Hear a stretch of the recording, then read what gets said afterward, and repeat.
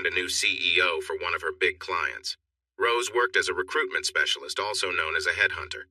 The company had a specific person in mind, and Rose's job was to persuade him to accept the job offer. She tried her best, but he was being difficult, and it took a long time. Just when it seemed like she might fail for the first time in her career, he suddenly changed his mind and agreed to take the job. Now, we were headed to a party at his place. "Come on, Eddie, stop wasting time. We are going to be late." She came into the bathroom, looking frustrated. "Eddie, you aren't even dressed yet. Hurry up." She was dressed like we were going to a fancy event, while I was dressed nicely, but without a suit. "I am dressed. I was just fixing my hair. Please, give me a moment." She looked shocked. "You can't be serious. Please tell me you're joking." "Rose, you know how I feel about dressing up. I'm not going to wear something silly." "A silly outfit? Every man at the party will be in a suit. You'll look out of place." "So what if I do? It's just a party." "Eddie, please, just wear the suit. Stop trying to be different. You need to act your age. You aren't the rebel you think you are." Rose moved in closer. "Eddie, please wear the suit and shave, and I promise it will be worth it." I laughed lightly. "You already owe me for this. Don't forget you promised me a special night just for going to this party." She smiled playfully. "Just go along with it, and I promise if you have a wish, it'll make it come true." I raised an eyebrow. "Are you saying that no matter what, you'll do it?" She nodded a bit shyly. "Yes, I promise." "You know what he'll ask for, right?" She frowned. "Yes, I know what you have in mind." I chuckled before agreeing. "All right, just give me a few minutes." "Thanks, love." She was almost out the door when I called after her. "Remember to remind me to grab some supplies on the way home." She winced at my joke but left the room. I smiled to myself. There was no way I was taking her offer seriously. I could see how upset she was, and I knew this meant a lot to her. So I made sure to look my best while getting ready. I put on the suit but decided to skip the tie. As I walked into the living room, she looked up from her phone and said, "Oh, thank goodness. But where's your tie?" "I'm sorry, but I'm not wearing a tie. I did put on the suit, though." She smiled and said, "Okay, thank you. But you know, if you're not wearing a tie, we might not need some things." I shrugged and replied, "That's fine with me." A playful smile appeared on her face. "Thank you, dear." I opened the car door for her, but she seemed worried as she adjusted her dress before fastening her seatbelt. "Eddie, we need to talk about the party tonight." After I closed the door and got into the driver's seat, I sighed. "What about it?" As I turned the key in the ignition and began to back down the driveway, she took a deep breath and said, "Eddie, Claire and Anthony are quite open about their relationships." I was startled and abruptly hit the brakes, making the car stop suddenly. "What did you say? Are they really open like that?" She nodded. "Yes, tonight is one of their gatherings." "So tonight is one of those parties?" She nodded again, and I was left speechless. We had never discussed anything like this before. "What do you say in a situation like this?" I finally said, "I hope they understand that we won't be part of that." Just then I noticed a car horn blaring behind us. I realized we were blocking the road, so I moved over, parking partly on the curb to let the cars pass. They zoomed by, honking and expressing their frustration. Once the noise died down, I turned off the car, and silence settled between us. After a moment, she smiled shyly, twirling her hair around her finger. "Well, I thought it might be interesting. When Claire and Anthony told me about it, I was nervous at first, but now I'm curious and wouldn't mind trying it out." I was taken aback. Leaning back in my seat, I said, "So you're telling me out of nowhere that you want to join this group? I think we should skip it. You're bringing this up at the last minute, and I don't have time to think it over." My answer is still no. She looked disappointed. "Please, it might be fun. We've both been so busy, and this could be a nice change." I struggled to find the right words to express my feelings, frustrated and feeling like I had been caught off guard. I firmly said, "The answer is still no." After what felt like a long pause, she asked, "Well, can we at least go and enjoy the party?" "We don't have to take part," she said, her voice shifting from disappointment to an excited tone. "But I must say, love, you might change your mind once you meet Claire. She's a very lovely woman." I thought about it for a bit, and after her pleading, I agreed. All right, Rose, but let me be clear. We're just here to watch the party, and that's it. Honestly, I am surprised you even thought of this. She looked a bit upset. Sorry, I should have mentioned it earlier so we could talk, but can we please keep an open mind? They are nice people.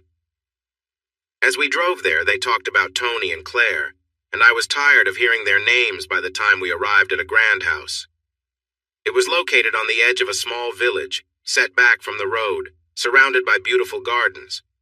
The long driveway was filled with expensive cars, Mercedes, BMWs, a Rolls, and possibly a Porsche. I felt a bit embarrassed parking our little Corolla behind them. It was hard not to feel a little intimidated and impressed. Walking up the steps, my heart raced.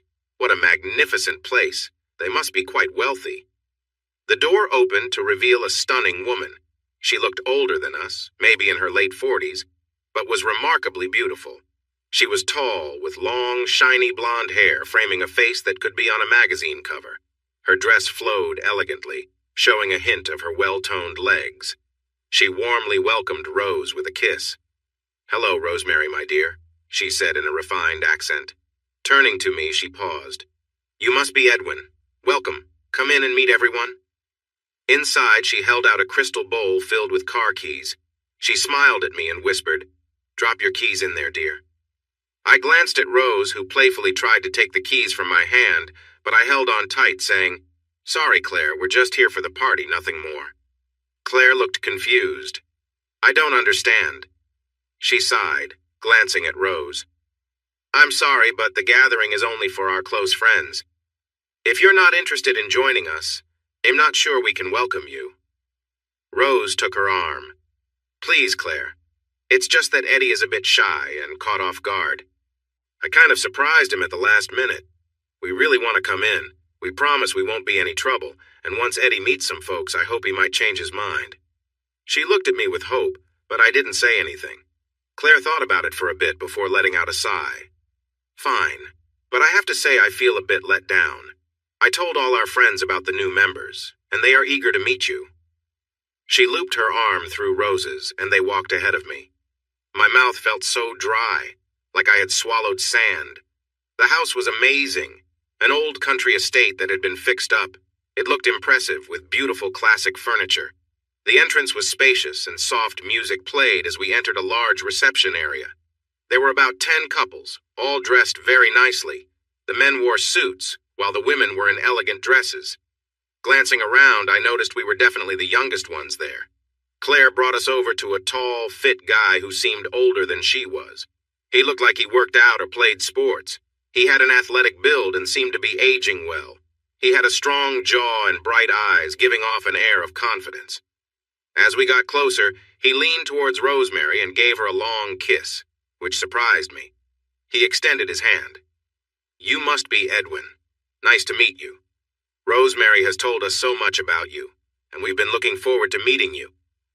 His handshake was strong, maybe too strong, and he looked directly at me as he spoke. He introduced me to the other men in the group. It felt strange. I could feel the women watching me. It made me uncomfortable, like I was on display. We had only been there for a short time, and I wanted to leave. From the moment we arrived, Claire took Rosemary's hand and pulled her away to meet the women, leaving me on my own. I headed to the bar and asked for a beer. The bartender leaned in and said, "Try the kitchen. No beer here, but a scotch might be nice." Shaking my head, I made my way to the kitchen. When I walked in, I was amazed. The place gleamed with shiny surfaces everywhere. I found some beers at the bottom, and after looking for a bottle opener, felt tempted to pop the cap off against the counter. Eventually, I found an opener. I returned to the party feeling more relaxed with my drink. I still felt out of place, though. The conversations were mostly about business and golf, neither of which interested me at all. I definitely felt out of place. Rose, on the other hand, was having a great time. I watched her laugh and chat with a group of women. She seemed right at home. I found a quiet spot and hoped for a chance to leave. Claire must have noticed me standing alone. "You seem a bit shy, don't you, dear?" I nodded. "Yes, I guess I am." We stood quietly for a bit, unsure of what to say. Finally, she spoke. "Rosemary told me you are an engineer." I nodded. "That's right. Do you work in Scotland or somewhere?" Yes, I am currently working on a bridge replacement. I see. How long will you be there? Not sure. If we stay on schedule, maybe a couple more months. Rosemary said she misses you a lot. I've been away longer than usual for this project. As we talked, the band began to play.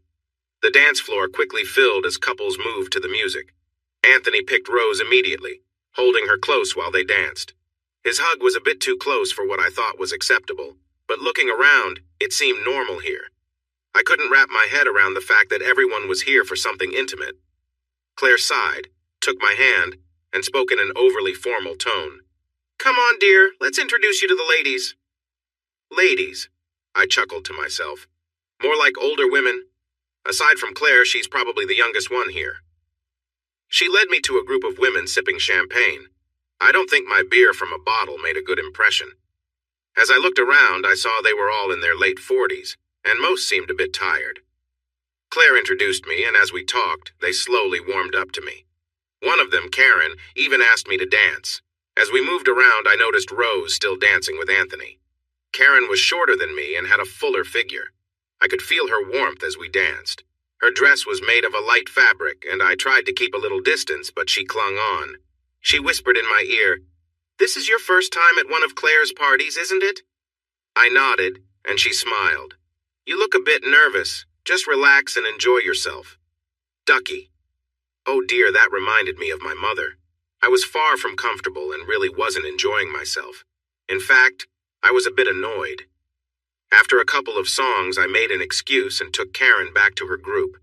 I turned quickly before anyone could speak, rejoined the dancing group, and patted Anthony on the shoulder. "Sorry to interrupt, but I want to dance with my wife." He looked a bit disappointed, and Rose seemed unhappy too. But as he stepped away, I pulled her close. She didn't resist as we swayed together, her cheerful mood showing. "Are you having fun, sweetheart?" she whispered. "Not really, dear. This isn't my favorite scene. I know it matters for your business, but I'd rather leave this behind. Let's sneak out when we can. I'm sure you can think of some polite excuses."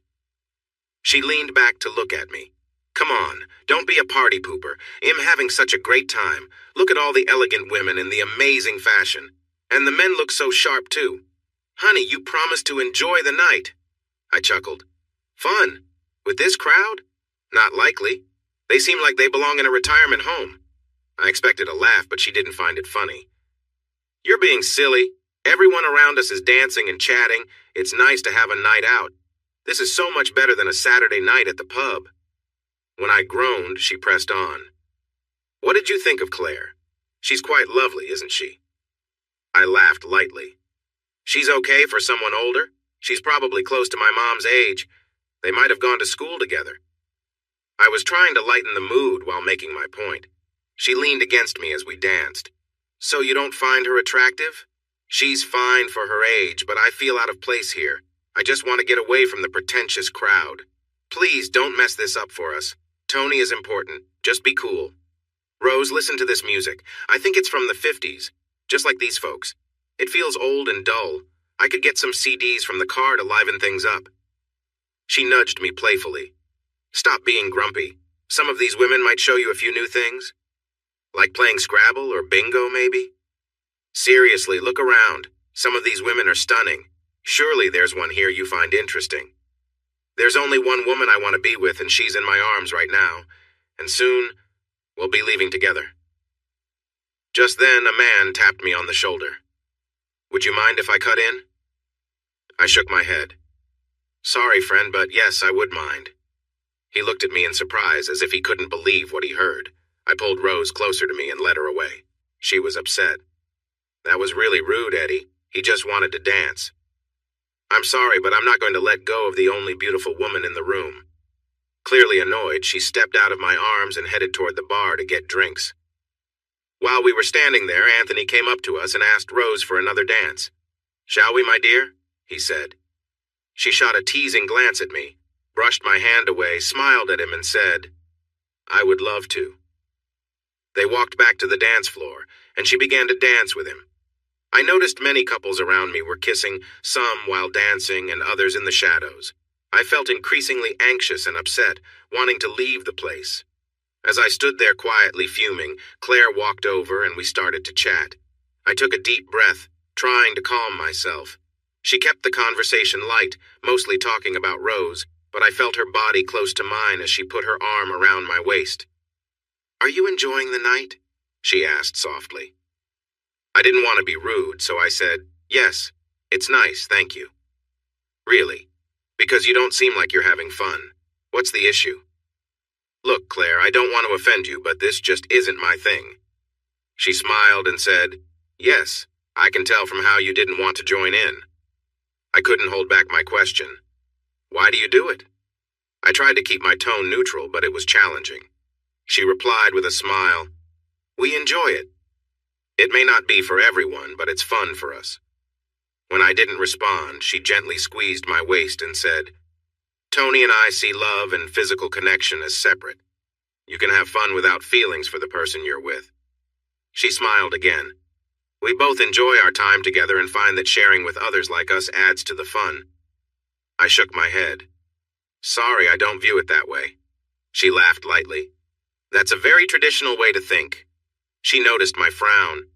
"Dear, the idea of being with just one person is something we've been taught, especially by the church and government. While people are focused on their families, it's easier to keep control. Humans are not naturally meant to be with only one person. We are taught that it's necessary. Society expects it." As I thought about what she said, I tried to argue back. "But when you love someone, don't you want to keep that special just for the two of you? Why would you? That's what I've been trying to explain. Why limit yourself? Just because I enjoy being with others doesn't mean I care for Tony any less." "Okay, so how does this work?" "It's really simple, dear," she replied. Each woman took out a set of car keys. Whoever's key she chose, she would go home with that person for the night. "So you stay the night together?" I asked. "Yes, dear, that's how it works. It helps avoid late-night hustles." "I still don't understand. Is Anthony not good enough for you?" She replied sharply. "Tony is great. He's truly skilled, the best I've ever known." "Then why do this?" "It's just for fun. It's exciting and a little cheeky. Look, darling, we all know it's not serious. We're friends who enjoy sharing. Nobody gets hurt. It's harmless." I shook my head, confused. "Sorry, I just don't get it." Maybe she had a point, but it didn't sit right with me. As we talked, I watched Rosemary dance with Anthony. She leaned in closely, resting her head on his shoulder while his hand rested on her back. Claire commented, "They move well together, don't they? Would you like to dance?" I wanted to say no, but didn't want to hurt her feelings. So we joined the dancers. I held her lightly as we swayed. She cuddled in closer, and I looked over at Rosemary. Her eyes met mine, and she had a cheeky look as she leaned into Anthony. Claire held me tightly, whispering, "So, have I changed your mind? Would you like to stay and join in?" I tried to be polite.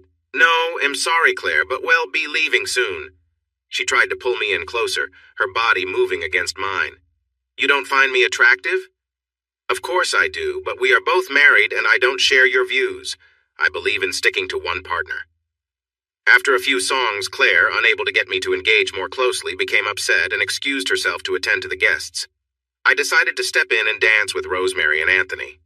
He looked uncomfortable, and Rosemary seemed annoyed. As we danced, she said, "Why aren't you with Claire? You looked like you were having fun." She had to prepare some food, and I didn't want to wear her out. You know how older people can be. She laughed a little. "You can be quite rude. Claire is a very attractive woman. For her age, I guess she's all right." When I noticed her frown, I added jokingly, "Your Uncle Jim would probably think she's quite lovely." "Your uncle?" she gasped in surprise. "Why are you being so mean?" "She's wonderful." "She'd definitely fit in at the local bingo hall," I joked. "Why are you being so disrespectful? Claire has been nothing but nice. Please don't ruin this for me." "Rose, she's nice enough, but come on, can we just leave now?" "Eddie, you promised to keep an open mind. Have you thought for even a moment that this could be a really fun night?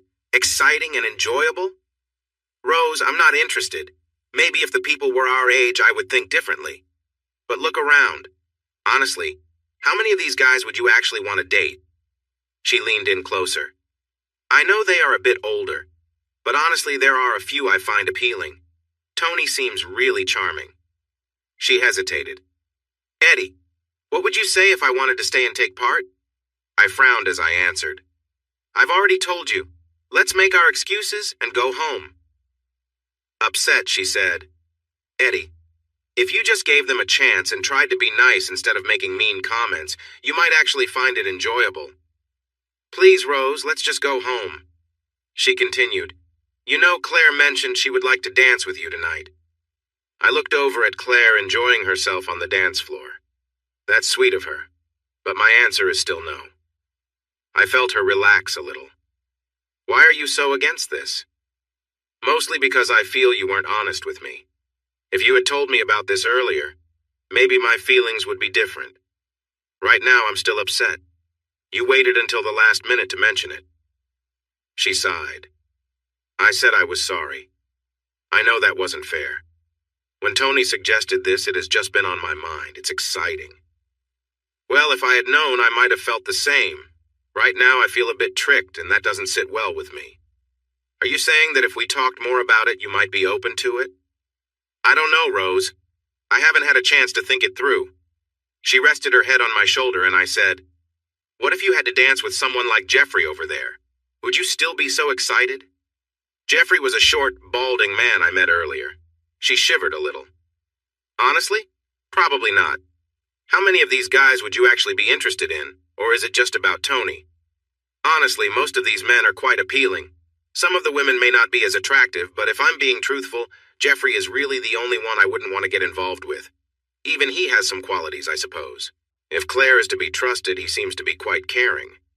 Well, if he wasn't good, why would his wife want to be with him? Come on, Eddie, stop being so negative. I've seen you looking at Claire. I think you like her. I won't deny she's nice for someone a bit older, but you can't be sure who you'll end up with. It's all random.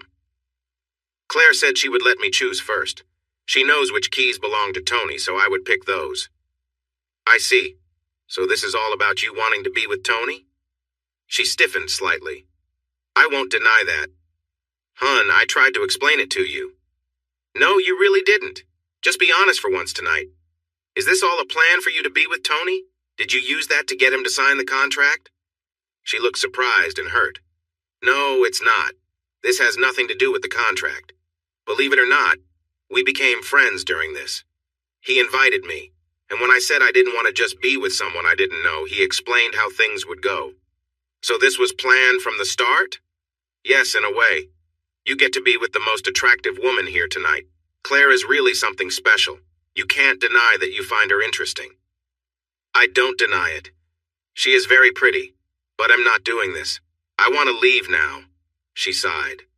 All right, I will go and tell her the bad news. You know she will be disappointed. She likes you a lot. I shook my head as she went off to find Claire. I walked over to the bar for a drink. While I was standing there, Anthony came over. Would you like a whiskey, old friend? No thanks, I have to drive. He frowned. Well, why not stay the night? We have plenty of space. You could relax and enjoy yourself. No thanks. Rose just went to tell Claire we are leaving. He looked unhappy and walked away, mumbling to himself. A moment later, Claire came over and picked up a crystal bowl from the bar. She approached me with it. Would you like to join in, Edwin? I shook my head. No thanks, Claire. She looked displeased, but went to stand next to Anthony. The music stopped, and the chatter fell silent. Well, we have reached that part of the evening, ladies and gentlemen, Anthony announced. It's time for the draw. Rose, who had come over to stand beside me, whispered, What do you think, hun? Should we add our keys before they pick? Please do this one thing for me. I promise I will make it up to you. She gave me a quick kiss. You never know. You might even enjoy it. I shook my head and whispered, Not a chance. Her frown was so disapproving it was chilling. We watched as Anthony said, All right, ladies, come and choose your prize. The women took turns pulling keys from the bowl and then walking over to whoever owned them. I couldn't believe it. They all looked so happy. After it was done, I asked, Are you ready to leave now? Rose slowly nodded. Just give me a minute to say goodbye. She walked over to Claire, and they shared a hug before she came back looking sad. We reached the door and Claire caught us just as we opened it. "Hold on, Edwin." Rose and I turned to her. She sighed. "I'm sorry you didn't enjoy yourself tonight and that I couldn't change your mind. I'm sure if you had given me a chance, you wouldn't have been disappointed." I shrugged. "Maybe, but I'm happy with my choice." She shook her head, clearly unhappy, and hugged Rose. We then headed to the car. As soon as the car door closed, Rose exclaimed, "Wow, Eddie, that was so embarrassing." "You're right. That was really uncomfortable. What a group of stuck-up people." She frowned and said, "Not them, you fool. This could have been avoided if you had put the keys in the bowl." I laughed. "No way, Rose. I just couldn't go through with that." She replied, "Seriously, you can be a real piece of work sometimes." "Yeah, you might be right, but there's no way I was going to take just anyone home." "Come on, Eddie. It was just going to be something a little different, something exciting. It was just one night." "Rose, you know how I feel about these things. I told you about my dad and how his actions affected my life." "Yeah, but this wasn't cheating. Just a fun time, something we could laugh about later." The car was quiet for the rest of the drive until we parked outside our flat. "Eddie, I wanted to join in tonight. I've been looking forward to it. Anthony is a handsome guy, and I wanted to see what it would be like." "If that's what you want, maybe we need to think about what our marriage is really about. If that's what you want, maybe we should consider going our separate ways." She looked surprised. "What, that seems a bit extreme, don't you think?" "No, not really. From my point of view, we never talked about this." "You brought it up suddenly and I'm just supposed to agree? You can do whatever you want?" she complained as she searched her purse for the key. "All I said was I was interested. Why can't we at least talk about it?" I shrugged as she opened the door. "We can talk, Rose. I'm okay with discussing it, but I won't be pushed into something I don't want. Come on, no one was forcing you. I didn't see anyone twisting your arm. Sometimes you really frustrate me. I have my principles. Remember the promises we made at our wedding?" She scoffed. "What if one of the women at that party had been really attractive? What then?" "I don't know, because that didn't happen." "So you didn't get involved just because the women weren't your type?" "No, listen to me, Rose. I've never cheated on you and I never will. I don't look for other women." "What if I said it was fine, that you could be with her without feeling any guilt?" "Weren't you listening? I said I wouldn't cheat on you." She growled. "You're being ridiculous. If we both know about it and agree, it's not cheating."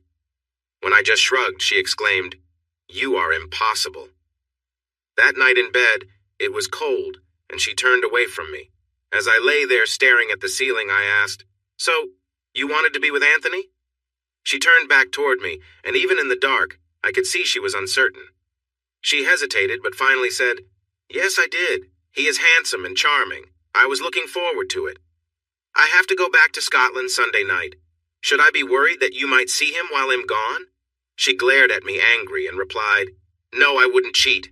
I won't lie. I'm disappointed, but I would never cheat." "Rose, if I find out you were with him, I really believe our marriage would be over."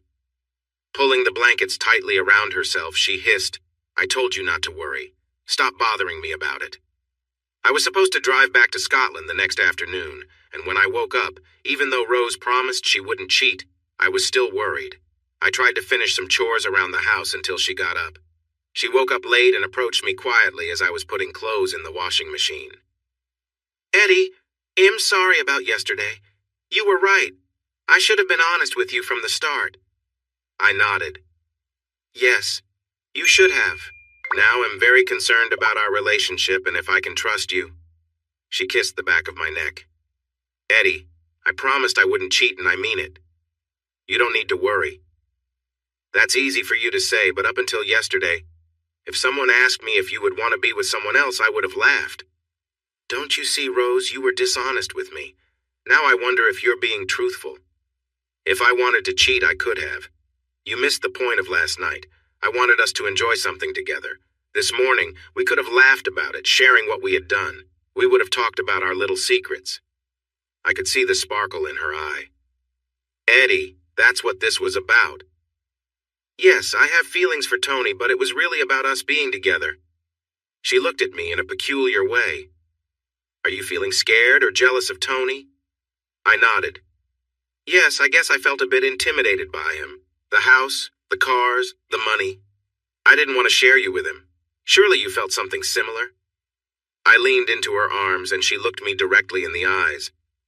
Yes, I felt jealous. Claire is much more attractive than I am, but jealousy made me realize how much I care about you. I trust you. We kissed. It was a strong, passionate kiss that reminded me how much I'd missed her. After being apart for 2 weeks, I was eager for our time together. You promised me that if I went away last night, you would do something special. She smiled playfully. Bacon and eggs? I shook my head. No, you mentioned something about fulfilling my wildest dream. Oh, that. But you didn't wear the tie. I frowned, and she laughed softly. I guess we could go back and have some fun. We spent the afternoon together, enjoying each other's company. When I peeked out of the shower, she was on the phone and seemed cheerful. She smiled at me, jumped up, and kissed me on the cheek. Just a moment, love.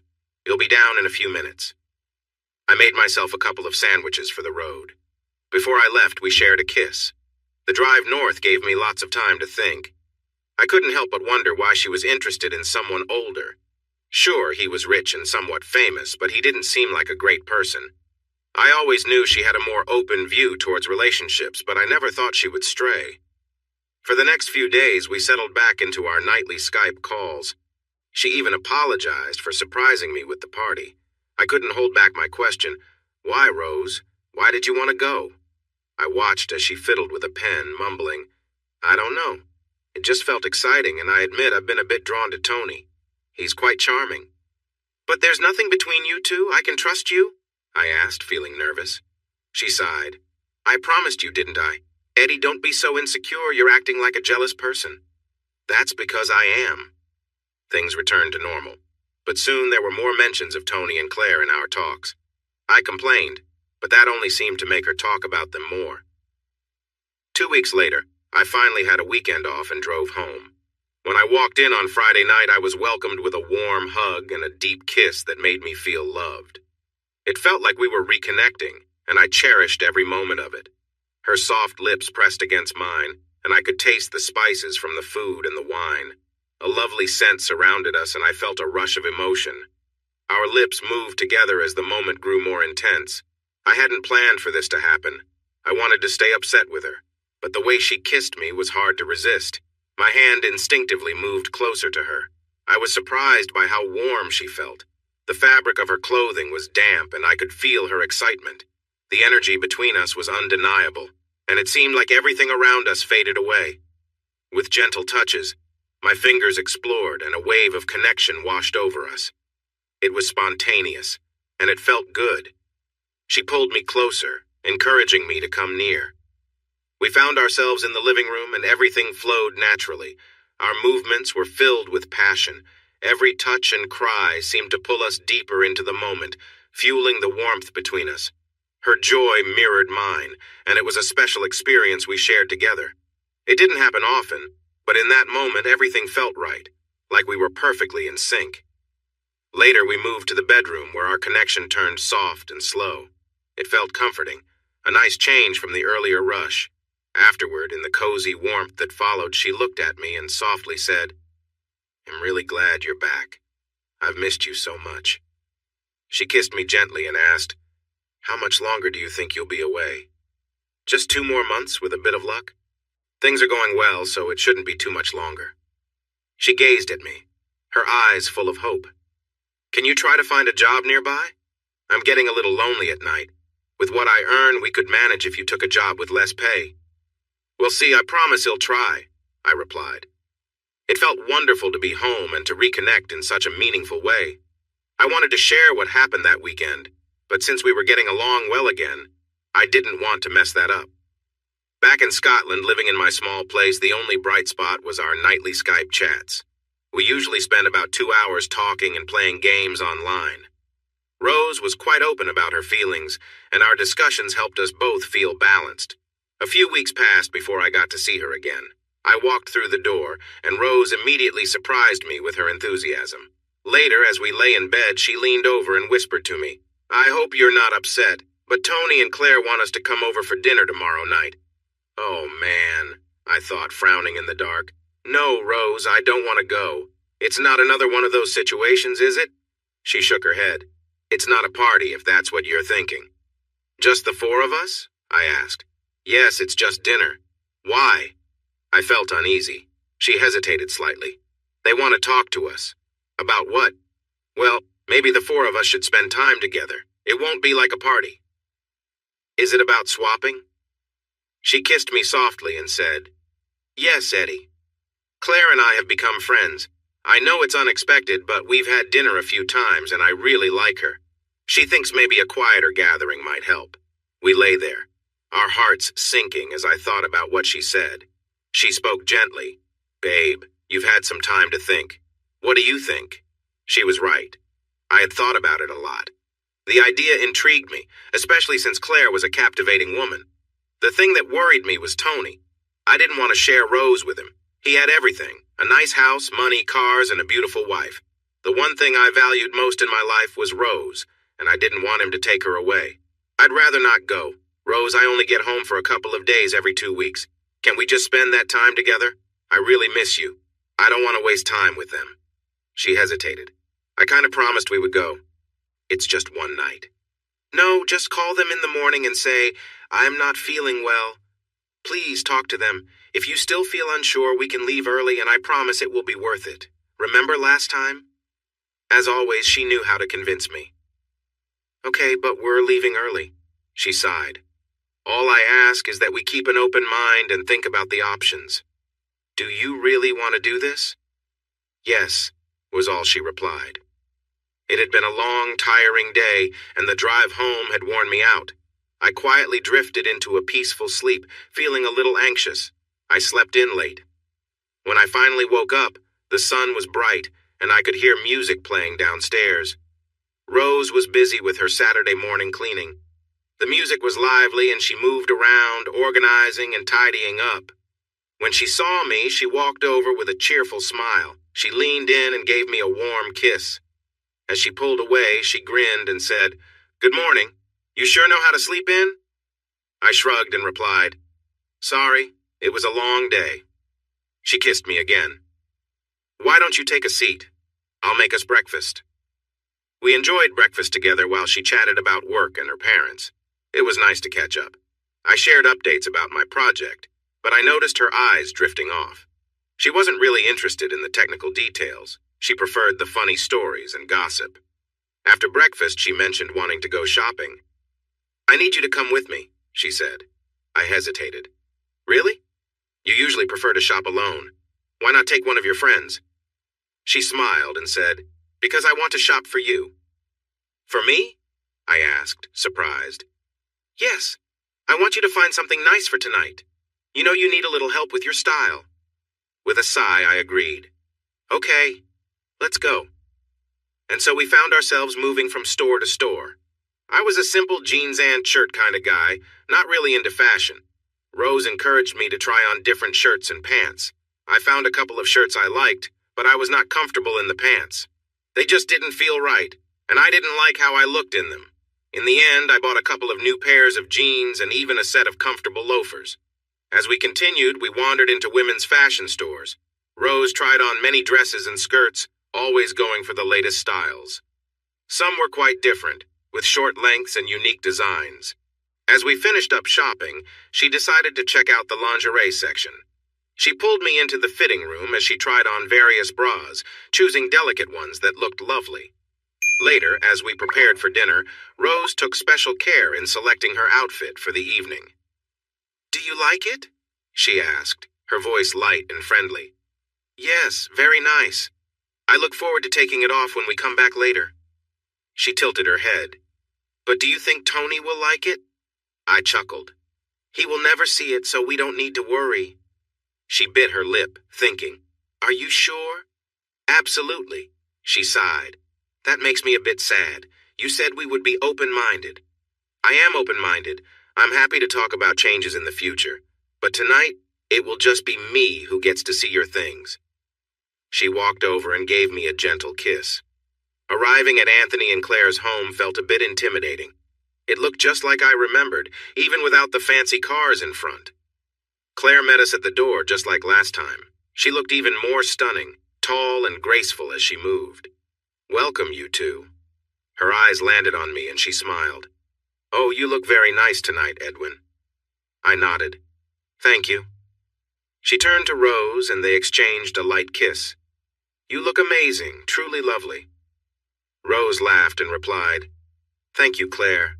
You look wonderful." She turned to me. "Don't you think she looks fantastic, Eddie?" I nodded. "Yeah, very nice." She teased me gently. "Oh, come on. You can say what you think. She looks fabulous, so say it." "Let's not give him a hard time," Claire said playfully. We went inside to find Anthony at the bar. He noticed us and came over quickly. He embraced Rose and they shared a welcoming kiss. "Welcome, Rose. You look especially lovely tonight." She returned his greeting. "Thank you, Tony." He turned to me, extending his hand for a shake. "Edwin, you look sharp as well." We shook hands and he asked, "What would you like to drink?" Claire spoke up. "We'll have champagne, please." Rose nodded in agreement. He looked at me. "And what about you? I'm enjoying a nice scotch. Want to try a bit?" "No thanks, Anthony. I'll have a beer if you have one." He nodded. "Sure thing, but you're missing out. The scotch is great." I shook my head. "I have to drive, so no thanks." He found me a beer and passed out the drinks. "How about we move to the snug?" He led us to a cozy room near the dining area. There were some snacks on the coffee table. Rose and I sat together on one sofa, while Anthony and Claire took the other. We faced each other, and there was a bit of an awkward silence. After a moment, Anthony asked, "How's work going? I heard the bridge project is almost finished." I nodded, surprised he knew. "Yes, the project is going well. Was it a repair or a replacement?" "Replacement, with the foundations already in place." He asked a few more questions about it, which took me off guard. When he noticed my confusion, he chuckled. "I wasn't always a CEO. I started from nothing. I worked hard for this." That caught me by surprise. I think he saw my disbelief.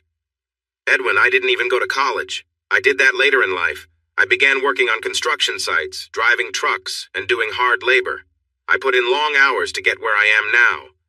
Claire chimed in. "Yes, Edwin, we both come from Spring Hill. Neither of us had wealthy families." "You don't need to explain anything to me," I replied. "Actually, Edwin, would you mind if I called you Eddie?" Claire asked softly. "Eddie is fine. That's what most people call me." She nodded. "Rose and I have become quite close. She told me you think we are stuck up. That hurt when I heard it. But you know what? You're right. We have worked hard to get here, and I guess we stick to our own friends now." When I didn't answer, she continued, "Yes, it hurt that you see us that way." "You don't have to worry. That was just my opinion, and I mentioned it in private." I shot a glance at Rose, who turned away.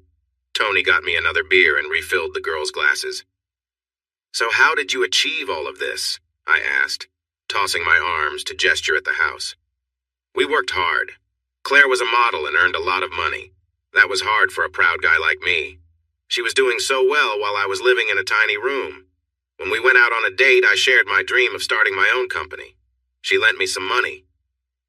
"Wow, you must have been quite good at it." He shook his head. "Not really, but I knew someone who was. I asked him to teach me. I used his contracts, sought some help from a few officials, and managed to land some good deals. We built from there." "But how did you become CEO of one of Britain's biggest companies?" "I figured out I wasn't a great builder, but I was good at business. I took night classes in business management and did really well. I enjoyed learning outside the strict rules of school." He finished his drink and went to get more. "He worked hard, you know," Claire said.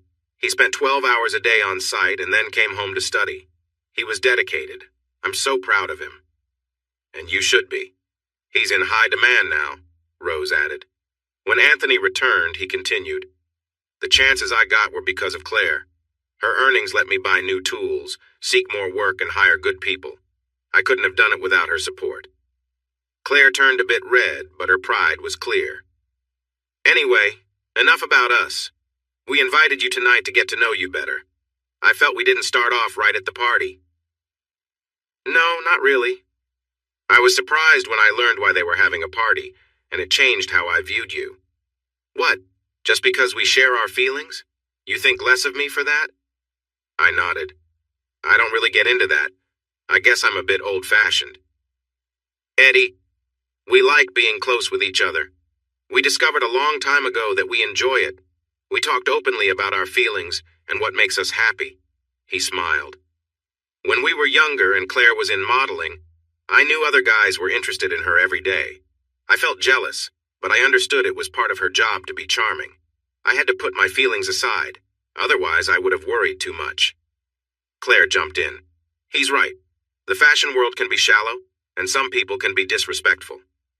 Eddie, Tony said, we had to communicate, and we made a promise. We vowed never to cheat. We could be close with others, but we had to be honest with each other. No relationship can survive dishonesty. We've stayed strong because we trust each other. I don't follow, I muttered. I might be out of line here, but Claire mentioned that your relationship is strong, so why include others? They exchanged looks. Tony sighed. We find excitement in exploring. Being close is a wonderful experience. Including others just adds to it. But if what you have is great, what's the point? To me, it seems complicated for little gain. They both laughed. Little gain? Claire said in surprise. Eddie, sharing intimacy with someone else is an amazing feeling. Do you remember your first time? I nodded. Yeah, everyone does. What about your second time? Did you enjoy it? I nodded again. Yes. Was it as good or better than the first? I guess they were similar, but just different. Claire frowned. You can't dodge the question better or worse. I hesitated. I'm not sure. It was just different. How many partners have you had? She asked. I shifted uncomfortably and glanced at Rose, who was smiling. Come on, Eddie, she urged playfully. How many? After a moment, I said, 6 or 7, I think. I wasn't counting. The key is, Eddie, did you enjoy all of them? Yes, they were all unique experiences. Claire nodded. That's the idea. Each time we connect with someone new, it's different. Not necessarily better, just a different experience. If you approach it positively, it can be amazing. That sounds risky to me. How so? Tony asked. I don't know. What if you develop feelings for them? Jealousy, anger, those kinds of things? We aren't looking for that. Claire added, Eddie, if you and I went to another room to be close, would you still care for Rose? Will you still feel the same about her tomorrow? I shook my head and sighed. I'm not sure. I know I'd feel guilty and embarrassed. She might not like me, and we could end up arguing. It could break our marriage. Rose jumped in. Babe, I wouldn't be angry. I would be excited. The idea makes me happy. I groaned. You say that now, but once it happens, it might feel different. There's no turning back after. Sweetheart, we're not children. We're adults. I believe in our marriage fully. We can handle anything together. But what if we can't? I asked. Do you want to risk that? Just then, the cook came in to say dinner was ready. Claire led us to the dining room, and the butler began serving the food. The topic of conversation changed. Tony was quite funny and really smart. He asked about my project, and I could tell he knew a lot. The girls began chatting about fashion. Our glasses were filled, and Claire made me try the Merlot they had. As we ate and talked, the glasses kept being filled. I was starting to feel a little dizzy. After dinner, we moved back to the cozy room. Tony brought another beer, and we settled into our seats. I waved off the beer with a small laugh. No, not for me. I have to drive home later. He set the beer down on the table. Claire now spoke up. Eddie, we have spare rooms. You can stay the night. That way you can relax and enjoy the evening. Rose added, Yeah, it would be nice to take a break. Tony chimed in, Then we can try that new scotch. I have a brandy I think everyone would enjoy. Rose's eyes lit up. I'd love to try brandy. I've never had it before. He stood up. Let's get that right now. He went out to the bar. Claire repeated, Stay the night. I don't mean anything more than that. We have guest rooms. Come on, Eddie, Rose urged. It'll be fun to spend a night away. I realized I wasn't getting out of this. Tony came back with the brandy and offered a toast. Oh my goodness, this is wonderful, Rose exclaimed. She was right. It was quite nice. After another refill, I could see Rose was just as tipsy as I was. Claire clicked a remote, and soft music began to play from hidden speakers. "I've been rude," she said. "Would you like a tour of the house, Eddie?" Nervously, I replied, "Rose would probably want to, right, hun?" She nodded. "Yes, I'd like that." The girls left the room and Tony focused on me. "Eddie, my friend, I get your worries. I was a bundle of nerves when Claire was younger and modeling. I saw how some people could be." "Yeah, it must have been hard. The fashion world has its share of difficult people." He agreed. "That's true. The only thing that helped me was knowing she would come home to me every night. She loved me and always treated me kindly." "But was she seeing others?" I asked. "She admitted to a few occasions. She was honest with me. We discussed it. It's all about being truthful. She shared everything." "Didn't you ever feel hurt or upset?" I inquired. "Of course, it's hard not to feel those things. It's a natural reaction." He must have noticed my confusion. "Eddie, we are raised to feel that way. If you can let go of those feelings, life becomes much easier." He continued without giving me much time to think. "I love my car. If I lend it to my friend and he returns it in good shape, I don't love it any less." I chuckled. "Are you really comparing your wife to your car?" "No, that didn't come out right. I was just trying to make a point. If you spent time with Claire, it wouldn't change how I feel about her. All this jealousy is unnecessary. What if she enjoys her time with me more than with you?" He shrugged. "Then she has a good time. I'm not great at massages. If you give her a better one, I won't be upset." At that moment, the cheerful group of girls entered with big smiles. "It's nice to see you boys behaving," Claire said. "Could you get us another drink, please?" Claire asked. Tony jumped up and quickly went to get the drinks. She stood by the coffee table and moved gracefully, enjoying the music. I love this song. She looked at me. "Would you like to dance?" Rose, who had settled next to me, nudged me gently. "Come on, don't be shy." I hesitated, but Claire reached out her hand. "Come on, I'm friendly." I let her pull me up. The space wasn't really made for dancing. The thick carpet and the large coffee table made it tricky to move. But it didn't really matter. We were just swaying slightly, her body close to mine. She rested her head on my shoulder. We moved gently to the music. I felt a bit of tension. Claire was leaning closer, and I knew she was trying to make a connection. I tried to create some distance, but she wrapped her arms around me. In her heels, she was eye level with me, and her soft breath brushed against my neck. "You move nicely," she said softly.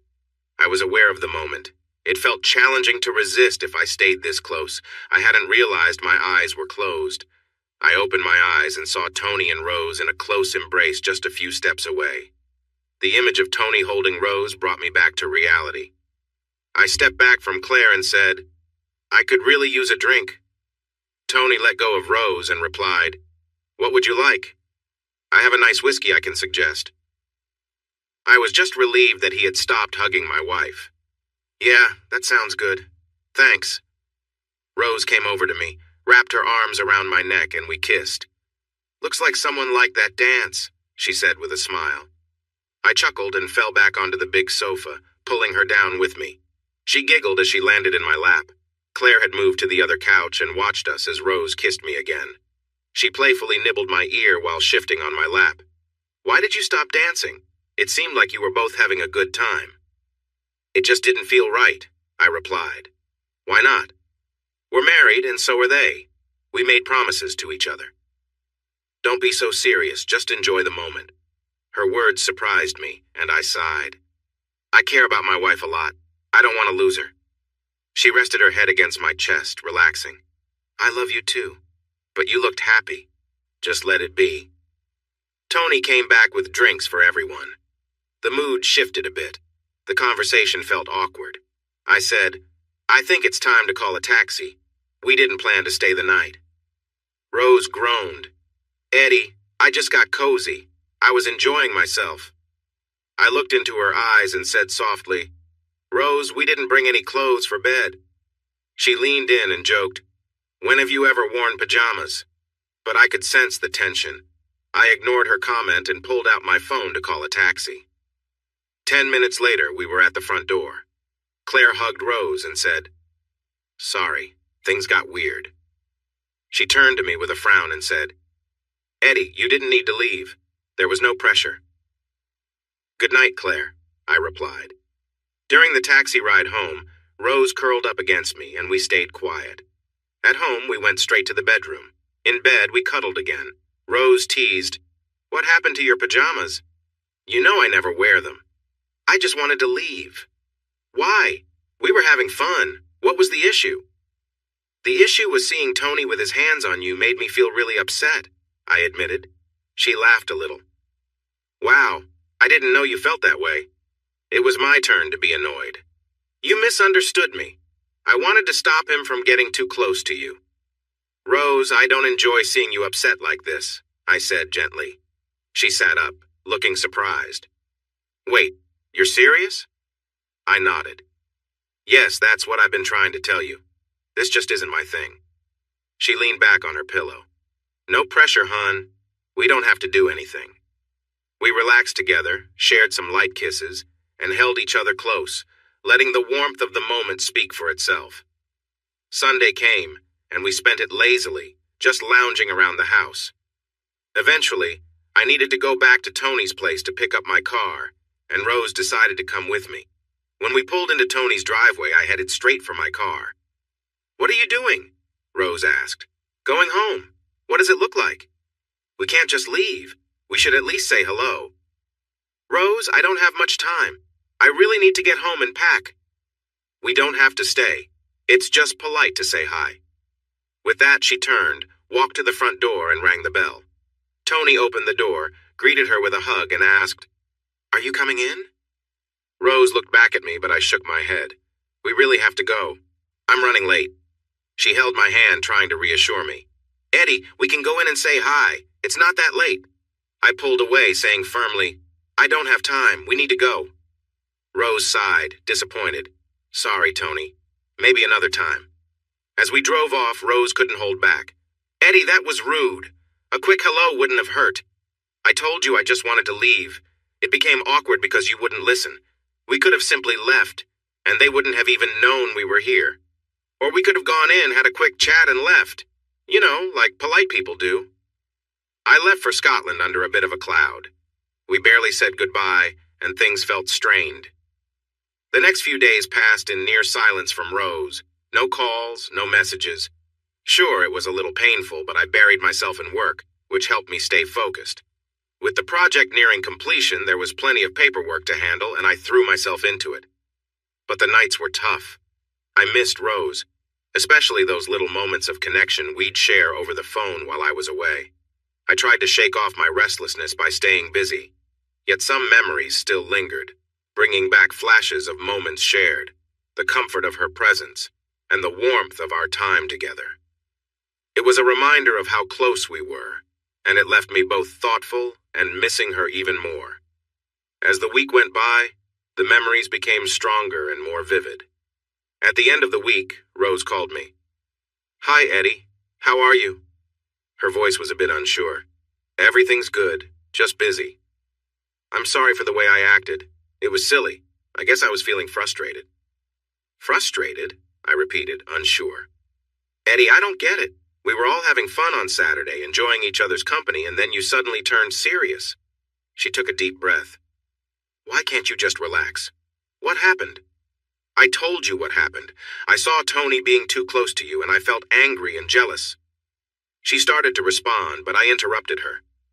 "Rose, I tried to explain. I don't want to keep going in this direction. If that's what you want, we need to talk about where we stand and what we both want from our relationship." The phone was quiet for a moment. I could hear her breathing, and I knew she could hear me too. The tension built as we both searched for the right words. Finally, she asked softly, "Why do you think that?" "I don't know, Rose. It feels like we want different things right now." "You can't be serious just because of recent events?"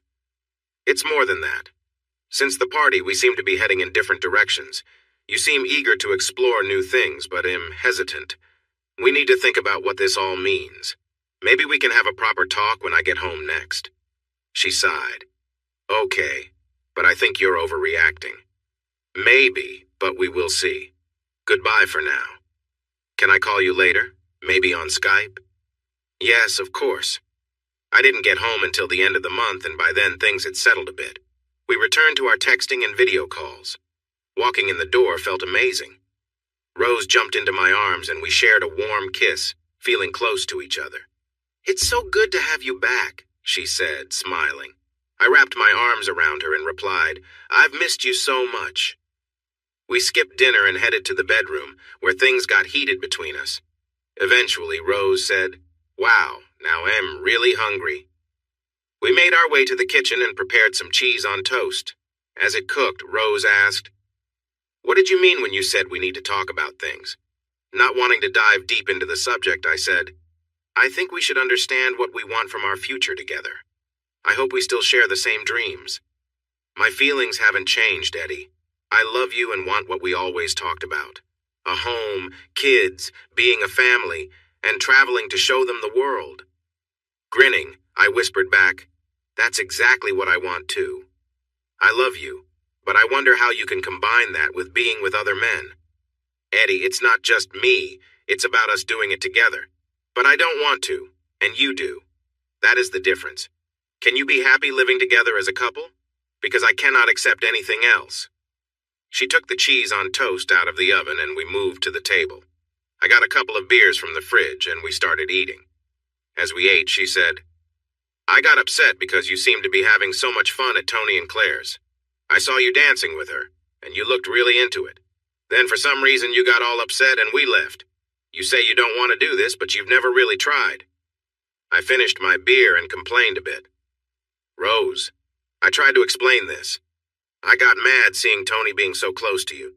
It made me jealous and angry. I can't go through that again. I was worried about losing my temper." We finished our meal and went back to bed. She cuddled close, resting her head on my shoulder. "Would it feel different if we weren't in the same room? If you couldn't see it?" "I don't know.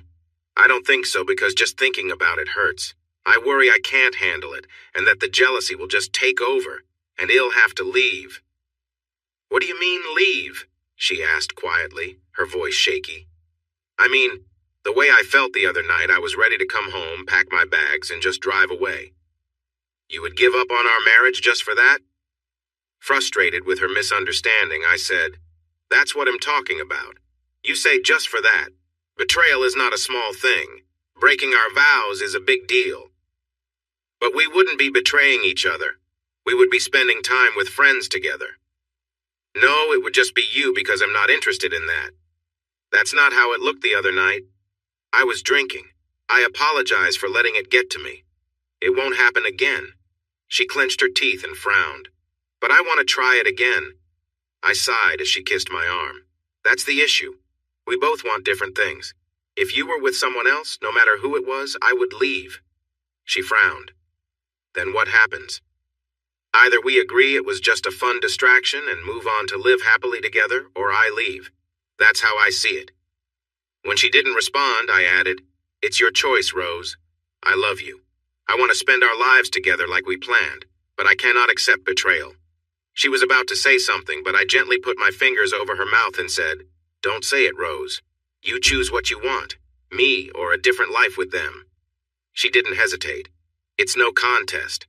I choose you." The next day, we were cleaning the apartment when we heard a knock on the door.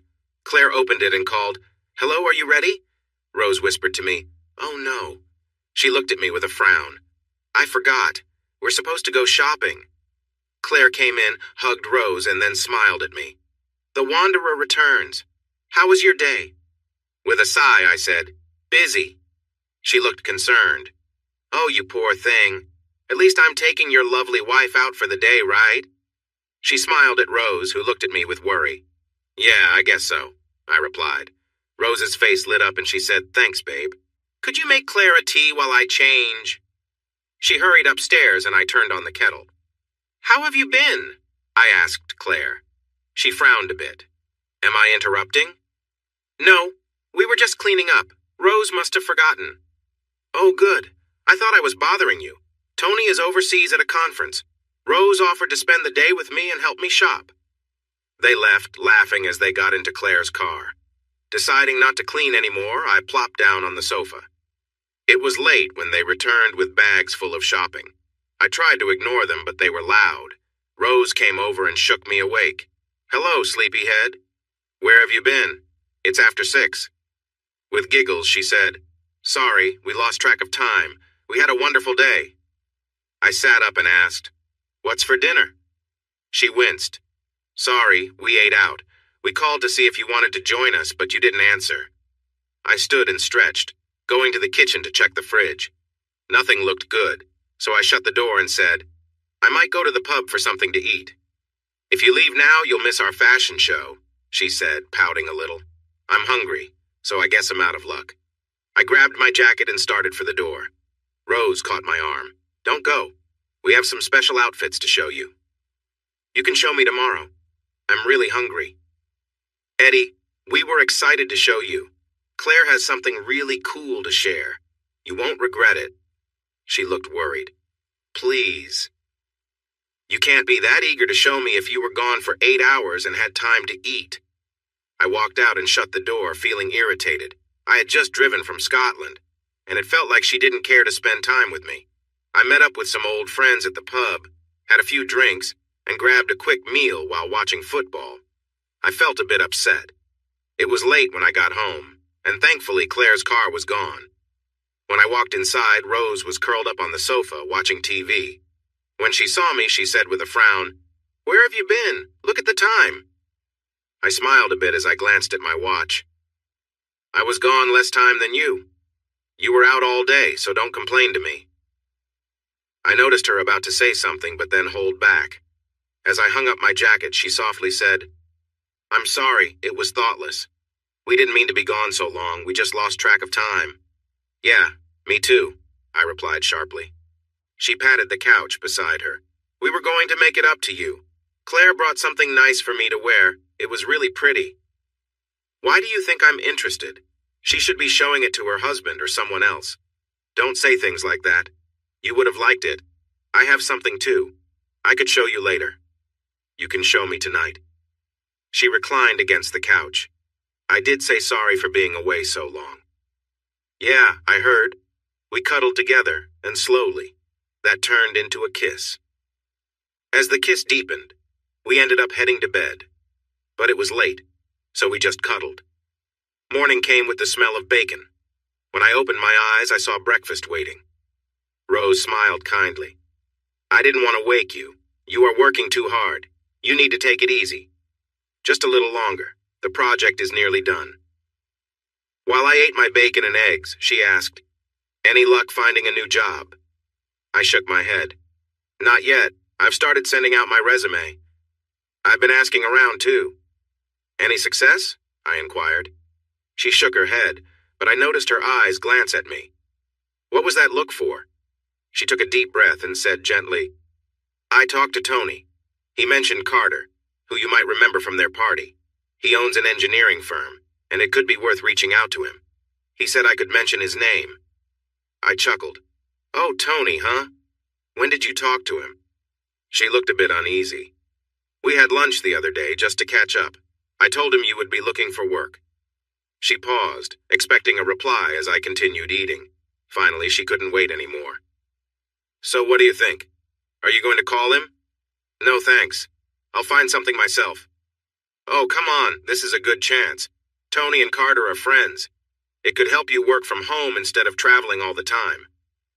I said I'd rather find a job on my own. I would prefer to struggle than to take a job because Tony wants something. "What? Oh my gosh, don't say that. This has nothing to do with that party." "Yeah, and if you had taken Carter's keys out of that bowl, would you have been with him?" "Come on, that's silly. Nothing happened." "Just answer the question. You wanted us to join in. I remember you trying to take the keys from my fingers so you could drop them in that bowl. Just tell me, if you had taken his keys out, would you have been with him?" She shrugged casually. "Yeah, I guess so." I nodded, finishing my breakfast. "You still want to go to those parties, don't you? Didn't you say that?" With a tired sigh, she murmured, "Yes." "So, at the next party, you could be with my boss. Is that right?" "Come on, Eddie. Nothing happened, and you said you didn't want to do it anyway. Don't miss a good chance because of something that never happened."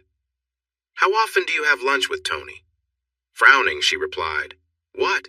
Oh, no. Don't make something out of that. We had lunch while I gave him a quick summary about the job process. We are friends, you know. Oh, don't worry, I know. Let's not forget he is interested in you, too. She sighed. I'm really tired of this. Have you finished? I nodded, and she picked up the tray and walked away. I showered and headed downstairs. Rose was doing the dishes. Eddie, you really need to calm down about this. I told you that if you don't want to swap, we won't. Tony is a friend and just wanted to help. He might be your friend, but to me he's just a guy who wants to be with my wife. She snapped. You really stress me out. Yeah, whatever. I caught up on my usual chores, did my laundry, and suggested we go out for lunch before I left. Things were tense between Rose and me for the next week, and I couldn't shake those thoughts of Claire from my mind. As the week wore on, I scolded myself. Eddie, you're being foolish. She's right. I could actually be with Claire. No need to imagine it. Towards the end of the week, I got a couple of job offers. One was in Wales, the other was in Southampton. The one in Wales was the better option, project leader on an old parking building's renovation. It came with board and lodging included. It would help us save for our first home, which we had both been saving hard for. I sent back an email with some questions, hoping I could negotiate a better deal.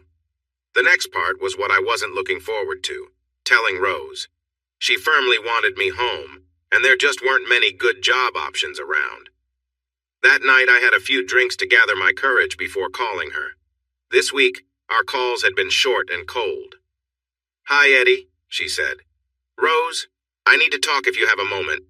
Yeah, of course. What's going on? I have a job offer. I noticed she was hesitant. Okay, where is it? Cardiff. Oh no. Please tell me you're joking. No, I'm serious. I get a 2-week break after this job and then I'll start there. There was a pause before she asked, Have you signed anything? No, not yet. I'm trying to get them to improve the offer. Can you wait a week? Just give me a chance to find something closer? Rose, I've looked around. There are jobs, but they don't pay well. Just 1 week, please. That's all I'm asking. Reluctantly, I said, Okay, but if they push me to sign, I will. Just give me a chance, all right? Sure. So how's everything at home? Busy. I've been working a lot. Got a few big contracts going. Ever since I signed Tony, I've had some really important deals come through. It's amazing. That's great. Keep it up. What about you? Are you still finishing next Friday? Yes, he'll be home as planned. Over the next few days, Rose called me a lot with questions about jobs and my experience. She was clearly working hard. Meanwhile, I continued getting emails from Wales. They were becoming impatient with me. They came back with a better offer, which made me nervous. I didn't want to lose it. I called Rose. I just got a really good offer from Wales. I think I might sign it. It's too good to ignore. Come on. You promised me a week. Don't give in now. I have some potential offers coming in too. How's the pay? Better than the one in Wales. Plus, there's a signing bonus if you take it. Sure. Can you send it to me as soon as possible?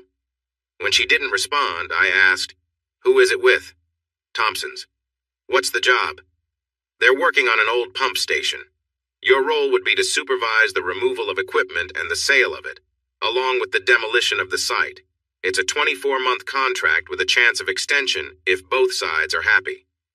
Who are Thompson's? Can you give me some details so I can look them up? I can't share that yet. It's confidential. Come on, I'm your husband. You'll have to send it to me so I can sign. Babe, I can't reveal those details right now. I just need to finalize a few things first. Frustrated, I said, They're from Birmingham, right? Yes. I hung up without saying goodbye. I was upset and didn't like her playing with my career. I went online and searched for asset management and demolition companies called Thompson's in Birmingham. A couple appeared, but none seemed large enough for a job like this. I kept searching about the pump station. It canceled the job. It was a big opportunity and would have been a great project. I found some documents on the council's website. None of them mentioned a company named Thompson's. She had not been truthful with me. That left me wondering why. I waited for her to call later that night. When she did, she sounded cheerful. Hey, I have good news. They promised to send me a contract tomorrow morning. I should have it to you by 10. Who is? I asked. There was silence again.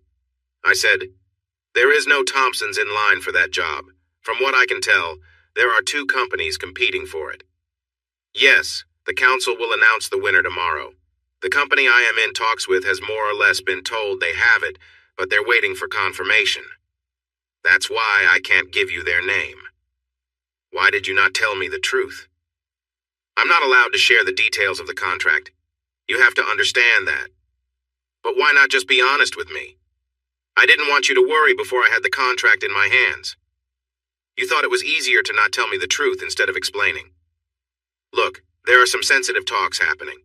I just need you to trust me." "You want me to trust you, but you think it's okay to not tell the truth. Is that right?" "I admit it was wrong to hold back, but you have to understand I couldn't share the real details. I am concerned. You seem to be quick with the untruths lately. What else are you not telling me?" "Nothing. It was wrong. I'm sorry. Tomorrow you will get the contract, and you'll see what a great opportunity it is. All I want is to learn more about this company. I will not sign anything until I know who I am dealing with. If you cannot help me, I might as well sign with the group from Wales.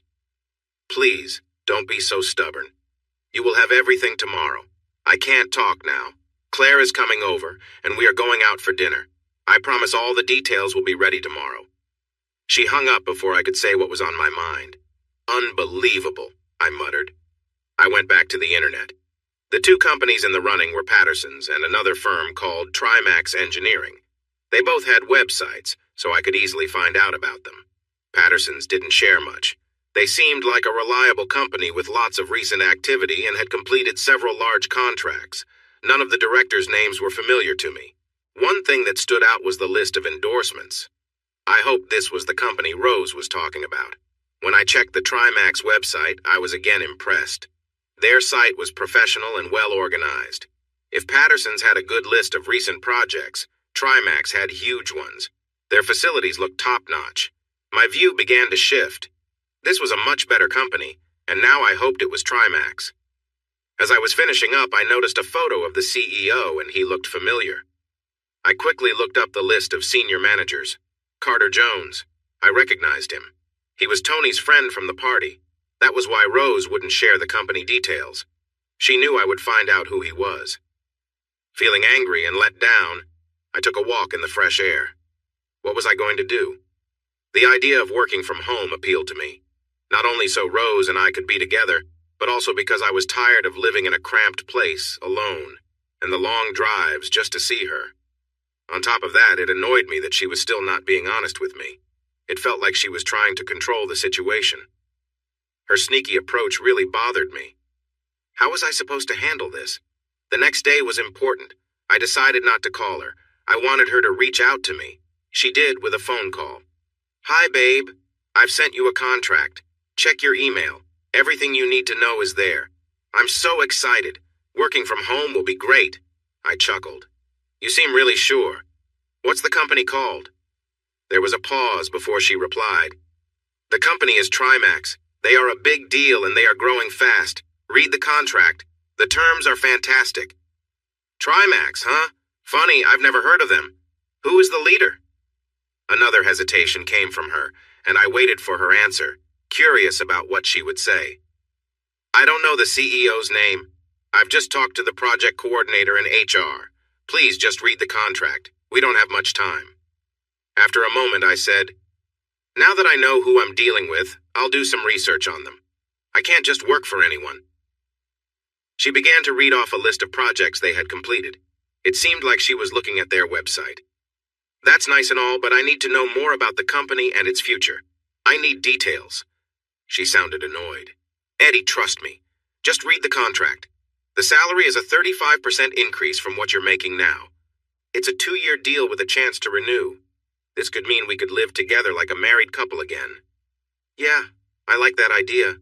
I will look into it and get back to you tomorrow." "Tomorrow?" she exclaimed. "We are on a tight schedule. They want you to start right away. If we wait too long, we might lose this chance." "Ask them for another 10%. "Oh, come on, Eddie. This offer is a good one.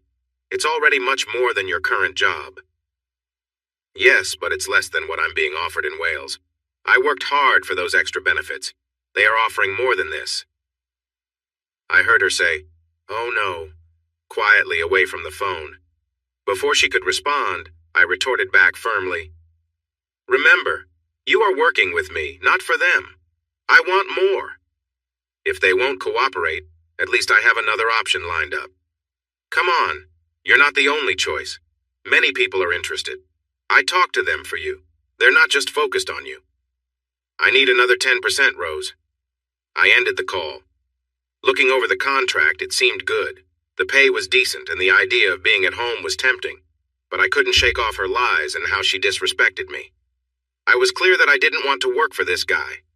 I didn't want to owe anything to Tony. I was also concerned about how easily she misled me. It made me question what else she wasn't telling the truth about. 10 minutes later, she called back. "So what do you think? It's a great contract, right?" "I'm not sure. I haven't read it yet. I'm just checking out the company. If you had shared the details yesterday, I could have finished this by now." There was silence for a moment before she asked, "So, what do you think?" "Rose, I'm busy. I'll finish my research before I look at the contract. Did you ask them about the pay?" "No, not yet. Listen, I don't think they'll offer more. Remember, we need them. They're not rushing to hire you. I need that 10%, Rose, and a bonus for performance would be nice too. See if you can get them on board with that." Before she could respond, I hung up. I sat thinking things over. I reviewed the two contracts. The one in Wales offered more money and had free accommodation, which meant I could save some. They also had performance bonuses based on certain goals, but it meant being away from home for a long time. I left Rose to consider things while I took care of some tasks I needed to finish. Later in the afternoon, I received another email from Rose. It had a new contract attached, and there was indeed a salary increase. However, now the pay would be based on performance with 20% at risk. About half an hour later, she called. "Did you get your new contract?" "Yes, I'm looking at it now." "What do you think?" "It seems okay, but they haven't really settled the salary. Just made part of it uncertain. I'm still researching the company. Fortunately, I know a couple of engineers there. I'm waiting to hear back from them to get some insights about the boss." The line was silent again when I muttered, "I think I recognize the boss, Jones. Where have I seen him before? Do you know him?" There was a moment of hesitation before she replied, "No, I haven't talked to him. I've been in touch with the project guy." Okay, but I'm sure I've met him before. I have a proposal. If they want me to take that 20% risk with my pay, it needs to increase by another 10%. I sent you the contract from Wales so you can compare. I have to go. Bye." It seemed her dishonesty had no limits. I thought Rose had reached out to Jones directly and used Tony to get to me. I could not accept working for him after what I knew. That night, Rose called again. She seemed upset and uneasy. "Eddie, I got them to raise the salary like you asked, but the more they give, the more risk there is. They're offering an extra 15%, but now 30% of it will depend on certain conditions. I can accept that. I need to see the details, though, and I need to have control over meeting those conditions. I won't agree to conditions tied to the whole company's success, just the parts I manage. The details are listed. I haven't looked closely at them. I'm not sure what to focus on. Send them to me, and I will review them. I just feel certain I know the CEO. I think I have met him before." After that call, the contract showed up in my email. It looked really good. Most of the conditions were personal, except for the one about safety, which was only 5%. It really was tempting. I went back to work and emailed my acceptance of the job in Wales. Rose tried to call several times that evening. I let all her calls go to voicemail. The next day was hectic. With only 2 days left until completion, everyone felt the pressure. Rose called early, sounding frantic. "Eddie, where have you been? I tried to reach you all night." "Sorry, Rose. I was talking about the Wales job. I decided to take it." "What?" she exclaimed. "Oh no, Eddie, why did you do that?" "I didn't have any other options. It was the only offer I had." "Oh, come on. What about the Trimax offer?" "That wasn't an option. Once I remembered where I knew the CEO from, I moved on." The line was quiet for a moment. Why didn't you tell me, Rose? I knew how you would react. Look, I talked to Tony. I interrupted her. You talk to him a lot, don't you? Don't be silly. He's helping me. When I mentioned that I was looking for a job for you, he offered to set up a meeting with Carter. When we met, Carter looked at your resume and was really impressed. He wanted you. That's strange because yesterday you said you didn't know him. Okay, you caught me. After you mentioned not wanting to work for someone who might have personal interests, I felt I couldn't tell you who it was. So you thought I would just sign without knowing who it was, and then I'd find out later when it was too late. No, I thought you would meet Carter and see that he's a nice guy, easy to talk to. He really is a good person, Eddie. Yeah, a nice guy who is doing this for his friends so he can be with my wife. No thanks, Rose. Eddie, please, this is a great opportunity. After meeting with Carter and Tony, it's clear this company is going to grow. You could be part of it from the start. Please don't miss out on this. I'd rather not be fooling myself, Rose. I like to work for people who are honest. How long until he would start treating me poorly because he thinks he can? Oh my goodness. Eddie, you're acting like a child. I haven't been with anyone. Carter is a decent man who wants you to work for him. It's too late. I have already signed. He'll be home in a few days, and then we can figure things out. Rose, I have to say, am really worried about our relationship.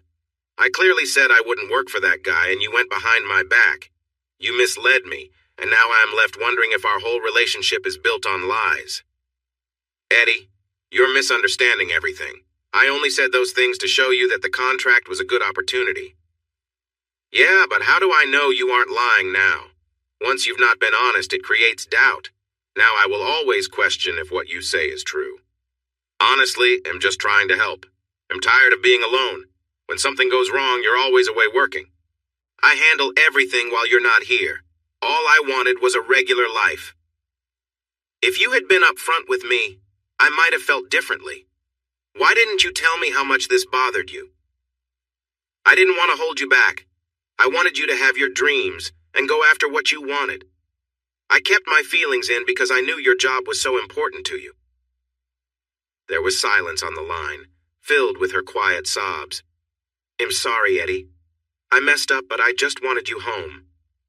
Rose, there are many companies around. If I had known how strongly you felt, I could have easily looked for work elsewhere. Why did you choose him? Because Tony said it would be helpful for you. Carter is a good person who cares for his workers. I found out he was telling the truth. So you decided to mislead me? Yeah, I admit it. I made a mistake and I'm sorry. I should have been honest. Through her tears, she asked, Will you think it over? No, it's too late for that. I've already signed, and I can't change it now. The atmosphere shifted. I could feel her frustration. She was upset and hung up shortly after. There weren't any more calls leading up to the end of the contract. It took longer than I thought, and it was Sunday when I finally drove into our driveway. When I walked in, I found Rose on the phone. When she looked up and saw me, her expression changed. I heard her say, Okay, I'll call you later, bye. She stood up, walked over and kissed my cheek. It felt very cold. Normally it would have felt warm. Where have you been? The project took a bit longer than expected. Why didn't you call? I shrugged. Why didn't you? She flinched and walked into the kitchen. Would you like a cup of tea? She asked. Sure, that sounds nice. We sat at the table holding our warm cups. For a while, we didn't say anything. Rose finally spoke up. Can we talk, dear? Yes, I think it's a good idea. What happens next? She asked. I have a 2-week break and then I'm off to Cardiff. I'll use those 2 weeks to review the project documents. I'll start getting paid from Monday. She sighed. I meant, what about us? Okay, go ahead. I'm not sure what you're getting at. She turned her head slightly, unable to meet my gaze. I'm frustrated. I offered you a great job with a fantastic company, and you didn't take it. Our eyes met briefly as she said softly, Don't you want to live with me? Is living away from home what you prefer? I took a long sip of my tea and replied, I would love to be here. I care about you, and I'd much rather work locally. I'm tired of staying in hotels. Then why didn't you accept that job with Carter? I already explained my reasons. I really didn't want to work for him. She shook her head in disbelief. Honestly, I'm a good catch. There are probably a lot of people who would be interested. Sure, but he was at that party, and you mentioned wanting to join in someday. Because of the lies, I worry that you might already be involved. Eddie, I told you.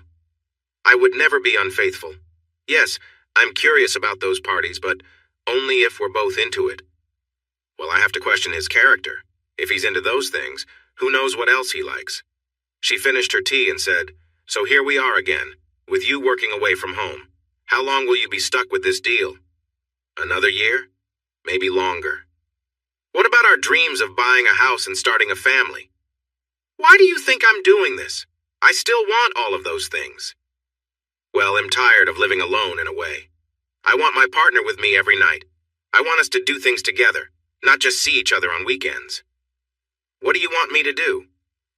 I wanted you to be practical and take that job. Yes, and I hoped you would be honest with me. I needed the truth, but that didn't happen. This has gotten out of hand. Can we just acknowledge that we both made mistakes and try to move forward? If it helps, I'll admit I should have trusted you and talked it out. Thanks. It would have been good to know you trusted me. I didn't realize you had doubts. I didn't used to. I always thought we were close. I've never questioned you before. Then why do you now? When you said that comment about Carter when I first mentioned him, I felt scared. You seem different, more insecure and jealous than before. I've never seen you like this.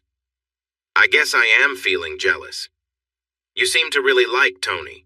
You keep having meetings with him and discussing our private matters. Yes, I'm not happy about it. She flinched and looked a bit guilty.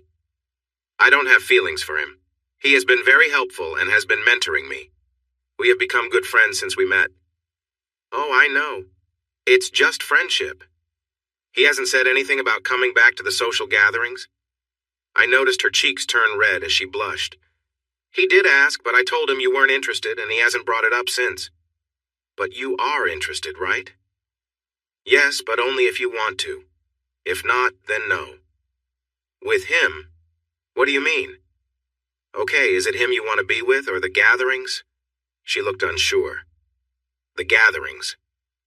If I said I was interested but not with that couple, would you still be interested? She hesitated. Okay, but why not with Tony and Claire? Because it's just too complicated with them. If you want to try it, we could look for another group or search online. I don't understand. You say you dislike the idea one moment, then you say you want to try. Can you make up your mind? I said I would try if we find a couple we both like. But you like Claire. You said that before. Yes, but I don't like him. If you're not interested, then we can skip it. She sighed. We have more important things to discuss. I want you to find a local job. I shrugged. I have already agreed to the job in Wales. I can't back out now. She stormed out, put on her coat, and headed for the door. I really dislike you right now. I can't believe you and that job. She slammed the front door as she left, visibly upset. I was in bed when she came home. I heard the front door open and the cabinets in the kitchen slamming as she searched for something. I rolled to my side of the bed, expecting her to come in. She didn't. I was woken up in the morning by her getting ready for work with a lot of noise. She didn't say goodbye and slammed the front door hard enough to rattle the whole house. The next day was similar. She slept on the sofa, and I stayed out of her way. On Wednesday, I got a big surprise. I was sitting on the sofa reading the newspaper when there was a knock at the door. Grumbling to myself, I went to see who it was. When I opened the door, I was shocked to see Tony. Morning, Edwin. Can I come in for a chat? What do you want, Tony? Just to talk, my friend. I nervously let him in. He walked around the small flat. Okay, what do you want? I asked. He pointed to the table. Can we sit down? We sat at the table. Eddie, I wanted to talk to you about the job at Trimax. I want to know why you turned it down. Sorry, Tony, but that's not your concern. I'm not sure why you think it's your business, but I want you to know that it's really not welcome. I'm here because Rose asked me to speak with you. She said you turned down the job because of the party and my connection with Carter. Feeling defensive, I said, I told you it's none of your concern, and I meant it. Edwin, Rose is worried about you. She doesn't like being alone for most of the time. I'm glad she confided in you. Maybe she could try talking to me directly next time. I believe she has already tried, but you weren't listening. Are you a counselor now? I snapped back. Edwin, I'm just trying to help. Rose cares about you. We're not friends, Tony. You want something more with my wife. That's all I really know about you. Oh, and I think you're a bit odd. He frowned. I didn't come here to be insulted. I don't like it, and I haven't insulted you. You may not see me as a friend, but I'm a friend of Rose's. I thought we could talk as adults. If he thought his words would sway me, he was mistaken. Just get to the point. Okay.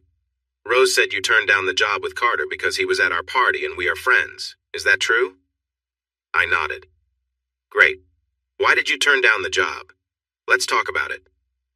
Honestly, the reason is that I think he offered me the job because of you. You wanted to help Rose by finding me a job, just so you can be close to her.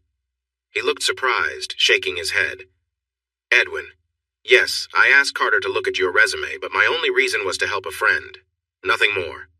I don't believe that. Taking a deep breath, he said, Carter has been my friend since we were in school. We've been through a lot together. He really is my best friend. That's good to know, I grumbled. Edwin, Carter has been with Claire many times, and I've been with his wife Karen just as many. We're still best friends, and we joke about it. Wow, that's quite a complex friendship. He shrugged. I'm friends with everyone in our circle. Claire has been with a few people outside of it, and I accept that. We're adults, and she can make her own choices. Don't you ever get angry about that? He laughed lightly, then wiped his mouth. Not really. When I was younger, I would get jealous, but I've learned that such feelings are pointless. I shook my head. Okay, so you don't care. I don't feel the same way. He nodded. I'm not trying to get you to join our group. I'm trying to say that just because Carter is my friend, it doesn't mean we can't have a professional relationship. It's too late. The job closed on Monday. He shook his head. The job hasn't been filled. When I told him I would talk to you, he said he would keep it open until tomorrow. So I would have you to thank for my new job, huh? I guess I could offer you Rose as a reward. Come on, that's not what I mean. I don't need to pay for anything. If I wanted to pursue Rose, I would have done it already. Sure, this is part of your plan. If I take the job, she will be grateful and might end up with you. Have you always been this paranoid? I'm not trying to pursue Rose. She is my friend and I want to help. I looked at your resume and I think you would be a perfect fit for Carter. He feels the same. I was nervously biting my lip when he continued, Look, Edwin, I like Rose, and strangely, I like you too. I've been lucky in my life.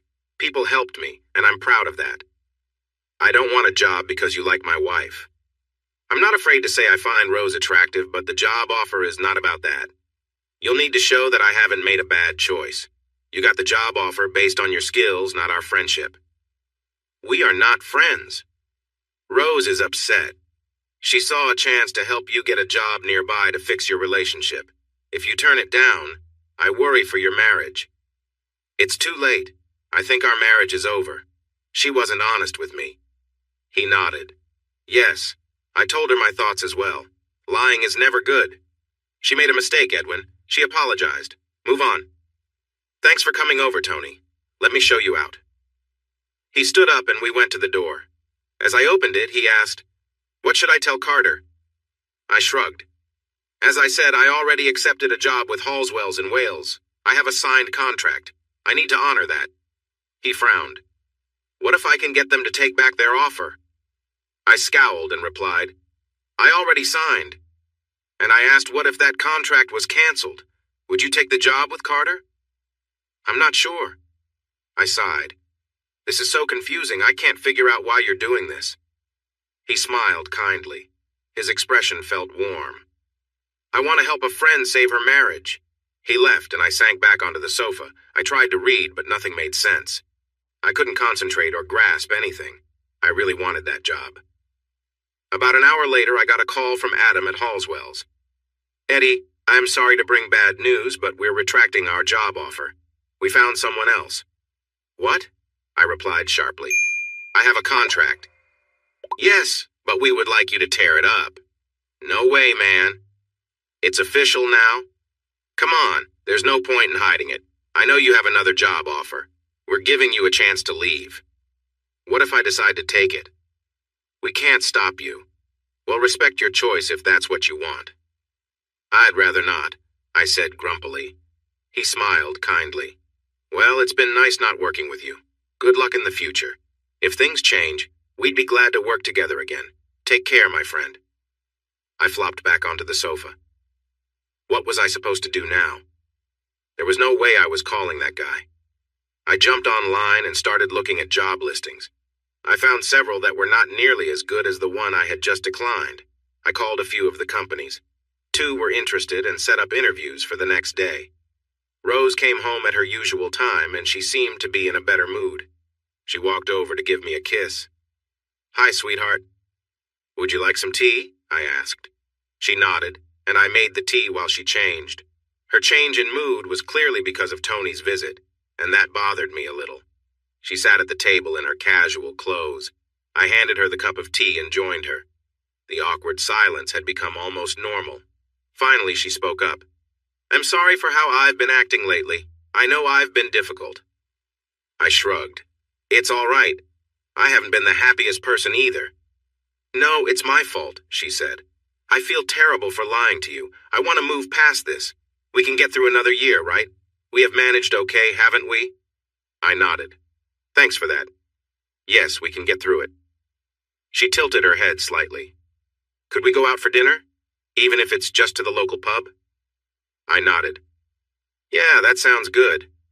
We changed quickly and headed to the pub. There were a few people we knew there, and we enjoyed a couple of drinks while having a lively conversation. After that, we found a table and ordered some food. As we sat, she reached across the table and held my hand. We have 2 weeks, right? I nodded. Yes, 2 weeks. Well, we would have if I was staying. A puzzled look crossed her face. What do you mean by that? They called me today to say my contract has been canceled. But don't worry, I found a couple of local companies. I even have interviews tomorrow. She looked shocked. Are you serious? Yes, I'm afraid it's true. Wow, that's not fair. You had a signed contract, didn't you? I nodded. Yes, but maybe it's for the best. I want us to reconnect and move forward. She squeezed my hand. I'm sorry, sweetheart. Did they give you a reason? Not really. Let's forget about that job and focus on my interviews tomorrow. She bit her lip and asked softly, What about the job at Trimax? That one closed on Monday, right? She sighed. Yes, but if you called, they might reconsider. Assuming you were being honest, you said they were eager to move ahead, so I guess they've already found someone else. She nodded. Yes, they were in a hurry. Oh well.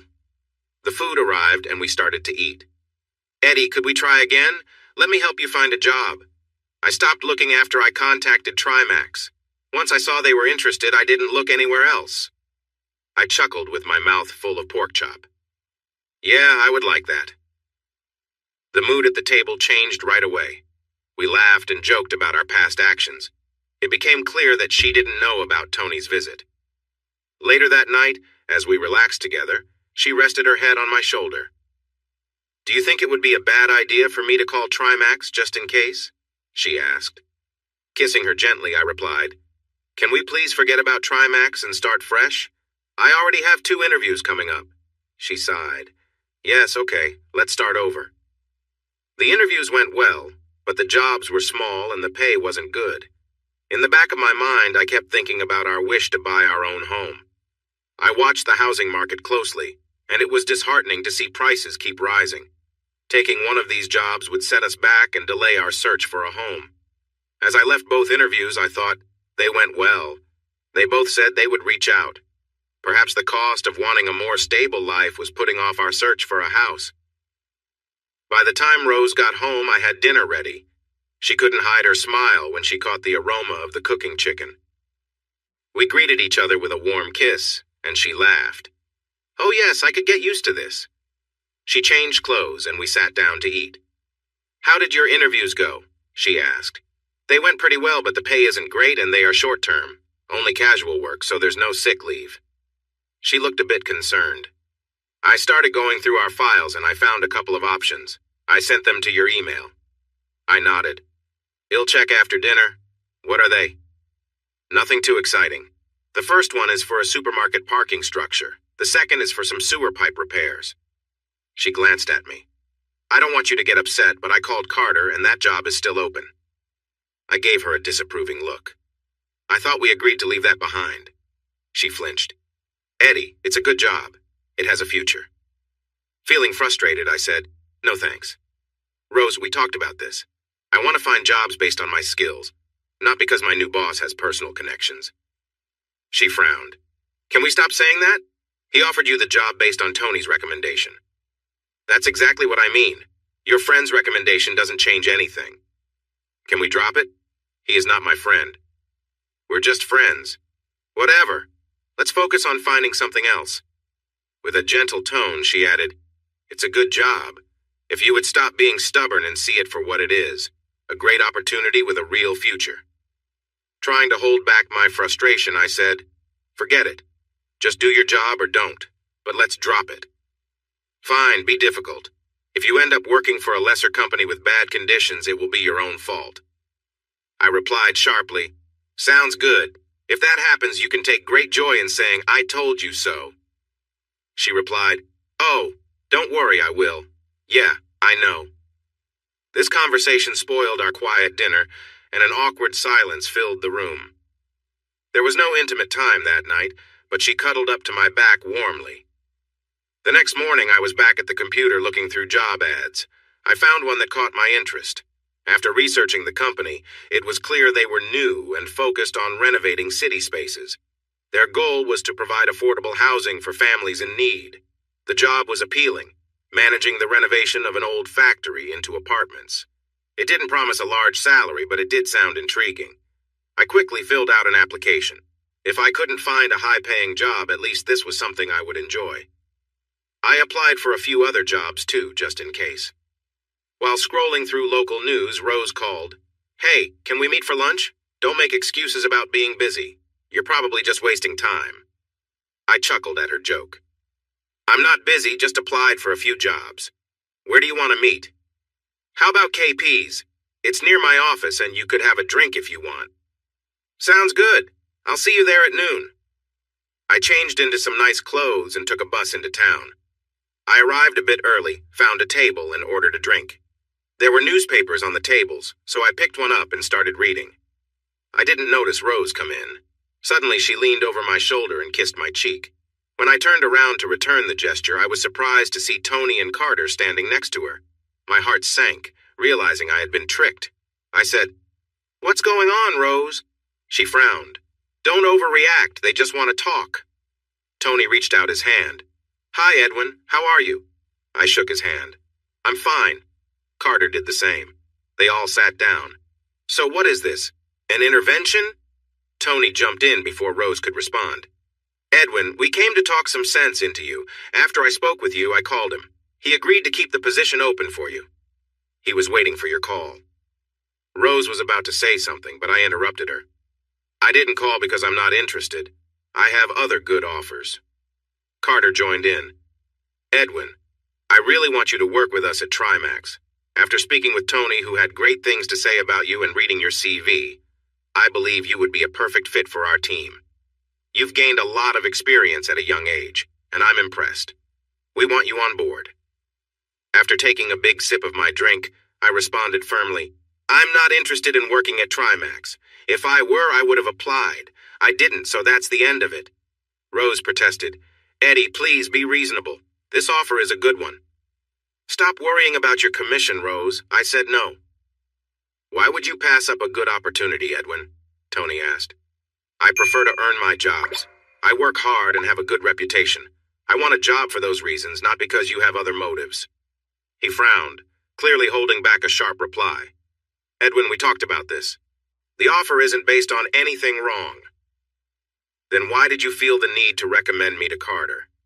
I referred you because Rose mentioned you were looking for a job. She gave me your CV and I passed it to Carter.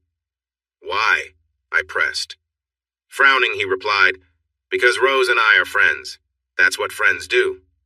I glanced at the menu the waiter had given me.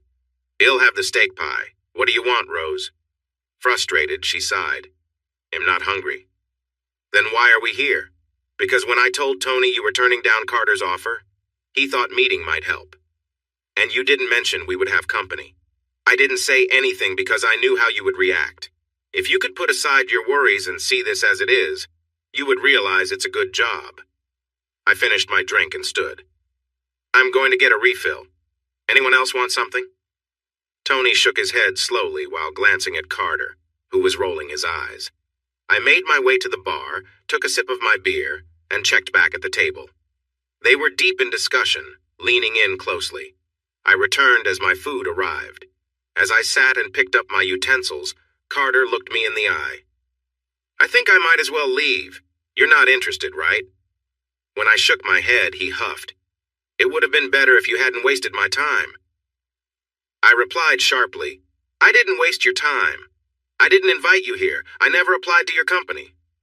He turned to Rose and said, I'm losing confidence, Rose. Please don't waste my time in the future. Then he walked away, and Tony shot me an angry look.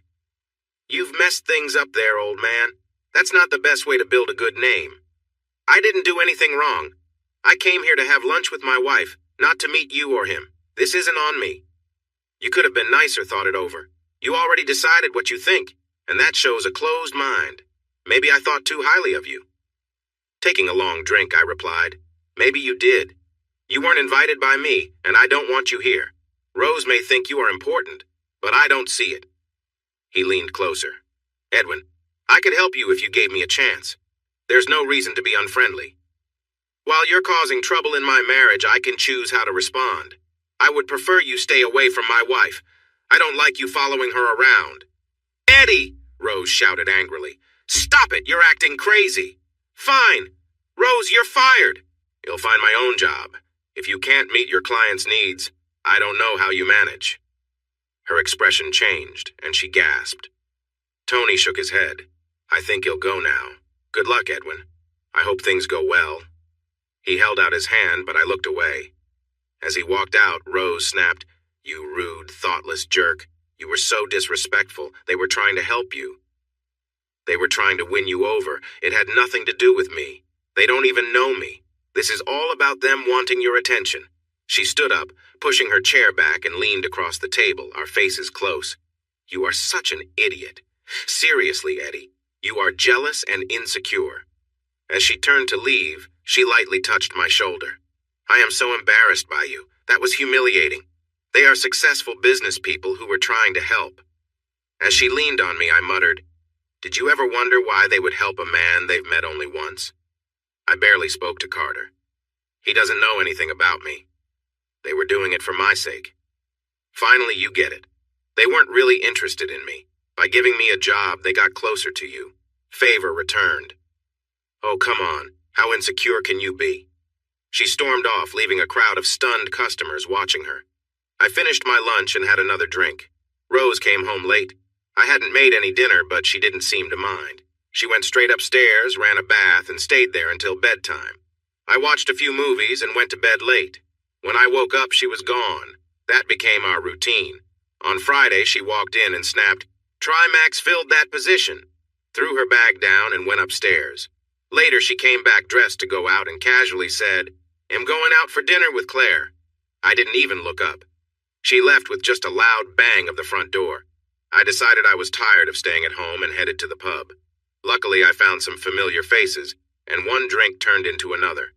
Before long, I realized I was quite tipsy. I talked to a couple of women, just having fun without any serious intentions. One of them, Colleen, seemed to show interest and got a bit too close for comfort. Things started to feel serious quickly. I managed to escape to the restroom. When I returned, she had her back turned, so I quietly slipped out. The walk home helped clear my head. It gave me time to think about my marriage. Since Rose met Tony, she had changed so much. She used to be smart and lively, but now it was all about him. I constantly heard about Tony, and then Claire was added to the mix. In my mind, she was obsessed. I doubted she was with Claire. I suspected she was with Tony right now. She had probably already been with him, and it made me angry. When I got home, it was dark. She was probably off with that slimy guy. I stumbled up the stairs and turned on the light in the bedroom. Rose groaned. Turn off the light. Sorry, I didn't expect you to be here. Where else would I be? Oh, I don't know. Maybe with Tony or doing something else. You have to repay your debts somehow. Wow, you are really paranoid. Just so you know, I was with Claire. We went out for dinner. Why should I trust you? I just told you. Yeah, you've said a lot of things lately, and most of it feels like lies. Lies? What are you talking about? You convinced me to have lunch with you when you knew I didn't want to be with those two. She turned away in bed, pulling the blanket over herself. I'm done with this, Eddie. I stumbled around and changed before getting into bed. I was pulled from a deep sleep by loud noises. I opened my eyes to see Rose rummaging through the dresser and tossing things around. Ugh, I groaned and covered my head with the blanket. She eventually went downstairs, giving me a moment to adjust to the light coming in. I stretched out and wondered what had happened. How did we end up like this? I took a shower and then went downstairs. It was about 10:30, and the house was empty. There was a note from Rose on the table that said, "Gone shopping." I made myself a cup of tea and decided to take a walk. I stopped by a bakery for coffee and a croissant. I picked up a newspaper from the newsstand and wandered back home. Rose had come back and was busy with laundry and other chores. I ignored her and flopped onto the sofa with my newspaper. She moved around, making all kinds of noise. By dinner time, we had still not exchanged a single word. Things had blown up between us, and now we couldn't even look at each other, let alone talk. Tired of the silence, I put on my jacket and said, "I'm heading to the pub." "Yeah, go on, just leave," she snapped as I slammed the door behind me. The walk to the pub felt terrible. I regretted how things had turned sour, but I didn't know how to fix it. After a few drinks, some friends I had met the other night showed up, and we started chatting. The conversation turned into laughter, and soon we were having more drinks. Colleen, the woman I had talked to earlier, said, "There's a DJ playing nearby. Who's coming?" She looked at me with hope. "Why not?" "Yeah, I'm in," I called out. We all walked up the road to the King's Arms where the DJ was. As we entered, Colleen danced close to me, and soon we were sharing a kiss. In that moment, I felt frustrated and ignored by Rose. Here was this woman being affectionate, and I was feeling a rush of emotions. Don't get me wrong. Colleen wasn't the most glamorous person, but she was lively and friendly. We danced, we kissed, and I could feel myself getting swept away. She whispered in my ear, "Want to come back to my place?" "Sure," I said softly. We stepped outside into the cool night air, and suddenly things took a turn. Her boyfriend grabbed me roughly, shaking me. "I should teach you a lesson," he growled. "Hey, I didn't know she was with anyone," I tried to explain. He pushed me away. "Leave before things get messy." Colleen was crying in his arms. "Sorry, babe. We were just having fun." I backed away quickly, not wanting to get more involved. I didn't want any trouble. When I got home, the place was dark, just like the night before. She was in bed, and I quietly slipped under the sheets. "Oh my God, where have you been?" Rose asked sharply. "Just at the pub, nothing exciting." She leaned over, pressing her nose against my neck. "And who was that girl?" "I don't know what you mean." She turned on the light and tossed the blankets aside. "Hey, it's cold," I protested as I reached for the blankets. "What are you talking about? The bartender better not be the reason for these marks on your neck. Are you hiding something?" I rushed to the bathroom to collect myself. As I glanced in the mirror, I froze. I hadn't even noticed the marks. I sat on the edge of the bathtub, feeling overwhelmed. I didn't know how to explain, and I felt foolish. "What a mess I made," I whispered to myself. Rose was sitting up in bed, waiting for answers. "Okay, no more lies. Who was she?" "I'm sorry. It looks worse than it is." We went to the King's Arms where there was a DJ playing music. We danced, and a girl seemed really interested in me. Nothing serious happened, though. "You act all high and mighty, but you're out there having fun while I'm stuck here. You're a real piece of work," she said. "I'm sorry, but it was just dancing." She got a bit too excited. "Oh yeah? If I came home with marks on my neck, what would you think? You freak out when I have lunch with a friend, and you think I'm up to something." I tried to climb back into bed, but she snapped at me. "No way! You can sleep on the couch. I don't want to smell that girl's perfume all night." That made sense to me. My head hurt, and I didn't want to argue. I went to the lounge and fell asleep on the couch. The next day was a mess, as expected. We had a huge fight, and it felt like we were too far gone to fix things. I called her out for judging me when she was seeing Tony. She turned it back on me, accusing me of being with someone else. In the end, I packed my laptop, some papers, and my clothes into a couple of suitcases. As I drove away without a plan, I regretted not taking that job in Wales. I found a cheap hotel outside of town and settled in for the night. I was so tired. Fighting really takes it out of you. I fell asleep and woke up around 4 in the morning. Monday finally brought some good news. The job I interviewed for wanted me back for a meeting. I didn't hear from Rose.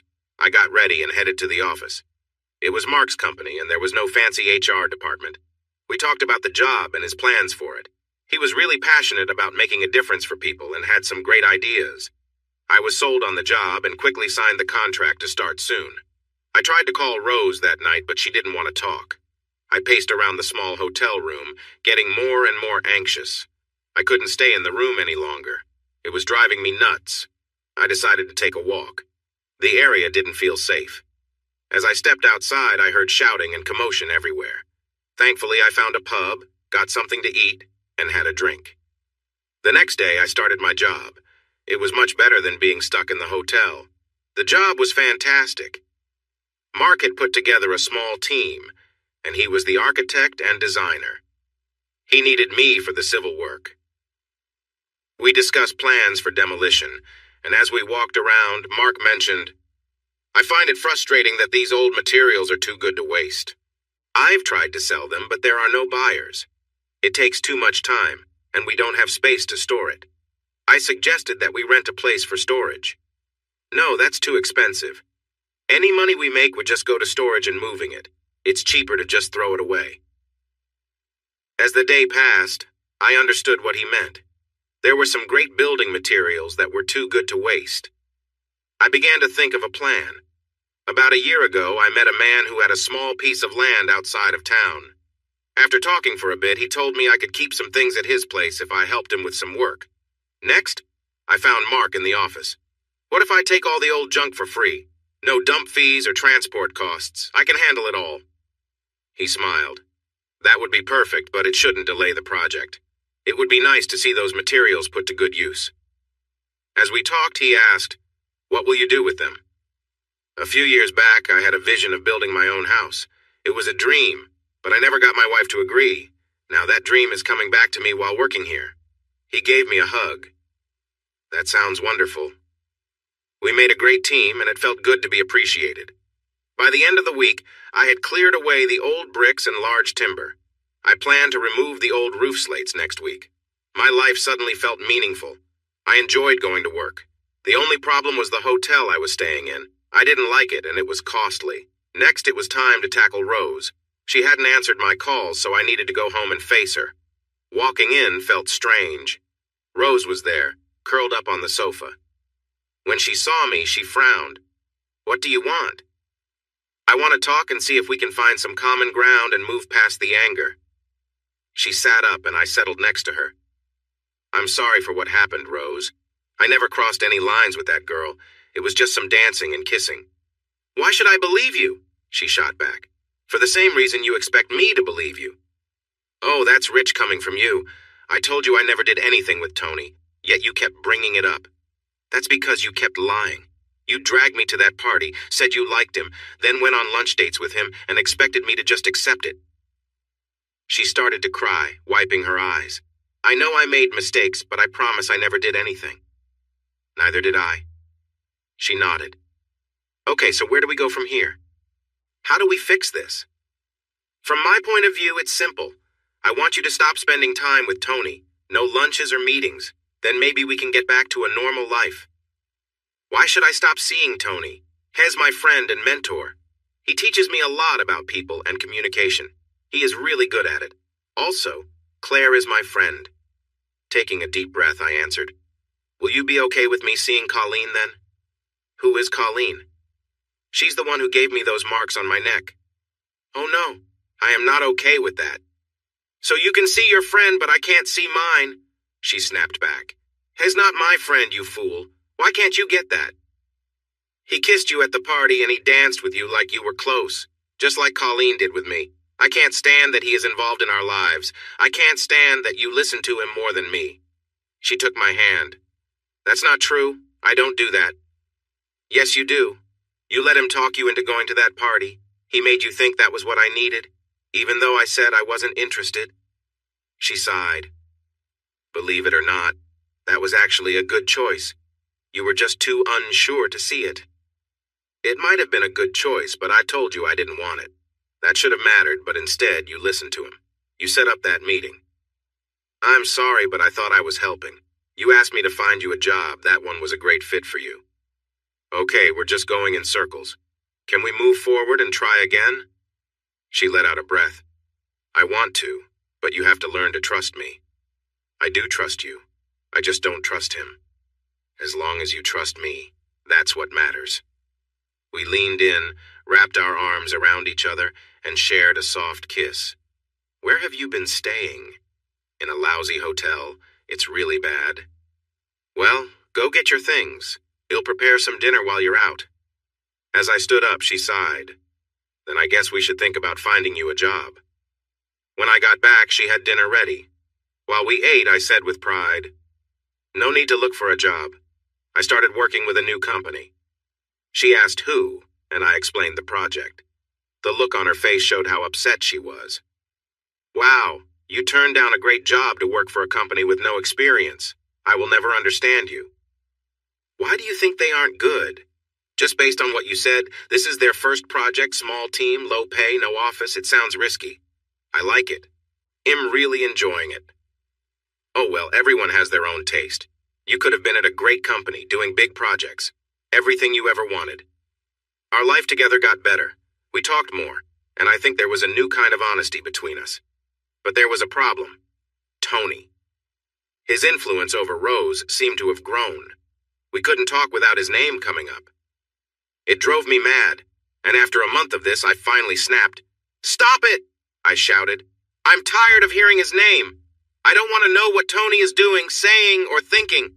From now on, let's leave him out of our talks. She looked confused. What are you talking about? I'm talking about how he is in every conversation. I want to have a week or a month where I don't hear his name. I just want him to disappear from our chats. That made her unhappy, and I could tell she was bothered. Over the next few weeks, things became tense. Every time his name came up, I said, Stop. She always looked confused and asked, What? It really highlighted how often his name was mentioned. I hoped she would notice, but she seemed unaware. It definitely annoyed her. Life continued, as they say. We went back and forth between loving and arguing with each other. The good days felt amazing, like old times, but when things went bad, our disagreements were full of harsh words. We both said some hurtful things. I regretted it right away when I let something mean slip from my mouth. I'm sure she felt the same way. We apologized, but once those words were said, it was hard to take them back. I was seen as a jealous and controlling person with trust issues. I guess some of that was true. I was jealous, and maybe the insecurity part was right too. We fought like real enemies, full of passion in our arguments. My only escape was work. I focused hard on my projects. Mark's enthusiasm rubbed off on me. I began to understand him better. He grew up in places like this, and his family struggled with health issues due to old, damp houses. He wanted to create affordable homes for families in need. Rose seemed to be going the other way, and we struggled to communicate. We were drifting apart. She spent hours shopping with Claire, and her choices now seemed all about fancy brands. In the evenings, she was on her computer for hours. I wasn't sure what she was doing, but she seemed really focused. Whenever I tried to see, she turned her screen away or shut it down, which made me anxious. One night I lost my temper and asked, "What are you doing on that computer?" She looked at me with anger. "I can't tell you." "Why not?" "Because I'm not allowed to mention Tony's name." "What does he have to do with it?" "He is teaching me how to do it." "Do what?" "Okay, I will tell you, but don't get upset if his name comes up." "Fine, go ahead." I sighed. She turned her laptop toward me. "Tony has been teaching me about day trading on the stock market." It didn't take long for her to bring his name into the conversation. I sat next to her as she began to explain how everything worked and how Tony helped her set up her account. He was guiding her through the process, and he was very talented with it. I felt uneasy and asked, "How much money do you have in it?" She looked at me briefly. "None. This is just practice. All the money and shares you see are fake. Tony said I should learn how to use the program before I invest any real money." Worried, I asked, "So when will you start trading for real?" "When I feel confident using the program." "How often do you see or talk to him about it?" With a hint of guilt, she replied, "Every day.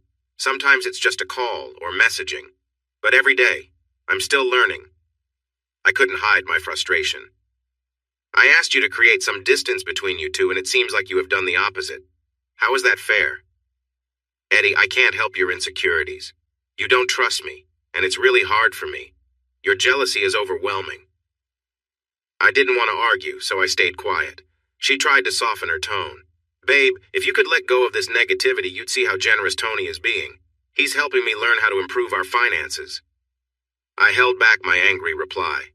She continued softly, "Look, with you taking that job, our income has dropped by almost 30%. If we want to buy that house we've always wanted, we need to earn more." That stung, especially since it felt like she was blaming me for not taking a different job. I decided to take a calmer approach. "Well, we need to talk before you put any money into this. I remember reading that you should only invest what you can afford to lose." She nodded. "I was going to talk to you. I'd like to start with a small amount, maybe 10,000 pounds. "What do you think?" I felt shocked. 10,000? How about 1,000? She sighed, looking disappointed. "You really don't believe in me, do you? Look at it from my side. This is the first time I'm hearing about any of this, and now you want to risk a big part of our savings." She turned back to the screen. "Okay, I understand. Let me show you what I've been doing." I leaned in and she showed me her practice account. She had actually done well. In her pretend world, she had turned 10 million into almost 20 million. I was impressed, but still worried. "I'd rather you start with 1,000. Turn that into 1,200. If you do that, we can talk again." She grinned. "Is that a challenge?" With a nervous laugh, I replied, "Yeah, I guess it is." "Done," she said confidently. "I will transfer 1,000 tonight. I will ask Tony to help me set up a real account." That was how Rose first entered the world of finance and the stock market. Every night she focused on building her portfolio. I didn't know much about it, but it made her so happy and proud that it became her new passion. Our main issue was that Rose wanted our friendship with Tony and Claire to include both of us. We received many invitations to dinner parties and charity events at their place. I didn't want to go. I felt that Tony was the source of our problems. She thought I was just being stubborn. This difference in views caused a gap between us. I threw myself into my work. I also started collecting useful items from my job and storing them at a friend's property. After 2 months, I had gathered enough materials to actually build something. Mark and I became close friends, more than just co-workers. We discovered many common interests. During one of our conversations, I shared my dream of building a house. He quickly grabbed a pencil and began to sketch some ideas. We made a list of what I needed and discussed the property I wanted. With the list came a plan to search. I wanted a country property, not a suburban neighborhood. I desired a place close enough to town for an easy commute, but far enough away to escape the problems and costs of living in a nicer area. Rose and I discussed different properties. I told her about my dream. It was funny. Mark was very supportive. Rose, however, liked the idea of a country property, but she preferred one that was already built. She shook her head when I described my plans to create something new. She also mentioned that Tony advised against building. He suggested we buy something affordable in a good neighborhood and renovate it. That way, we could at least get onto the property ladder. He even started sending her lists of properties and names of real estate agents he knew. It frustrated me that she respected his opinions more than my dreams. This added more tension between us. She didn't see how her actions made me feel disrespected. To her, it was not wise to ignore the advice of someone with experience. She began to show me houses in nearby neighborhoods, saying things like, "Look at this one," or "Isn't this nice?" Naturally, I found problems with all of them. They did not match my dream. Rose grew tired of my refusal to attend dinner parties at Tony's house. The situation came to a head when their 25th wedding anniversary arrived. Tony planned a big celebration. The invitation arrived in our mail.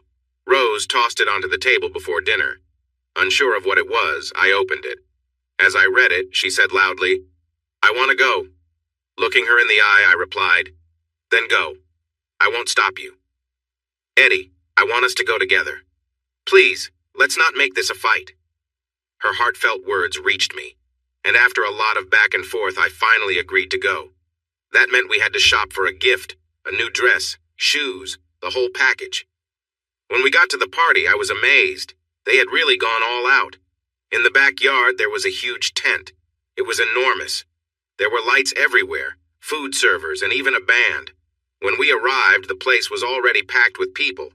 The driveway looked like a fancy car dealership with all the expensive cars parked there. At the entrance, a security guard guided us around to the back. When Claire saw us, she ran over and hugged Rose tightly. After they finished their hug, Claire turned to me. "Hello, Edwin." I replied with a quick, "Hello." Things had been a bit chilly between us, and I tried my best to avoid her. This moment felt surprisingly friendly compared to how it had been. She took Rose's hand and led us into the tent. It was crowded. Tony noticed us and walked over. He and Rose shared a warm hug and a gentle kiss. After that, he extended his hand. "Hello, Edwin. Good to see you again." I wanted to ignore him, but that would cause a scene. I shook his hand. "Thanks, Anthony." We moved inside, and Claire took Rose to chat with her friends. That left Tony and me together. He looked at me as silence hung between us. He quickly grew tired of it and went off to chat with his friends. I wandered around aimlessly. Most men were wearing tuxedos, while women wore beautiful formal dresses. I spotted Carter in a group, and as soon as he saw me, he turned away. That bridge was clearly burned. I found one guy standing alone, looking just as out of place as I felt. I approached him and said hello. It turned out he was a farmer nearby. He was friendly, and we easily struck up a conversation. He shared stories about his farm, and I enjoyed listening. He had a strong accent, not at all uptight. He introduced me to his wife, Beth. As we talked, I shared what I did for work. He listened and nodded. Somehow, we ended up discussing my dream of building my own house in a rural area. He looked surprised. "Are you serious about that?" "Yes, it really is my dream." He leaned in slightly as we walked to the bar for new drinks. "Come find me tomorrow. I might know of something you'd like." I wrote down his number and address. Just then, Rose came rushing over. "Where have you been?" "Talking to Gordon here," I replied. He extended his hand and said, "Hello there." Rose smiled sweetly at him before grabbing my hand and pulling me away. "Come on, I want to introduce you to some friends," she said. The friends turned out to be wealthy acquaintances of Tony's whom Rose wanted to impress. I felt out of place right away. "What do you do, Edwin?" "Engineering." "Do you have your own business?" "No, I just work for a friend." There was a pause until the group resumed their conversation. Rose tried to get me involved, but it was hard. They were discussing stocks, sales, and topics that I didn't understand. I stood by the side for a while until I got tired of feeling out of place. I tapped Rose on the arm to get her attention. "I'm going to the bar. Do you want anything?" She sighed. "Champagne, please." I stayed at the bar for a bit. A couple of younger guys joined me. One was from a band, and we began chatting about music and the industry. It was enjoyable, and at least he was friendly. Rose soon appeared beside me, looking frustrated. "What happened to my champagne?" "Sorry, I got talking to Jake." She ordered her drink, and Jake went off to prepare for their performance. "Eddie, why did you walk away? I was hoping you would try to join in." "Rose, you know I don't fit in here." "You could if you put in the effort. There are a few guys here from Trimax. Why not try to meet them?" "Yeah, if we run into them, at least we would have something to talk about." She wandered off, leaving me by myself. Claire must have felt sorry for me. She walked over to me. "Great party, isn't it, Edwin?" "Yeah, very nice." Sipping her champagne, she sighed. "Why do you look so sad? You seem lost, like you don't have anyone here. I feel out of place. Why not go over and talk to Tony? I'm sure he'd be happy to chat." I don't think he wants to talk to me any more than I want to talk to him, I replied. Why are you being so difficult with him? Because he is getting too involved in my marriage. Rose seems really drawn to him. That's a bit of a stretch. I think she appreciates his help. Let's be honest, Claire. It's clear to anyone watching them. Look at how they act together. Edwin, there's nothing happening. I can see some chemistry, but I know my husband well, and he has never been unfaithful. I don't think he's as innocent as you think. He has put himself between Rose and me under the guise of helping. He was trying to help me get a job through his friend. Why? Just to show her how important he is. I could guess what he would want in return. She grabbed my arm and made me look at her. Is that why you said no to the job with Carter? I nodded. Exactly. I don't want to owe him anything. Oh, Edwin. That's a terrible thing to think. He has done nothing wrong. He has been only helpful to Rose and to you, if you had been wise enough to notice. I finished my beer and said, I'm going to the bar. With my back to the crowd, I ordered another drink. As I stood there trying to clear my head, Claire came up beside me. Edwin, can we talk? We moved to a quieter spot. You have to let go of this anger. It's hurting your marriage. Rose and I have become close friends, and as friends, we talk. She squeezed my arm gently as she continued. Edwin, she is losing patience waiting for you to move past this. Move past what? All these worries, the lack of trust, the doubt. You are so hostile toward Tony. They have become good friends, and your resentment toward him is going to harm your relationship. Claire, can't you see that it's his actions in my life that are causing this rift? You can be really difficult, Edwin. I'm trying to help. The band began to play, and Claire walked away, shaking her head. It annoyed me that no one could understand my side of things. I watched as people started to fill the dance floor. Soon, the place was lively with dancers moving around. I stepped outside for some fresh air. I heard laughter from around the corner of the tent away from the restroom area. I was surprised to see Rose huddled close with Tony, Carter, and a couple of other friends. They were standing quite close, and I caught a strong smell of something unusual in the air. It looked like they were passing something around. I was taken aback as I watched them for a few minutes before they broke apart and returned inside. As I walked back to the bar, I felt someone hug me from behind. I turned to see Rose giving me a playful kiss. Hey, stranger, where have you been? I chuckled. More importantly, where have you been? She laughed softly. Outside. Doing what? She leaned closer and whispered in my ear.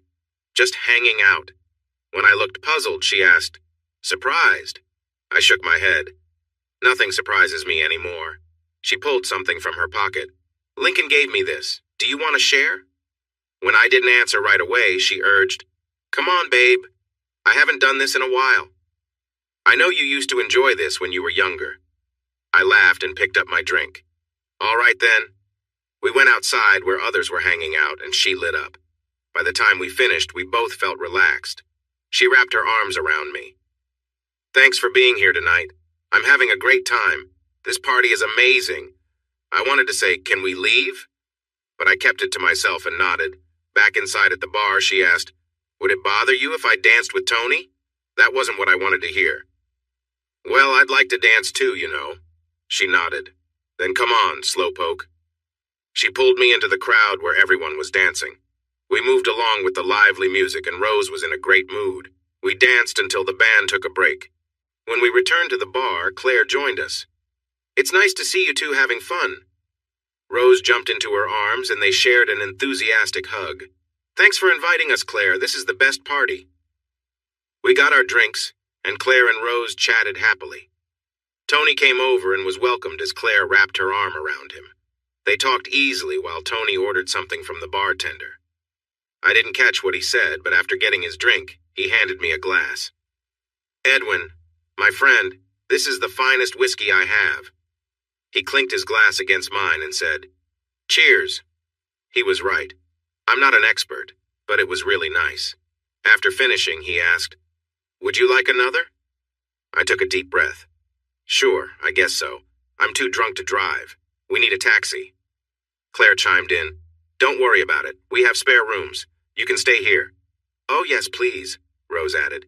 It would be nice not to go back to a cold house. She looked at me with hopeful eyes. Please, it would be great not to think about taxis. Tony clinked his glass with mine and took a big sip. I downed mine in one go. Rose took my quietness as a yes. We were staying for the night. The band started again and I grabbed Rose's hand. Let's dance. She smiled at me, but just as we were about to go out, Claire held my hand. I'd like to dance too. Rose released my hand. You two go ahead. We can dance later. Claire pulled me out and we joined the rhythm of the music. Most of the songs were from the 60s and 70s.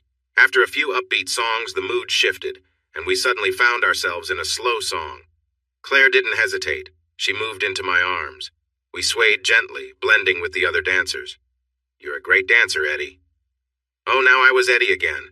We continued to enjoy the music together. Her body was close to mine. This wasn't a party like the others, so it felt innocent, but having her in my arms was nice. I remembered all the times I thought about her, and that made my heart race. I couldn't help but feel a physical reaction. She noticed, and even in a crowd of friends, she still pressed against me. Her breath was warm against my skin, adding to the intensity of the moment. As we danced, she whispered softly, "Tell me about your new job." "I'm working for Mark Jacobson. He is a developer who is turning the old wool mill into affordable housing." I felt her body stiffen a little. "Did you say Mark Jacobson?" "Yes, that's him." Her body brushed against mine through her dress. "That sounds like an amazing project. How do you get along with Mark?" "He's great. He's really passionate about his work, and I've learned a lot from him. He's trying to make a difference." She leaned in and kissed my cheek. "I'm impressed. That project really matters. And I agree. Mark is a powerhouse." Surprised that she knew him, I asked, "Do you know him?" She whispered back, "I am one of his financial supporters. My charity is actually involved with him. I haven't seen you down there." "I've been a bit busy. We fund other projects, too." Her body relaxed against mine, and this time I held her close. "Now I'm impressed." She laughed softly, her breath warm. "It's nice to know I have your approval." The music changed to a lively beat. Claire pulled away. "Shall we take a break?" "Sounds good. I could use a drink." We headed back to the bar, where Tony and Rose joined us after dancing. Claire asked a lot of questions about my job, how it was going, the people involved, and the impact of the project. Rose raised an eyebrow as Claire's questions got deeper. Claire then said, "I need to visit more often." She took Tony's hand. "Come on, we need to socialize." Rose looked excited. "Wow, you two seem to be hitting it off." I shrugged. Who would have thought? She pulled me along as we mingled. I was a bit annoyed that she wanted to meet the wealthy guests. I would have preferred to talk to Gordon. He was genuine, unlike the others who seemed so pretentious. I felt relieved when the evening ended, and Claire led us to our room. The room was amazing, far better than any hotel we had ever stayed in. The next morning felt different. It was awkward and uncomfortable. Claire was an amazing host, but Tony and I struggled to have a good conversation. It felt forced and there was no laughter. I knew it was mostly my fault, but I blamed Tony for the problems in my life, especially the distance between Rose and me. As we drove away, Rose looked puzzled when I turned right instead of left. "Where are we going?" she asked. "Gordon told me last night he had something interesting to show me," I replied. She sighed and leaned back in her seat, looking bored. Gordon's place wasn't far. It was just a few driveways up the road. Unlike Tony and Claire's home, Gordon lived on a working farm. He smiled and waved as we approached. We greeted each other with handshakes and friendly kisses. "Hey there, I don't have much time today. I wanted to show you some properties," he said. "Are you getting into real estate?" I joked. He chuckled. "No, these pieces of land used to be part of the farm, but we decided to sell them to raise money for some upgrades. When you mentioned you were looking for property, I thought you might be interested." "Wow, thanks. We are definitely interested, right, hun?" I said. Rose looked annoyed. Maybe." I could tell she was not pleased. Gordon led us down the road to see a couple of properties, each around 4 acres. The one that caught my eye had a small cottage. It needed a lot of work. "This one might be hard to sell," Gordon said quietly. "The cottage is listed as historic." I loved it right away. I felt a thrill as we got closer. Imagining what it could be filled my head, especially with a small creek running alongside the dirt driveway. As I checked out the cottage, Rose pulled on my arm. "Come on, Eddie, this is silly. It's a mess." While Gordon and I discussed the property, Rose kept pointing out all its flaws.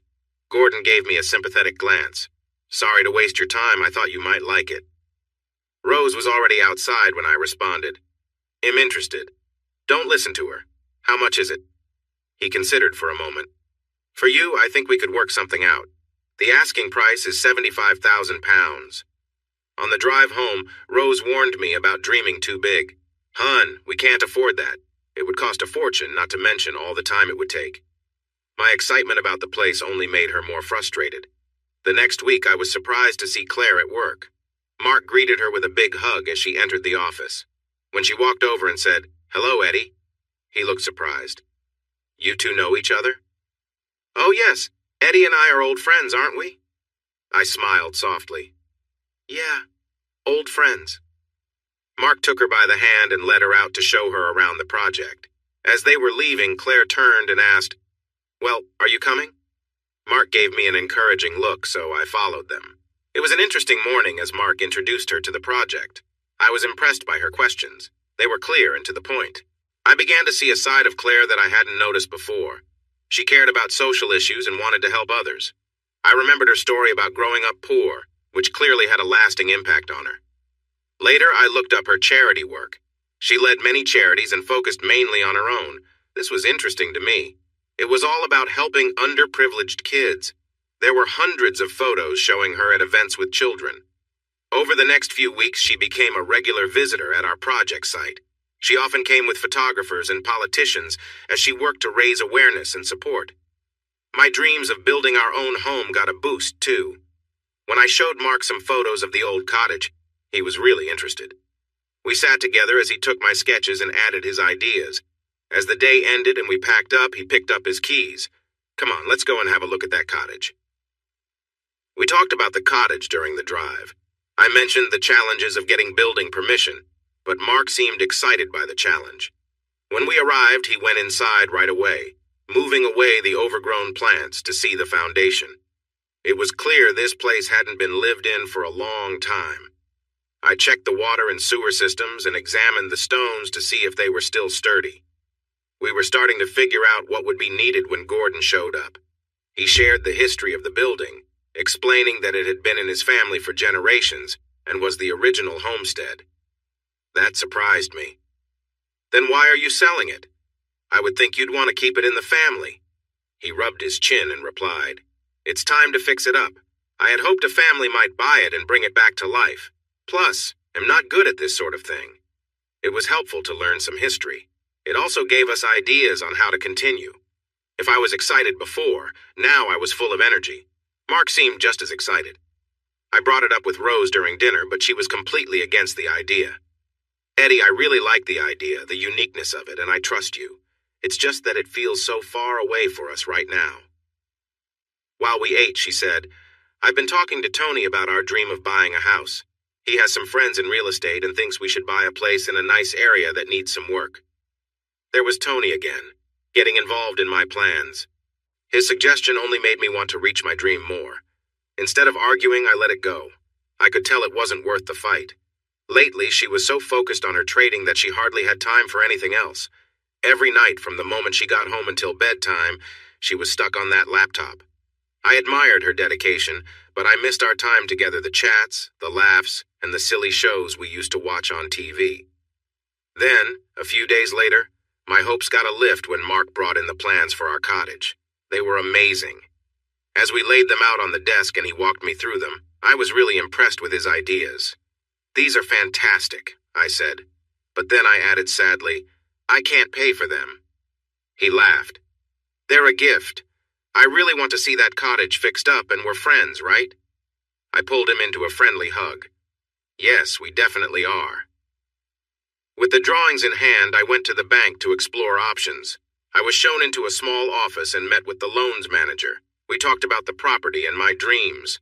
When he looked up the property details, he saw the listing and took a deep breath. We discussed the next steps, starting with getting permission from the local council and National Heritage. As we talked about my finances, he checked our account. He looked up from his screen with a strange expression. How much do you have in your account, Edwin? About 30,000 pounds, I think. He turned the screen so I could see. The balance showed only 1,500 pounds. That can't be right. He checked the history and told me that 32,000 pounds had been taken out 2 weeks ago. I was shocked. It had to be Rose and that trading scheme of hers. When I got home, she was, as usual, on the computer. "What have you done?" I exclaimed. She looked up, surprised. "What do you mean?" "I mean the money in our account. It's gone." She sighed casually. "Don't worry, sweetheart. I transferred it to boost my trading." "And when were you going to tell me?" "We talked about it. You said once I made 1,200 pounds we could move forward. On that initial investment, I made 2,000 pounds. I am really starting to understand things. And with Tony's help, I see a way to make us some good money. I never said you could spend all of our savings. Relax, it's going to be worth it. We can make a lot of money. Not if you spend every penny. I wanted you to take out 3,000, not everything. I need that money back." She shot me a cold look. "We've talked about buying a house. This could help us get there faster. If this works like my first plan did, we could have 100,000 in 6 months." Angry, I replied. "Or we could end up with nothing. No, I want that money back now. Sell whatever you need to, but I want that 30,000 pounds back in our account by tomorrow." She stood up and faced me closely. "You always overreact. Just think for a moment. With Tony's help, I can really grow this. We can have our home." "I'm not laughing, Rose. We worked hard for that money, and I refuse to waste it on something so risky." She took my hands and squeezed gently. "You need to trust me. I've shown I can do this. We can build real wealth, not just for a house, but for our future." I pulled my hands away. "I don't care what Tony thinks. This is a risk I'm not willing to take. I want that money back now." She frowned. "It doesn't work that way. If I sell quickly, I could lose a lot." "I don't care. I want that money back in our bank. You won't believe how embarrassed I was today. When I saw the balance at the bank, I almost fainted. Please return the money." I stormed off to change. When I came back, she was on the phone, upset. "I don't know what to do," I heard her say. "Yes, maybe that's the plan." When she saw me, she hung up. The look she gave me was sharp and cold. I started making dinner since nothing was ready. We ate in silence. Afterwards, I watched the news. Rose said, "Can I show you something? Let me explain. Our money is safe." She came over and began to share details about her purchases and stocks. Tony's name came up a lot as she talked. Maybe if she'd left him out, I would have listened better. But hearing his name made me tense, and I stopped paying attention. At the end of her presentation, she asked, "So what do you think? Can I continue with this?" "No, Rose, you can't. That money is ours, and I want it back." "You're right, it is ours. I have a say in how we use it, too. I want that money back, Rose, in our account tomorrow." She sighed. "No, that's not how it works. I can get it back, but it will take at least a week." I nodded. "Okay, you have a week, but not a day longer." She jumped up from the sofa, yelling, "Forget you, Eddie. I'm on to something important here. You think just because I'm a woman I can't do this. You don't believe in me at all." "Rose, if you had talked to me about this, we could have worked together and taken it step by step. But you never even told me. You never gave me a chance. I wanted it to be a surprise. I was going to double our money and then show you. I wanted to show that I could do it. This was for both of us, not just me. All you needed to do was talk to me and let me share my thoughts. Everything I have worked for is sitting there, waiting to be wasted." She stormed off upstairs, still angry. "Forget you." That ended the argument. I slept on the sofa. Things were tense for the rest of the week. On Friday night, she walked in with a proud look on her face. She handed me a check for 25,000 pounds. "Here, this is your half of our investment. I'm keeping the other half to keep investing." I just stared at her. "What?" she snapped. "Half the money is mine, and I get to help decide how we use it. You may not believe in me, but I increased our money by almost 40% in less than a month." I took the check and said, "Thanks. I'll put this in my account." She softened. Don't you see, Eddie? 40% in a month. Just trust me a little. We will have our own home soon and we won't be tied down by a mortgage. Go ahead. But remember what I said at the start. Only invest what you can afford to lose. I'm saving this for a rainy day. She threw her hands up in defeat. Oh, whatever. Sometimes I really worry about you, Eddie. When I told Mark about my problem, he came up with some ideas. He directed me to a mortgage broker who helped families in tough situations. He often found ways to get mortgages without a deposit. In the next couple of weeks, I spent all my free time going back and forth between the mortgage broker and the National Heritage Office, figuring out what I needed to do for approval and consent. It was hard. At home, things were cold and not much fun. Rose was often asleep or busy on the computer. She really enjoyed showing me how fast her half of the money was growing. I had to give her credit. She was good. If it weren't for her annoying attitude, I might have even given her my half too. What also bothered me was her friendship with Tony. It felt much deeper than before. She often talked about their lunch dates and how he was mentoring her. It made me upset. Claire also seemed to know a lot about what was happening in our lives. Her visits to the project became more regular, and we often spent time together exploring. She didn't lecture me. There was no scolding, but she did mention that I needed to let Rose grow. She was only just beginning to show her potential. I understood that, but I wasn't sure I wanted to be around this new Rose. She seemed to have lost her joy, and her excitement for life was gone. Now, all she cared about was that computer and talking about how much money she made. Buying the cottage felt too difficult. I was about to give up when Gordon called me unexpectedly one day. How's it going, laddie? Are you still interested in the cottage? I still love it, yes, but sadly I think I will have to let it go. What's the issue, laddie? Is it just money? Yeah, you're right. What if I lowered the price a little? I would still have a hard time, Gordon. Sorry to waste your time. Don't be foolish, laddie. I might have a solution. How about I keep 25% in the property? That would be a separate loan you can pay back. No need for the bank or anyone else to know. What? Wow, Gordon, that would be amazing, but you don't really know me. I know you well enough, laddie, and I want something good to happen to that cottage. My dad was born there, and we would like good neighbors. The deal was set. There was a lot of paperwork to handle, and it took 2 months of discussions and meetings before it was all approved. I now owned a rundown cottage. I kept this to myself.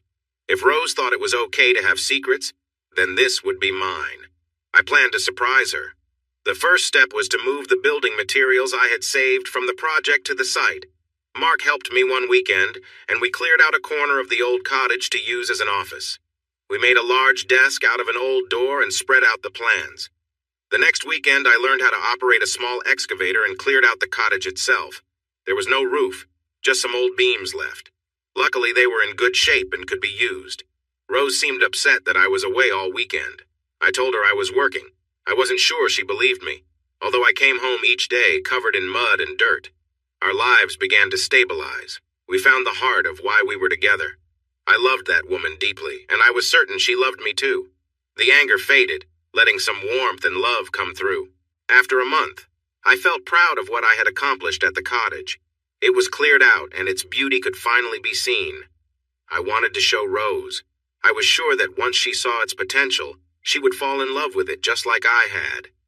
Life with us felt like that roller coaster song. We seemed to experience ups and downs. Mark, who liked to think of himself as a thinker, said, "That is what true love looks like. Life has 2 sides, just like a coin.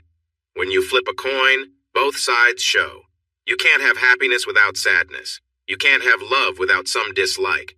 I understood what he meant, but I couldn't help but laugh. Everything changed suddenly when I got a phone call. "Hi, Rose, what's going on?" I was just leaving the office, heading home. "Eddie, I have something to tell you, and I know you won't like it, but here it is." I heard her take a deep breath before she continued.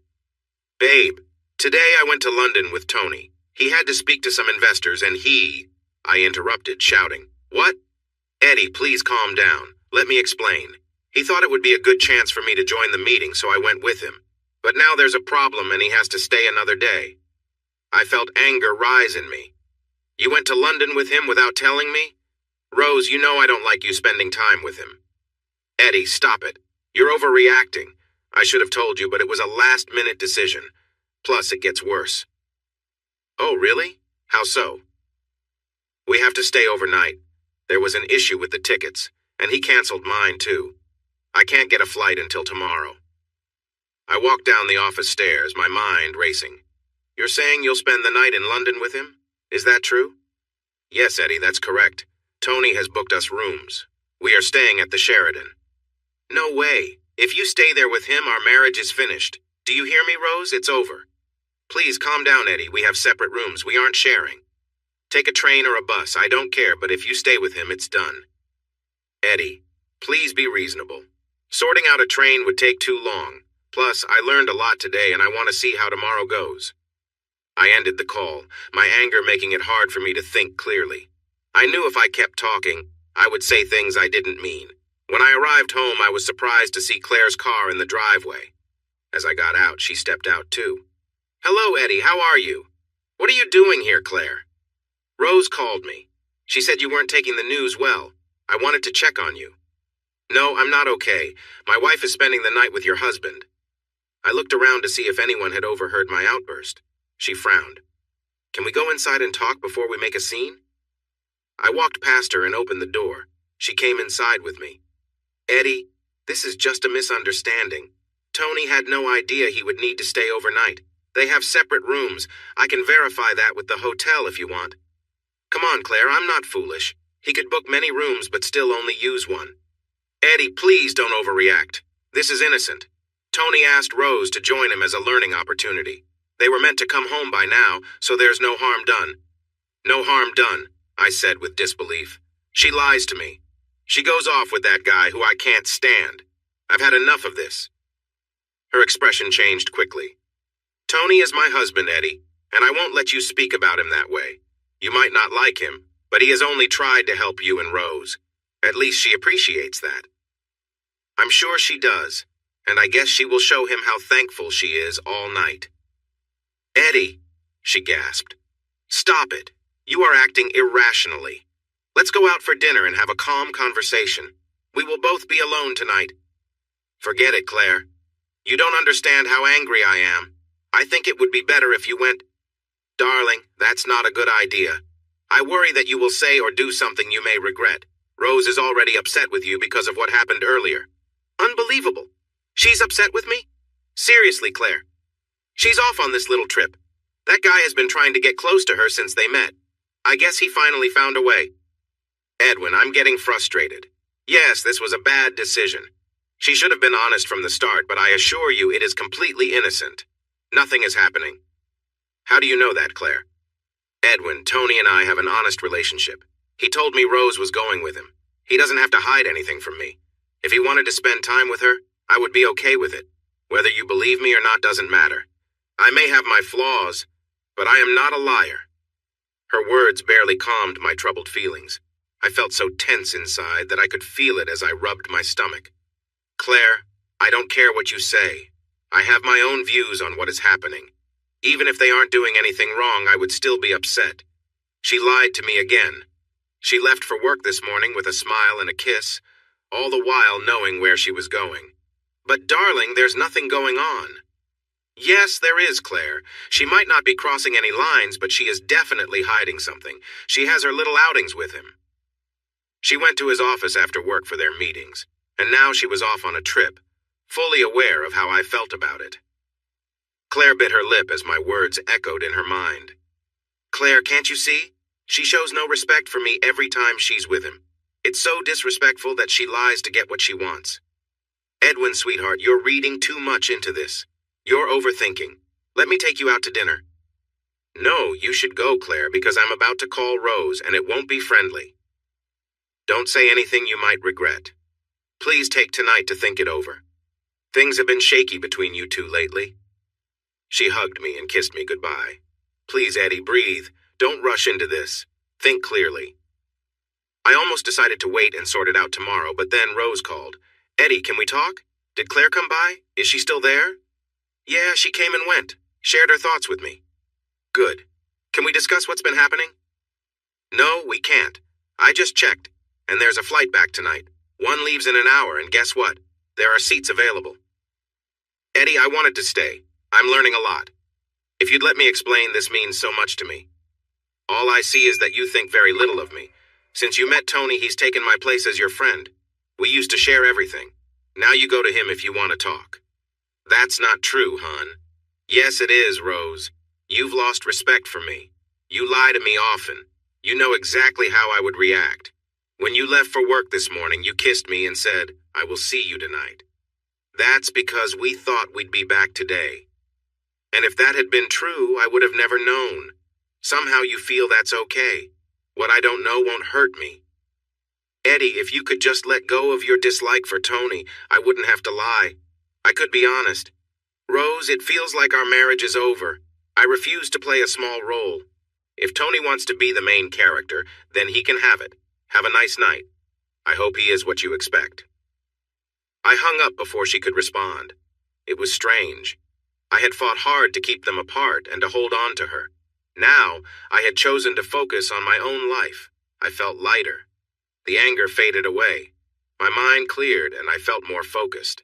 I didn't want to cook, so I went to the pub for some food and a drink. It was late when I returned home.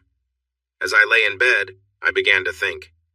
Okay, deciding our marriage was over was easy. Figuring out how to move on was the challenging part. I had a house and a mortgage, but I couldn't afford to live there alone.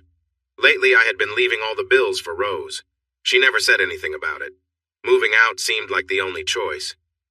As I lay in bed, my phone rang. Eddie, can we talk now? Looking at the time, I saw it was 11. Wow, that must have been quick. I can't believe he is not as great as he thinks. Eddie, she said with a tired sigh, I'm in my own bed, nothing is happening.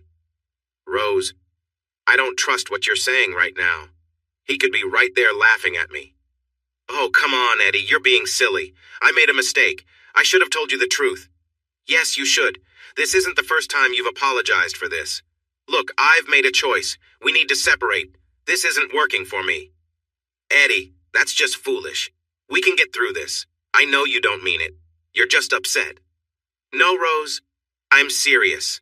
I can't keep living like this. I need to be with someone who values me and my opinions.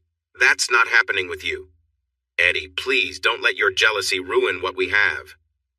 We don't have anything anymore. Since you started seeing Tony, everything changed. He took my place in this family. You ask him for advice now and I feel pushed aside. If you think about it calmly, you'll see it makes sense. It doesn't make sense. Eddie, I think you need to talk to someone. You didn't like Tony from the beginning and that jealousy is clouding your judgment. You need support. So you don't think you've done anything wrong? I've made mistakes and am not hiding from that.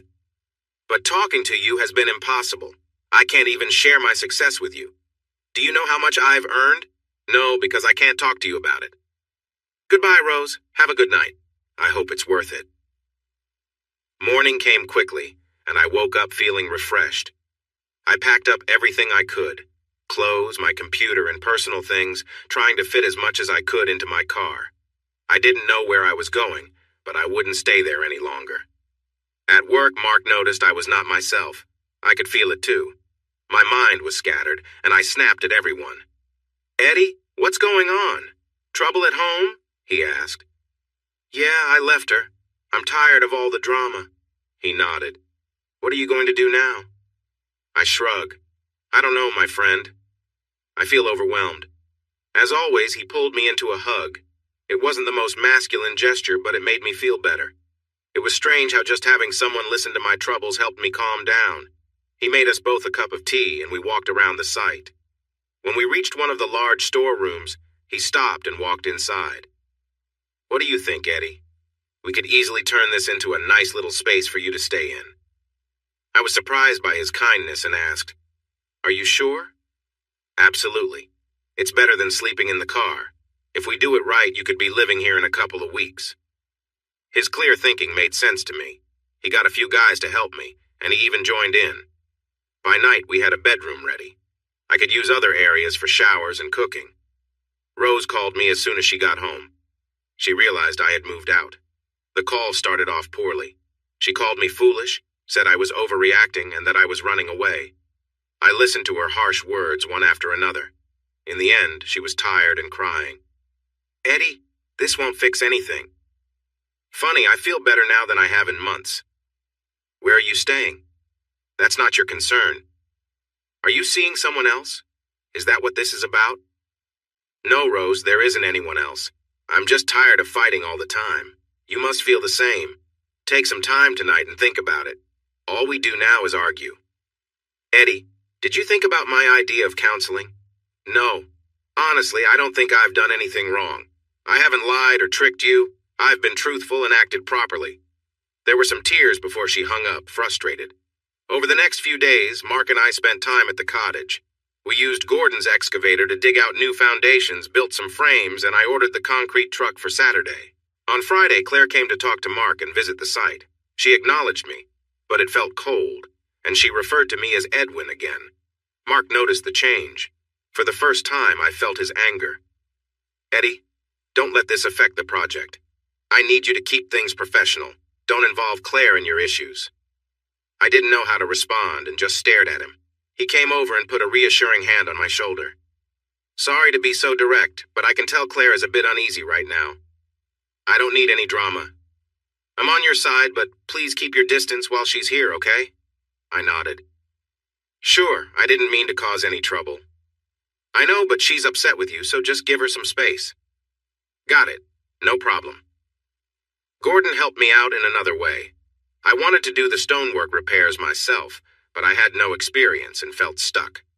Gordon knew a retired stonemason in the area who worked on the side and charged fair prices. Over the weekend, I started working with him. It was tough and slow work. We first had to gather all the broken stones and reuse them. Sorting and arranging them seemed to take forever. Bit by bit, the front wall took shape over the weekend. Jack, the old mason, was fun to work with. We shared some laughs as he taught me how to lay stone and mix lime mortar, which is a skill in itself. After a month of working every evening and weekend, we finished the front wall and it was strong enough to hold the support beams. Next, we moved on to the back extension, using the bricks we had saved from the project. Again, Jack was the expert, and I was learning. The work was hard, but it felt good. It helped me forget about my personal life. I expected Rose to reach out to me, to ask for forgiveness like she had before, but there was nothing. I felt a bit let down. Didn't she care? I shouldn't have been surprised. She had what she wanted, her freedom. I did what Mark asked. Whenever Claire showed up, I slipped out the back. The project was going well. We were ahead of schedule and had sold 2 units. Families moved in, and Claire arrived with her team of reporters to cover the project. I tried to stay out of sight, but Mark pulled me in. No matter how much I tried to avoid her, Claire caught me in a corner. Hello, Edwin. Have you been avoiding me? Yeah, that's what I've been trying to do. She looked at me curiously. Why? Because Mark asked me to. He's worried I might say something that would upset you. I'm sorry. I've been unfair. When are you going to talk to Rose? She is really upset. No, I don't plan to. She got what she wanted, freedom to see whoever she chooses. Oh, come on. She isn't with anyone. She works and then stays home alone. She hasn't talked to Tony in 2 weeks. Maybe I should have left earlier. If I'd known that would break them up, I could have saved our marriage. You seem really unsure of yourself. With all your intelligence, Edwin, it's surprising. Claire, I can't deal with her behavior. The lying was bound to lead to this. I agree, the lying was wrong. I tried to get her to tell you the truth about Tony, but she refused and begged me not to tell you. I'm sorry for my part in that. I nodded, accepting her apology. Thanks for that. What else is there to do? You could talk to her. This doesn't have to be the end. She made mistakes and so did you. Wait a second. What mistakes did I make? You were too stubborn. You made her so scared of sharing her feelings that she stopped talking to you. She really wanted to, but fear held her back. Why? I've never hurt her or done anything wrong. You haven't hurt her, but there's been tension between you. By always criticizing her friendship with Tony, she felt like you were trying to control her. It actually brought her and Tony closer together. Your harsh comments made her think you wanted to keep her from him. That's nonsense. I didn't like Tony from the start. I saw through him. He liked her, and I knew he wouldn't give up. I noticed she was getting uneasy. Eddie, you're mistaken. Yes, Tony liked her, but he was always respectful. He never crossed the line. I see it differently. Why would you invite a coworker to a party if it wasn't to get closer to her? I never lied to you. Tony likes Rose and he hoped something might come from that invitation. I met Rose before the party and it was clear she was interested too. We didn't know you back then. As I sulked and kicked at imaginary stones, she continued. Rose thought you would enjoy the party. She mentioned that you had brought it up before. That was when we were still dating. Yes, I said I might be interested, but we weren't serious. She made a mistake. After the party, she felt bad about how things turned out. We discussed future plans, and she said it would depend on you. Then why didn't she just let it go?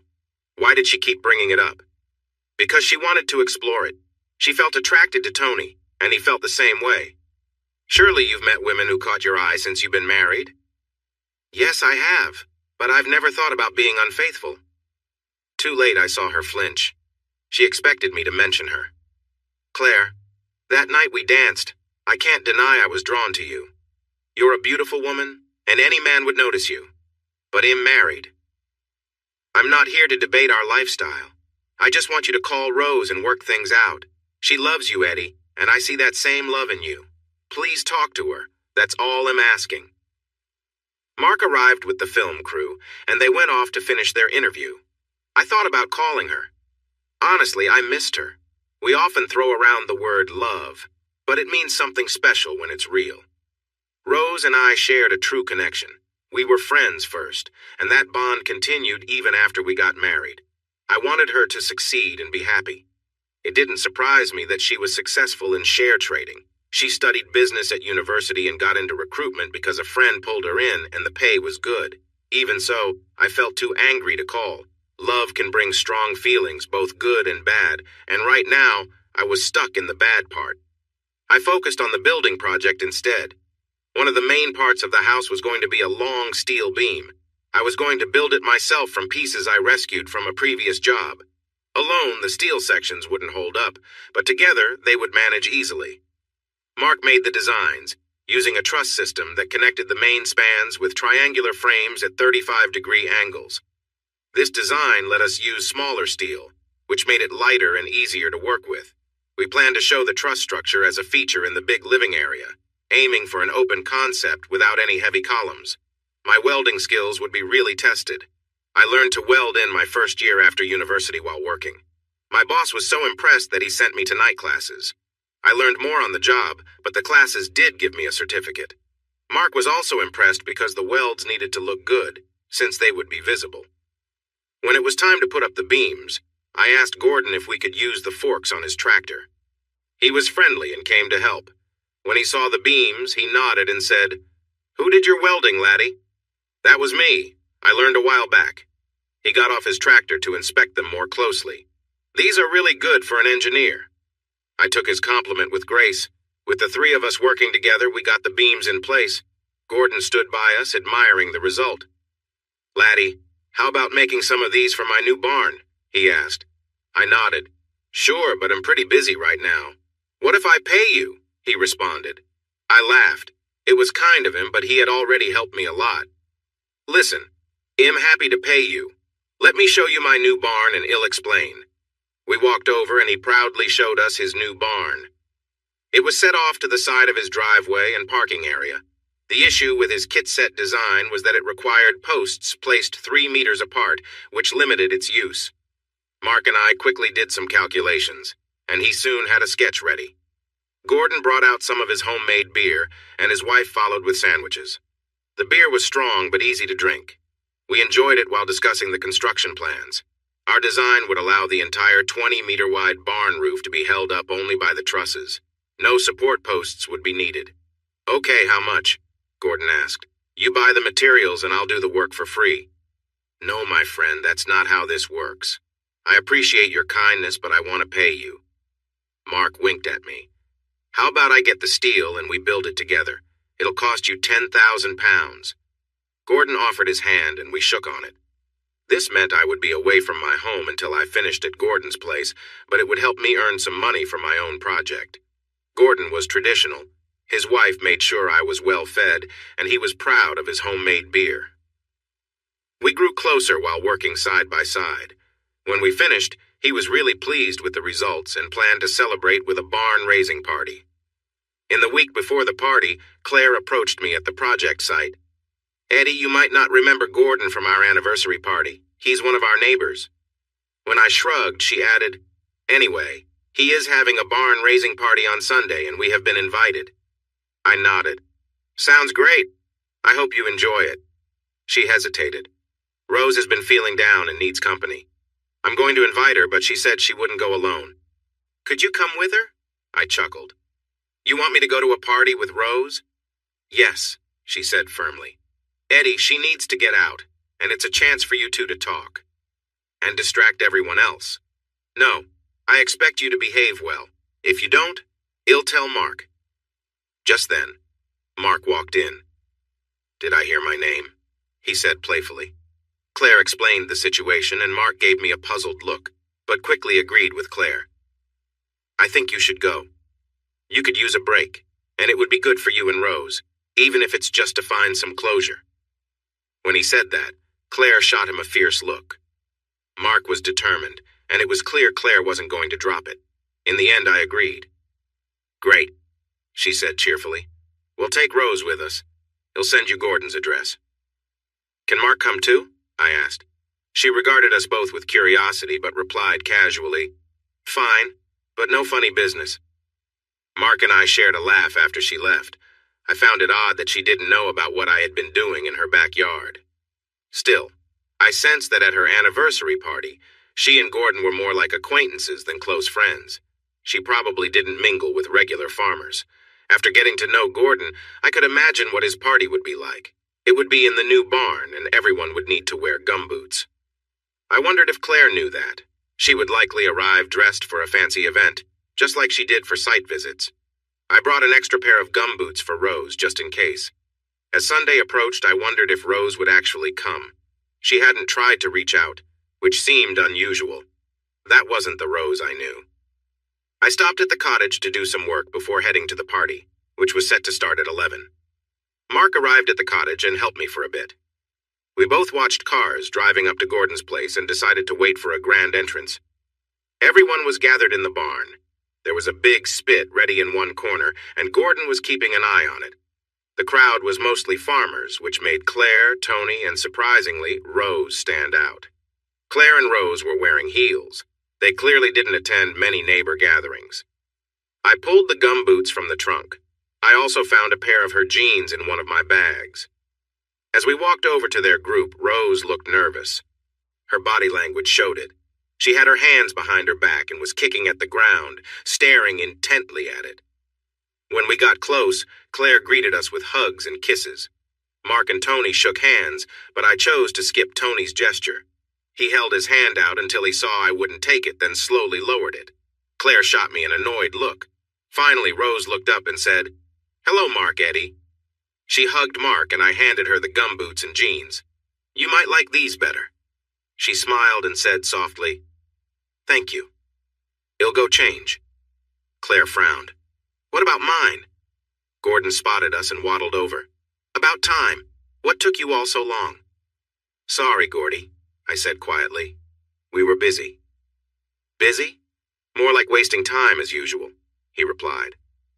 Claire stood there surprised at the exchange. Gordon noticed and said, "Come on, laddie. I've got a task for you." He handed me a large spatula.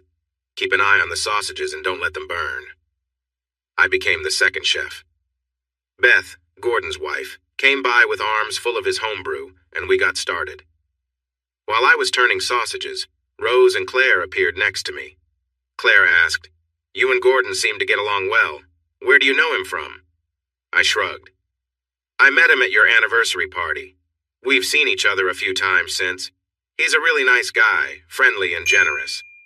Rose jumped in. "He showed us one of the plots he divided. Eddie was eager, wasn't he?" "Yes, I was. Sadly, you didn't see the opportunities, did you?" She flinched at my comment. "It wasn't the right time. We couldn't have managed it. Even I could see that." Claire felt the air getting cooler and jumped in. "It's too late to worry about what's done. I understand that they have all been sold." "Yes, you're probably right. It would have been a stretch. But a man can dream."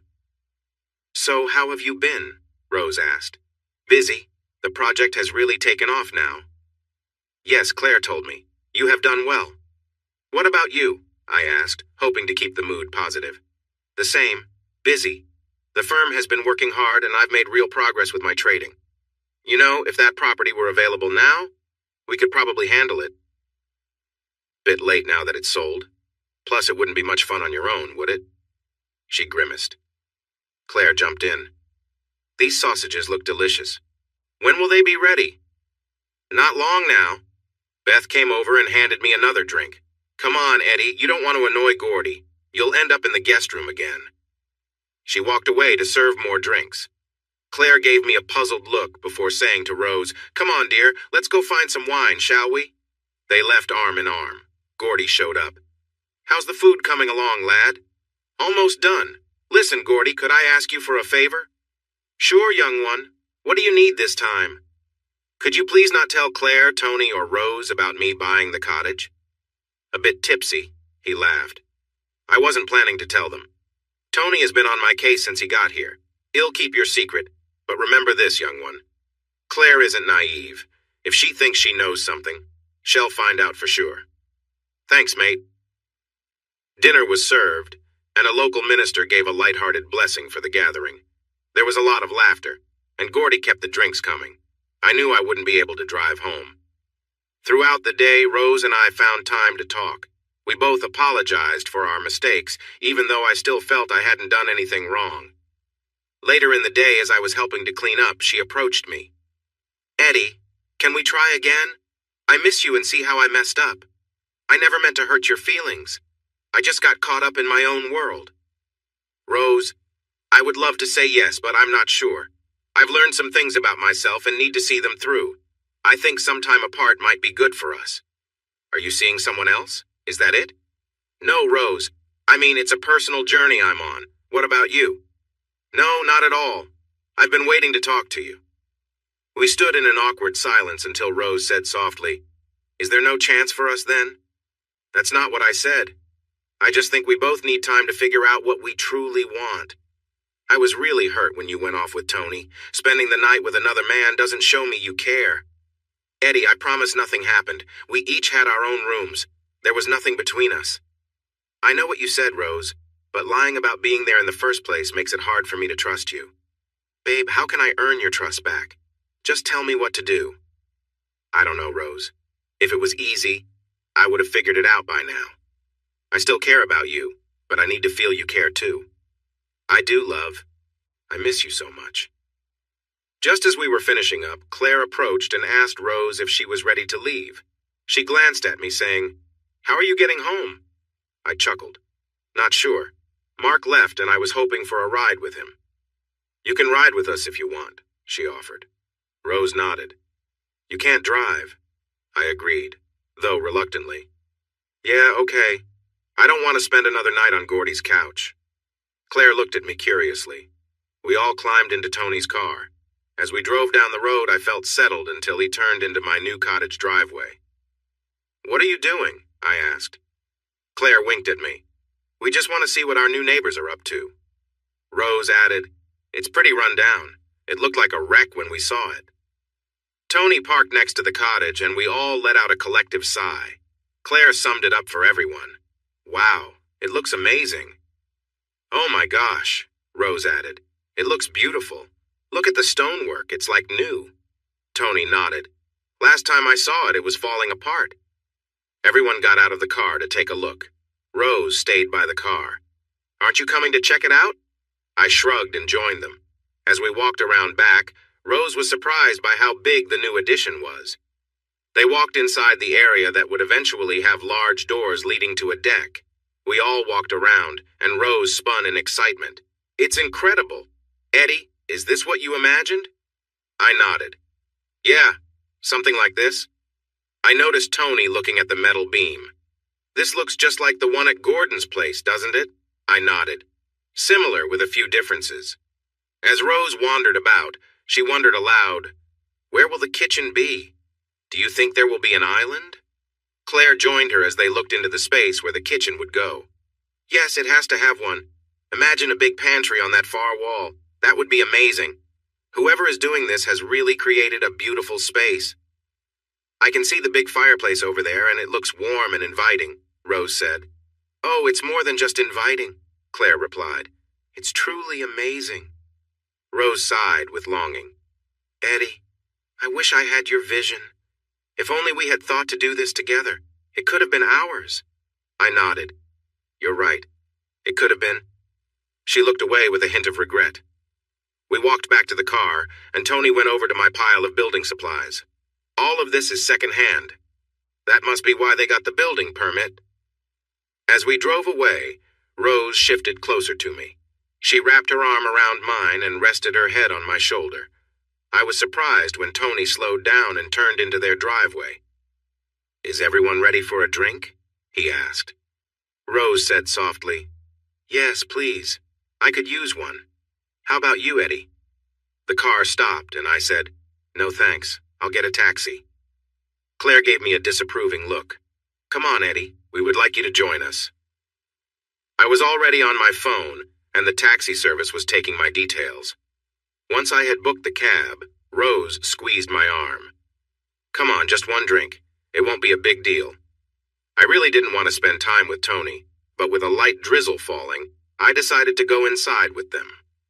Tony went straight to the bar and poured drinks for everyone. There was an uncomfortable silence as we stood close together. Claire tried to break the tension. The project is going well, Eddie.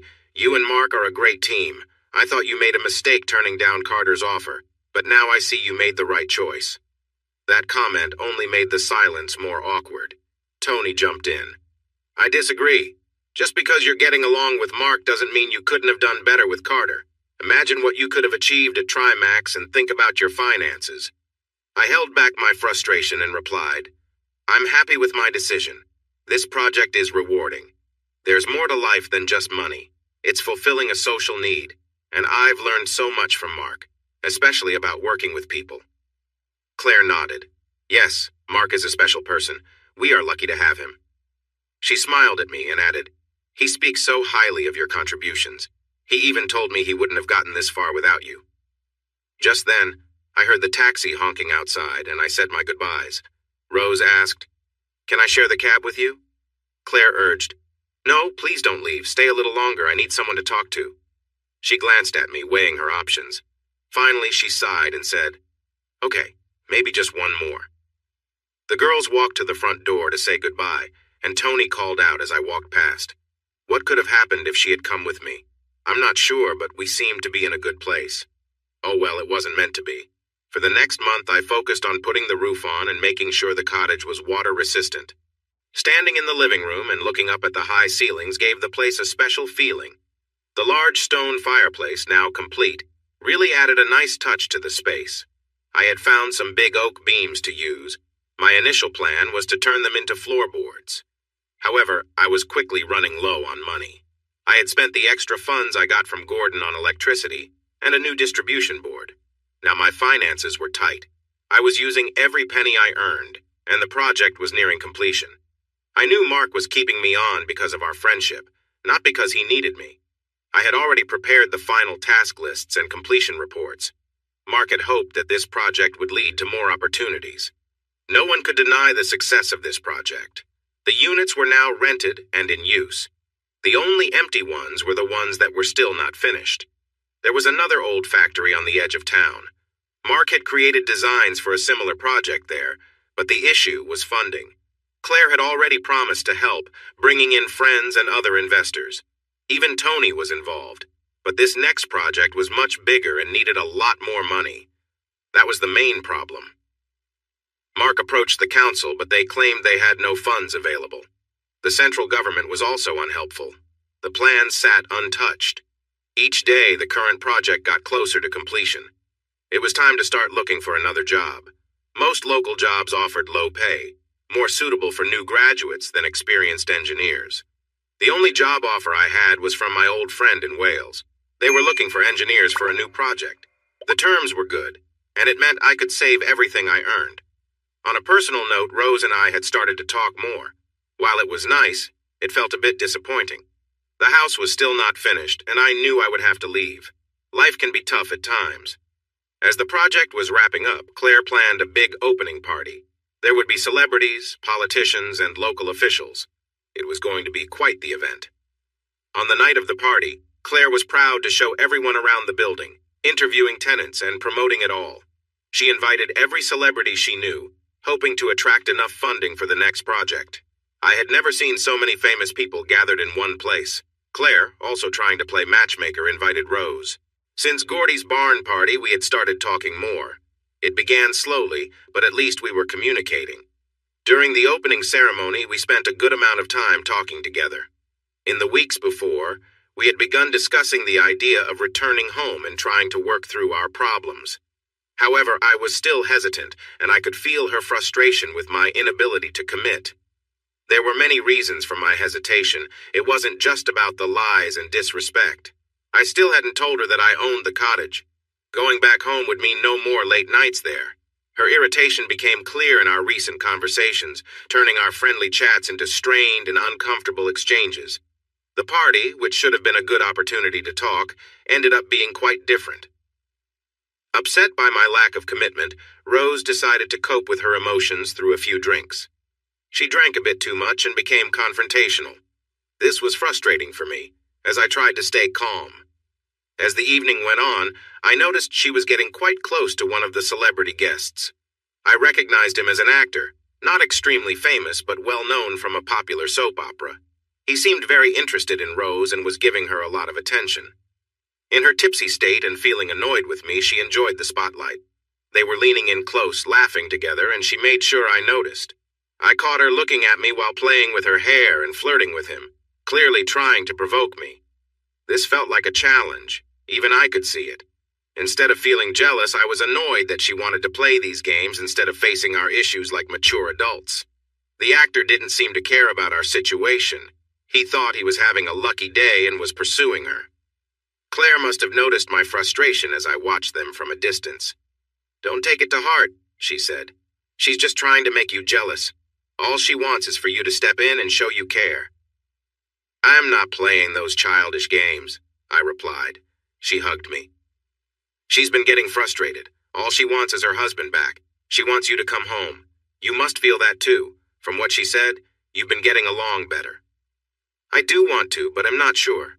I feel uncertain about whether we're truly ready. She has lied to me before. She understands that, which is why she has been patient. But if you think there's even a small chance, now is the time to act. Wait too long and you'll just confuse her. She's wondering what is going on. If she doesn't see any signs that you want the same things, she may consider moving on." That really surprised me. If that's how she feels, maybe that's the best thing. Honestly, I don't want to go through all this drama again. I was pulled away to answer some questions from politicians. It was quite a while before I saw Rose again, and she seemed to have had too much to drink. She came over and bewildered me with her words. "Sorry, I have to go. Martin is taking me to dinner." Trying to hide my annoyance, I replied, "Have a good time. Maybe it'll go well for you." Seeing my lack of interest, she smiled oddly. "Oh, it's more than just luck." "Good for you. Enjoy yourself." She reached for my arm. "Eddie, don't be like this. It doesn't have to be this way. We could leave together." Her voice sounded whiny, and her words were a bit jumbled. "What? Disappoint your friend? You clearly want to be with him more than me." I turned away to tell Mark I was leaving. I nearly reached my car when Claire caught up to me. She shouted as she hurried behind me in her heels. "Eddie, stop!" I paused for her to catch her breath. "Eddie, what are you doing?" "I'm leaving before I make a mistake." "Don't be so hasty, dear. That show in there was for you.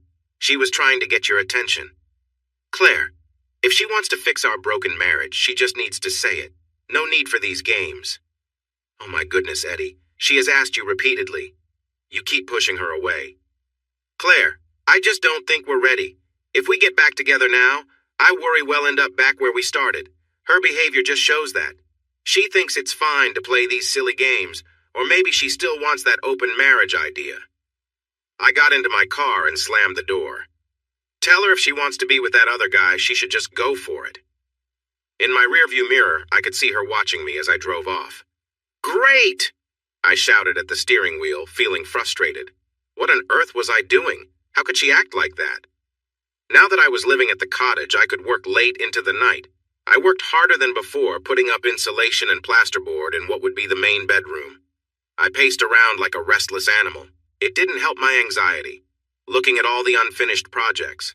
I was out of money and ideas, and each incomplete task felt like a reflection of my life. Like any engineer would do, I made a list. Then I sat down, my head in my hands, overwhelmed with the urge to cry. There was no way I could finish this. The next day, I called about the job in Wales and accepted it. I would start in 2 weeks. At least that gave me time to secure the place. Time flew by. Most nights I stayed at Gordy's place, enjoying some homebrew and sharing jokes. He was quite the character. Rose went quiet once more. Suddenly, I lost contact, and Claire had to keep me informed about what was happening. It turned out that Rose was now with someone famous. Claire was very apologetic, but she mentioned that if I had just gone back and talked to Rose, it might not have happened. Yeah, right. The job in Wales turned out to be quite good and kept me busy. My savings started to grow, and by the end of the second month, I had enough money for new windows and doors. Knowing it would take time to arrive, I ordered them. Gordy said he would store them for me if they showed up before I returned. He also had some news. He saw Rose with another guy at my cottage, and they questioned him about who owned the place. They wanted to buy it. I couldn't believe it.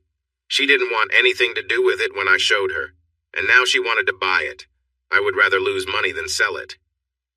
A couple of weeks later, I got a call from Gordy. A real estate agent has been asking about your property. What should I tell them? Tell them I'm not interested. Laddie, this is serious. They are offering real money. The guy Rose is with seems determined. They even brought a realtor who wants to get in touch with you. She asked for your phone number. I told her I'd check with you first. Go ahead and give her the number, but not my name. Eddie, she can get your name from the property records, right? No, it's in my company's name. You have a company? I do, but I've only used it for the mortgage. Okay, I'll give her your number. By the way, she is very eager. She wants her commission. Gordy, I'm not selling, but I might have some fun with them. Young one, I won't mind if you decide to sell. Don't worry about that. Thanks, mate. Work was intense, and a few days later I was surprised when I received a call from a very professional-sounding young woman. Good morning, Gordon Jenkins gave me your phone number. My name is Rosalind Pike, and I am calling regarding a property you own. Yeah, he mentioned you might call. How can I help? I have a client interested in purchasing your property. I see, but you know it's not for sale, right? I'm aware it isn't listed, but a friend hinted that you might need some financial help. She thought this could be a good opportunity for you. I laughed, trying to sound relaxed. I'm not sure where you got that idea, but I'm doing just fine financially. Then why is the place all boarded up? Because I had to leave for work. I will finish when I get back. I don't mean to be pushy, but I can see that the cottage looks closed up. It seems you have no plans to finish the house. I am a busy man, Mrs. Pike. Miss, she corrected me. Okay, Miss Pike. Here's the deal. Everything is for sale at the right price. Make me an offer I can't refuse. All right? Her tone brightened, sensing a potential deal. I know you paid about £75,000 almost a year ago. You've made some improvements, so my client wants to offer £145,000. How does that sound? That's ridiculous. Tell your client that if he wants to make a serious offer, he can call me. That offer is not serious at all. I understand that you may not have much experience, so I'll let this one slide. She took a deep breath, taking in my response. Mr. Sorry. Who am I speaking with? Not important, Rosalind, but I am quite insulted right now. Please don't call me again if this is the best you can do. Offend me one more time and we won't speak again. She quickly apologized. I'm sorry. The offer was based on the property value and the work done. I'll speak with my client and hopefully we can talk again. I chuckled. What a joke. I was ready to enjoy this. Several days passed before she called again. Good morning, it's Rosalind Pike. Can we talk? Yes, I have a few minutes for you. Good. My client has reconsidered your property. He is ready to make a much higher offer, but there are conditions. He wants to move in right away, and he also wants the building materials included in the purchase price. As I said, Miss Pike, everything comes at a price. But remember, this is your last chance. If you insult me again, we will end our conversation here. Yes, I understand. The new offer is £250,000. I warned you, Miss Pike. Good day. I hung up, leaving her speechless, trying to respond. The offer wasn't terrible. If I really wanted to sell, it would have made me think twice. Later that day, she called back. Good afternoon. I don't know what else to say. The offer seems reasonable. Let's not play games. How much do you want? Miss Pike, I warned you. I won't do your job. If your client is serious, he needs to make a real offer, or stop calling me. I hung up and stepped outside the office to get some fresh air. Walking around, I wondered, what on earth are you trying to achieve? Knowing Rose was interested in the cottage gave me a chance to mess with her, although I wasn't even sure if she knew what was happening. The next morning, I received a phone call from Mr. Salmon, the actor. Good morning, this is Felix Salmon. You were speaking to Roz, from Property Brokers. She was getting quite frustrated, so I decided to step in. I'm calling to see if we can make a deal. I understand. I told Miss Pike that if the price was right, I would think about it. Just remember, the property is not officially for sale. If you're interested, feel free to make an offer. Listen, my girlfriend really wants that place and she's determined to get it. Just tell me the price and we can move forward. It doesn't work like that, Felix. I explained this to Miss Pike. You need to make a serious offer, and then I will consider it. Come on, you've turned down 2 really good offers. Don't mess with me. Just tell me how much you want. Felix, you're not catching on. Make a reasonable offer or stop wasting my time. I hung up and put my phone away. Later that night, I turned it back on and saw several calls from Felix. I could hear his frustration. He was used to getting what he wanted. He had already taken my wife. He wasn't getting anything else from me. During dinner, Gordy called. Listen, I'm getting a bit frustrated. Claire has been here almost every day asking about your cottage. By the way, the windows and doors arrived while she was here. I'm sorry, what do you want me to do? Make a decision. Either sell the place or tell them it's not for sale. I don't want to keep being your secretary. Okay, I will figure it out.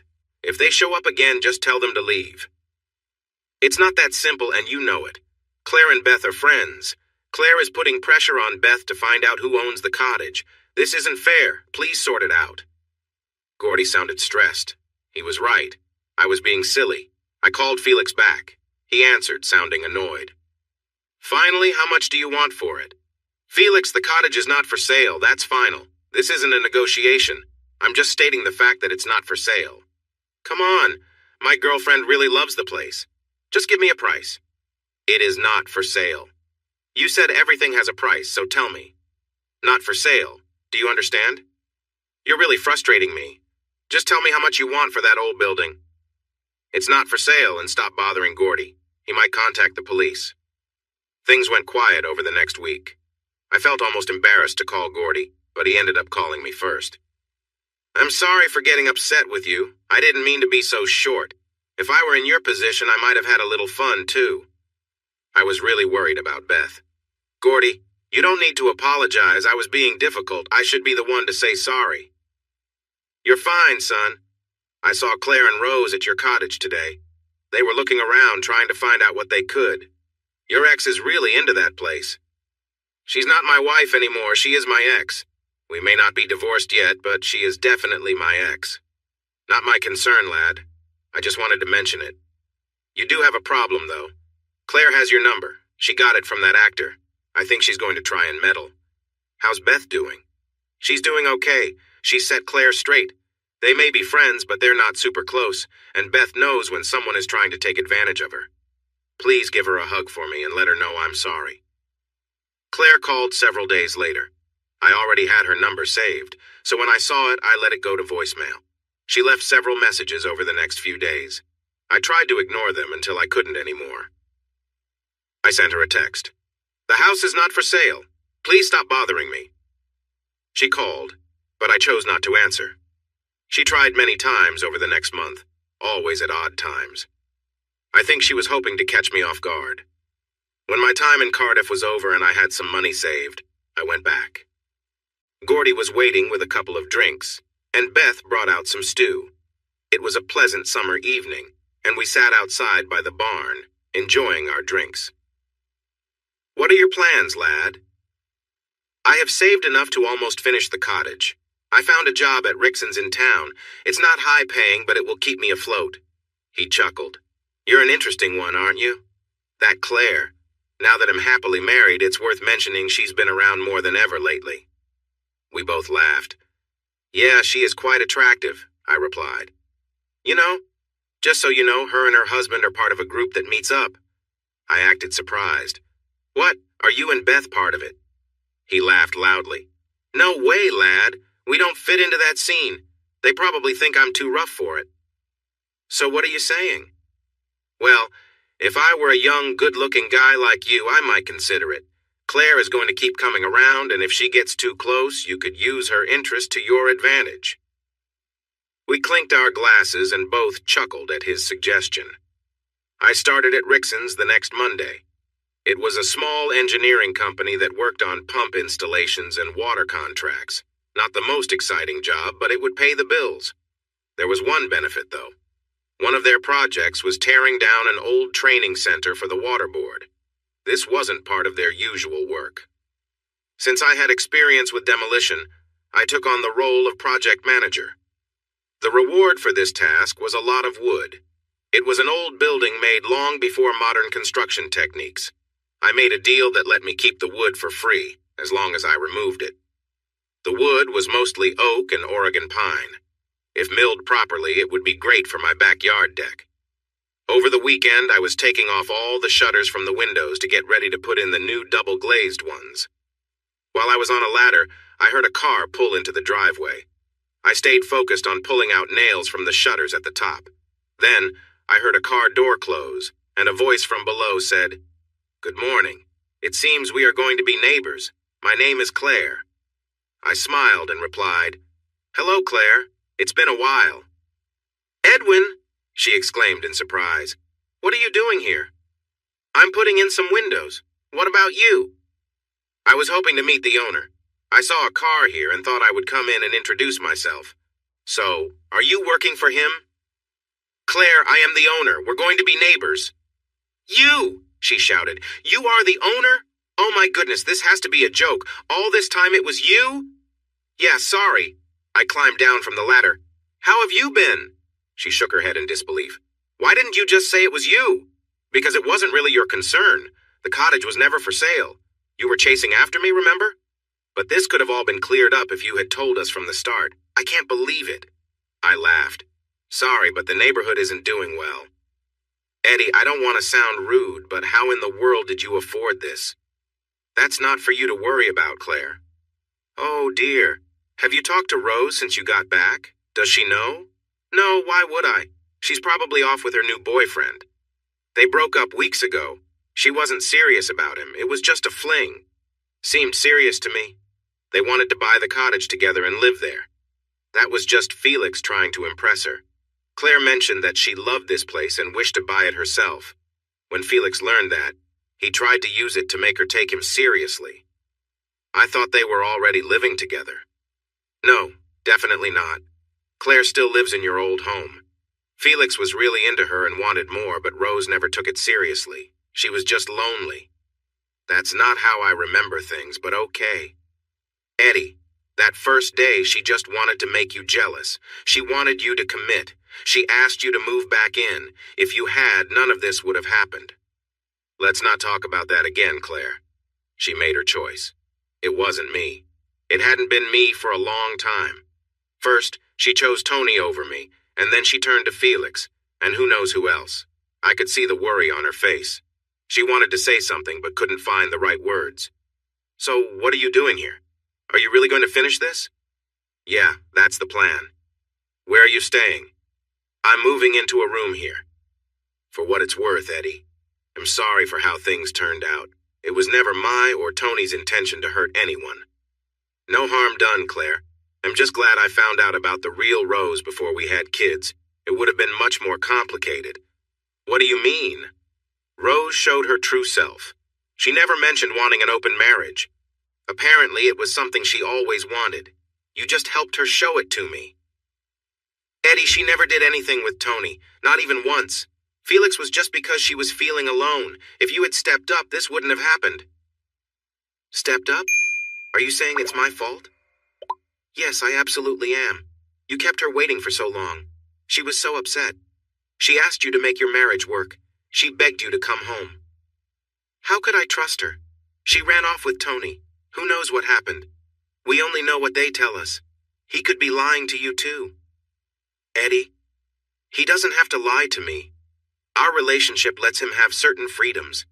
If something happened with Rose, he would have been honest with me. Claire, I like you. I think you mean well, but I don't trust Tony at all. I can't believe what he says. I get it. He's your husband, and you want to believe he's honest, but I think otherwise. I'm tired of trying to explain this to you, she said sharply. I think your worries are unfounded. Women can have male friends. That's all they are. Tony enjoys helping young people in business. He even wants Rose to work for him and has offered her a job. If she hadn't told me she wanted to be with him, I might believe you. But she dragged me to that party even though I said no. She was eager to meet him. Darling, those parties are a shared choice. No one is forced into anything. It's agreed upon.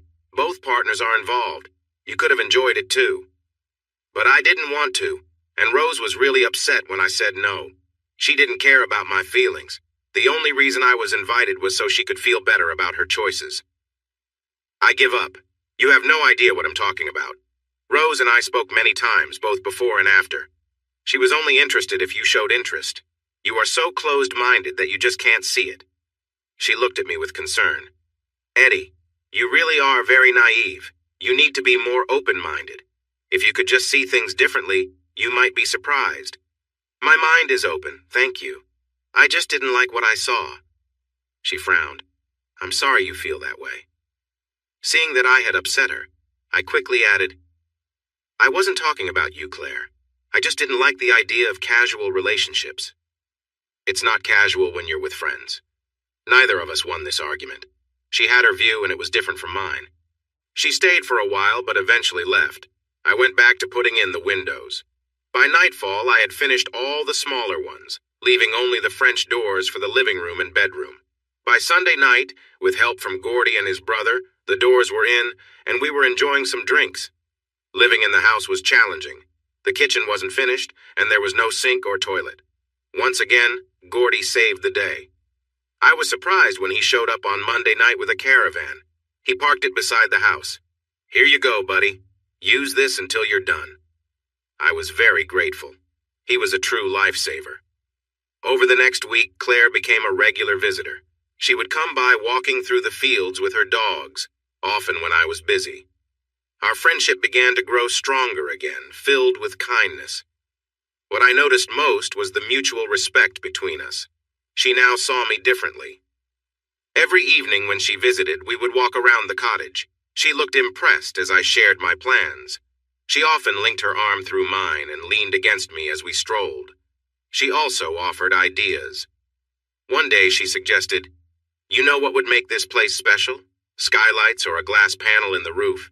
It would let the natural light shine in and make it amazing. Her comment surprised me. After she left, I walked into the kitchen looking around. There were no counters or anything yet, but I realized she was right about the light.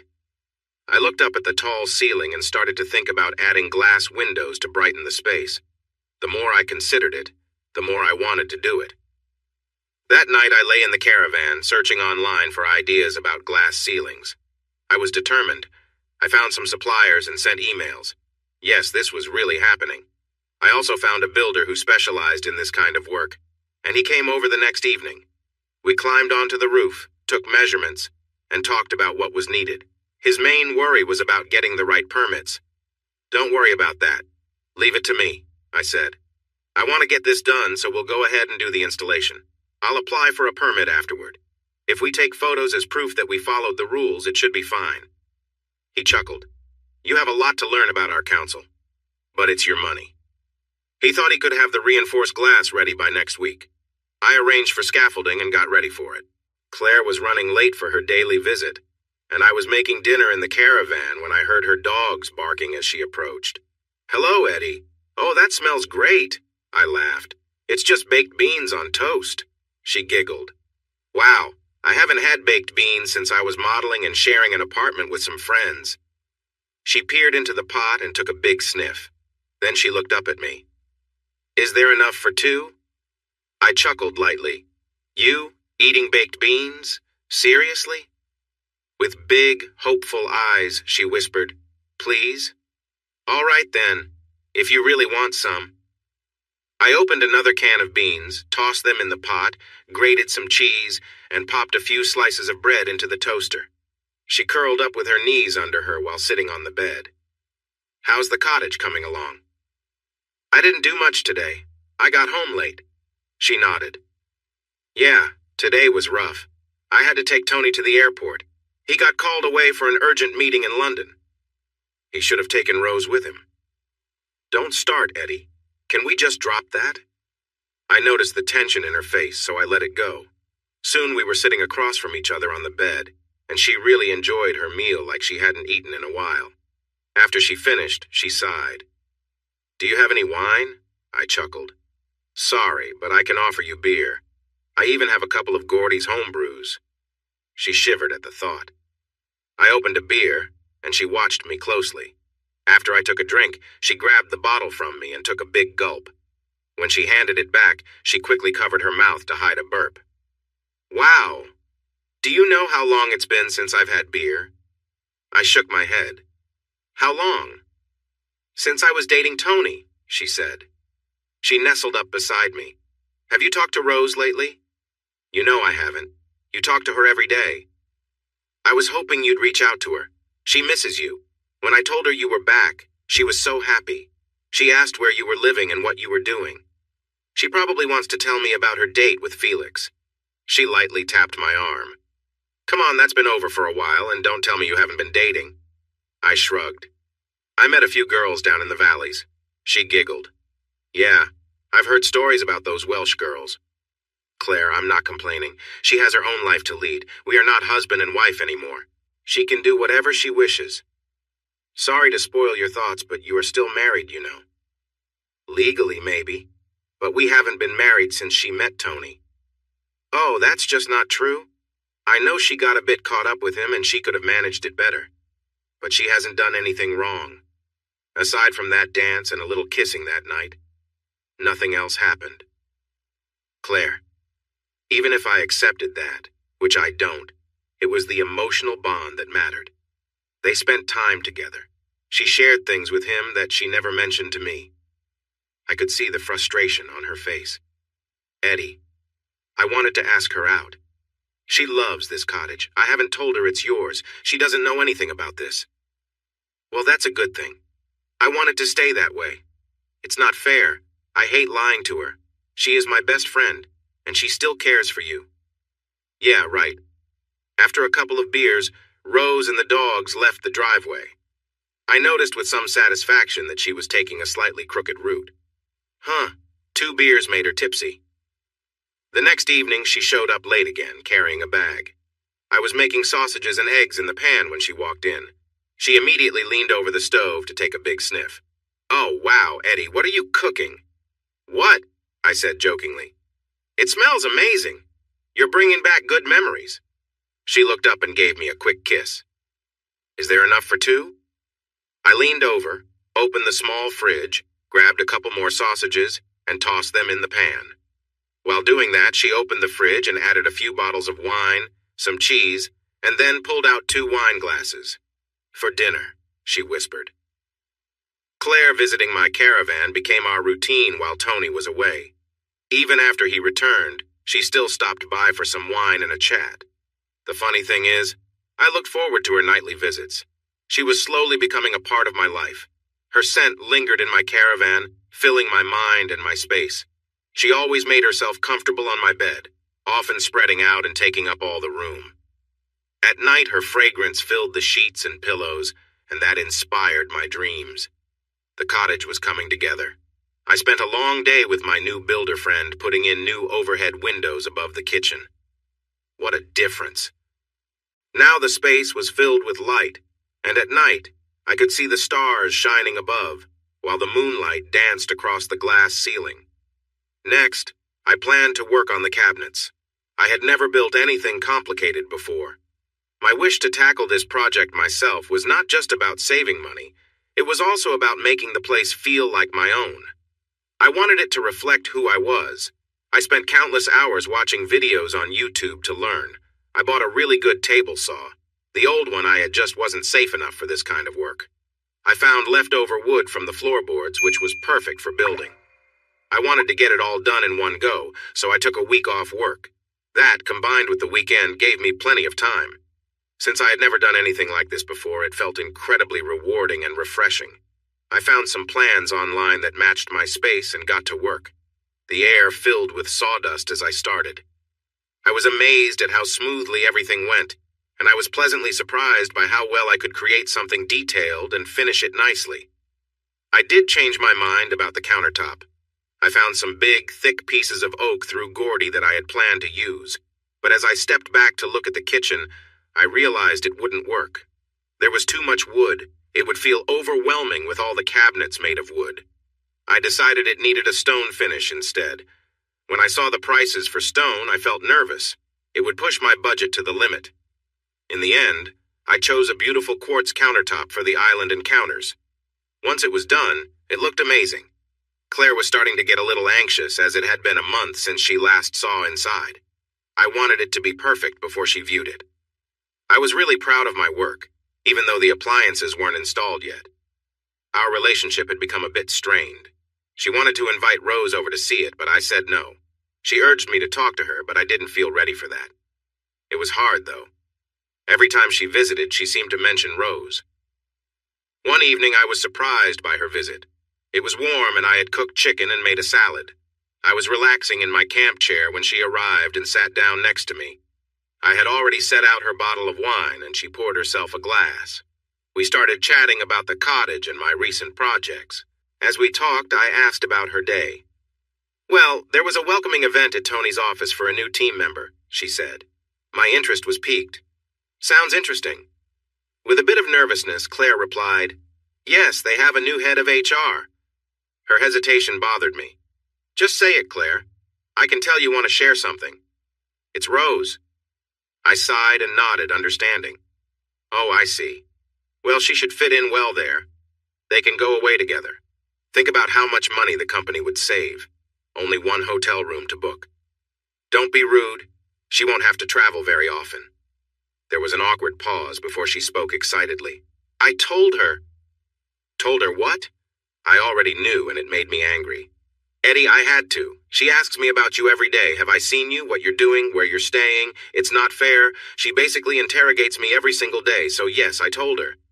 It made me angry, but in the end, what did it matter? Who cared if she knew? Maybe it would hurt her to know." "What did she say?" "At first she was shocked. Then she got angry that you hadn't told her the truth. She was upset that even when you learned she wanted to buy it, you never said anything." "Oh well, never mind. So sad." She glared at me. "Don't be a smart aleck. It doesn't suit you." "Sorry, but what do you want me to say? She picked that guy Felix. We were talking and I thought maybe we had a chance, but then at that party she just chose him." "Eddie, she was feeling lonely. She tried to reach out to you. She wanted to talk, and you can't keep pushing someone away and expect them to come running." "It doesn't matter, Claire. It's over. We have both moved on." "Like you really have." Her strong words surprised me. I had never heard her speak like that. She looked at me intently. "I'm sorry, Eddie, but that's just not true. I see the hurt in your eyes, just like I see it in hers. Every time we talk, it's the first thing she asks. Have you heard from Eddie?" She picked up my plate and nibbled on my salad. "Wow, Eddie, you're improving. This is really good." I joked. "Do you want some? I made enough for two?" "No, this is enough for me, thanks." I got up and went inside to grab another plate. When I sat back down, she asked, "So, can I bring her out to see you?" I felt like it didn't matter what I said. This was happening anyway. "Okay, but give me another week." "Why?" "Because I need to get ready and finish a couple of things." If I needed a reason to work hard, knowing she was coming pushed me. I stayed up late working. A few days later, it was late. The sun had set, and I was tired after a light meal, lying on the bed with a beer. I was about to doze off when I heard the dogs barking. The caravan door swung open and Claire came in. She looked upset. She grabbed a glass, took some wine from the fridge, and sat on the edge of the bed. Move over, you big guy. I made space for her. She settled further onto the bed, poured her wine, and drank it quickly. She set her glass down and snuggled beside me, resting her head on my shoulder. She wiggled closer to me. I held her shoulder gently. "What's wrong?" She didn't answer. Instead, she reached for my hand and pulled it around her. "Just hold me." I wrapped my arms around her. "Please tell me what's going on." "It's nothing. Tony is just being annoying."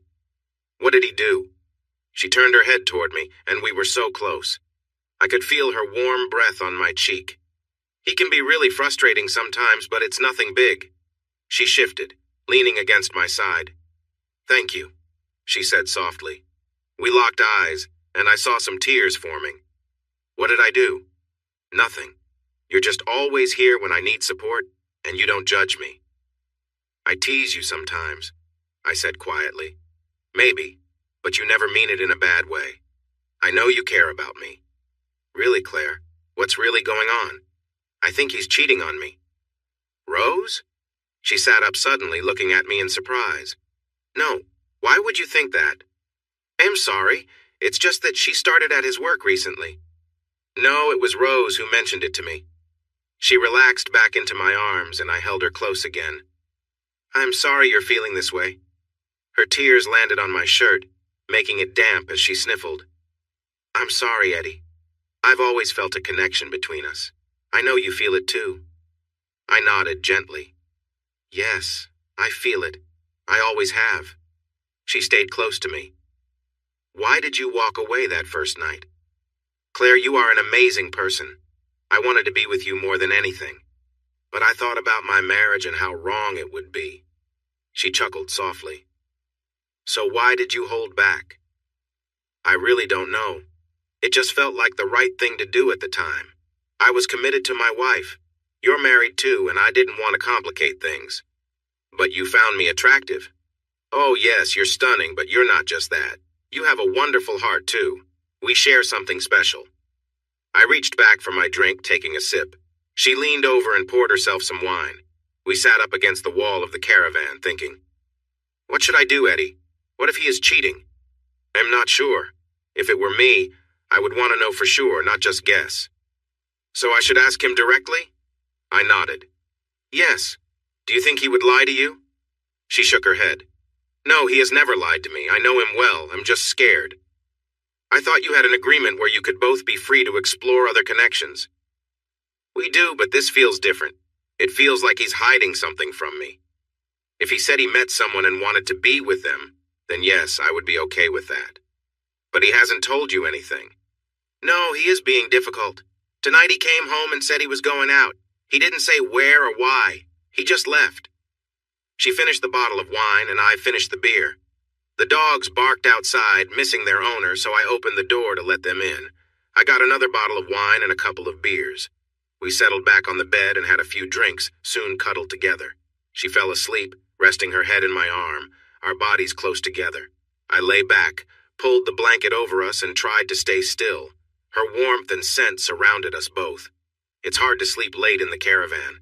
The light streams in. That morning was no different. The bright sunlight filled the bed with light that was hard to ignore. When I opened my eyes, she was waking up too. Trying to lighten the mood, I said, "Move over. I need to go to the bathroom, and it sounds like the dogs do too." I clambered over her and stepped outside. The dogs raced out, eager to go.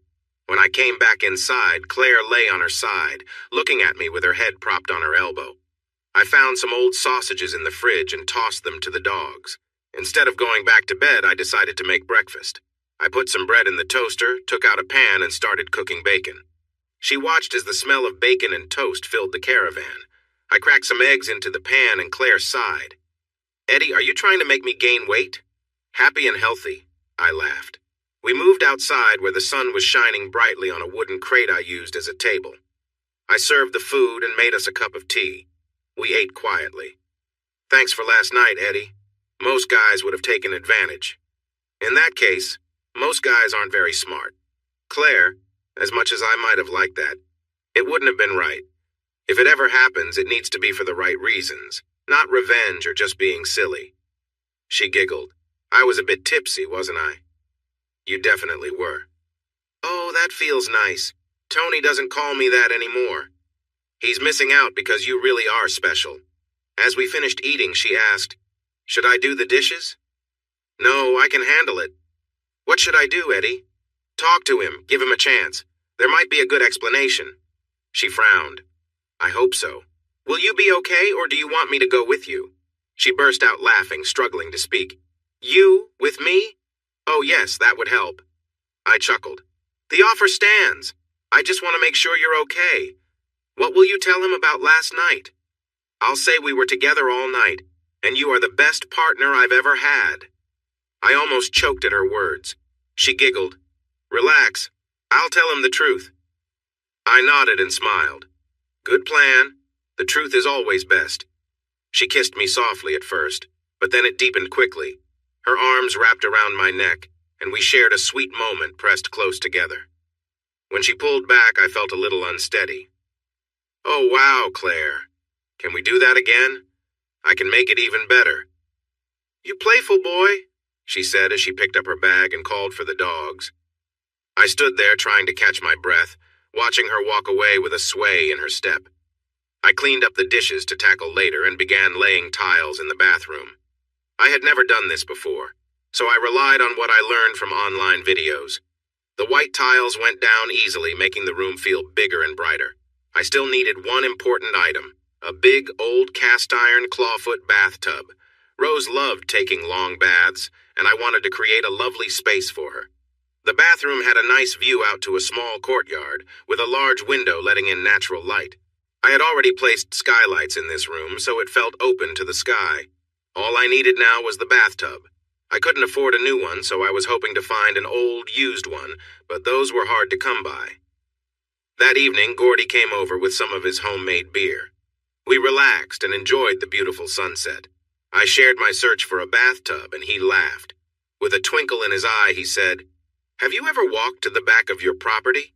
With raised eyebrows, I asked, "No, why not? What's up there?" "When you can, take a walk along the creek," he suggested. "Come on, what will I find?" "You'll see for yourself." After he left, I decided to explore. The path to the back of the property slowly rose, with a small creek running beside it.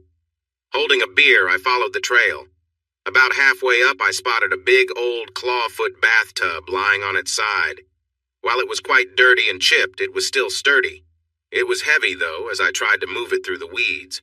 I laughed on my way back, realizing Gordy had known all along. Now I needed to figure out how to get it cleaned up and restored. The next morning, I woke up to Gordy on his tractor. He tooted the horn from outside my caravan. "Time to get up, you sleepyhead." I groaned a little and got out to meet him, pretending to snarl in protest. "What on earth are you doing, you crazy person? If you want that bath, get yourself up there." I put on my boots and followed him up the path. Together, we managed to lift it onto the back of the tractor and headed back to the cottage. After 2 hours of hard work, it finally showed its true colors. It looked amazing.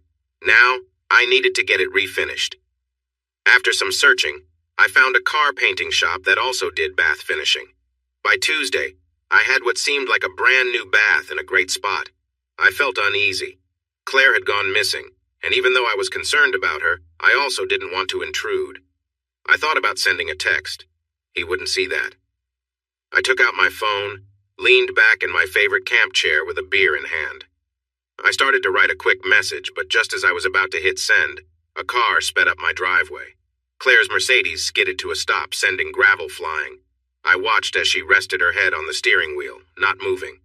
Worried, I hurried over. I opened the door and asked, "Claire, are you okay?" The awful liar. He was unfaithful to me the whole time. Our entire marriage was a lie. The unfaithful liar. Hey, everyone. Thanks for watching. Don't forget to subscribe and turn on notifications so you won't miss any of the exciting stories we have coming up. What do you think about the characters in this story? Let us know in the comments.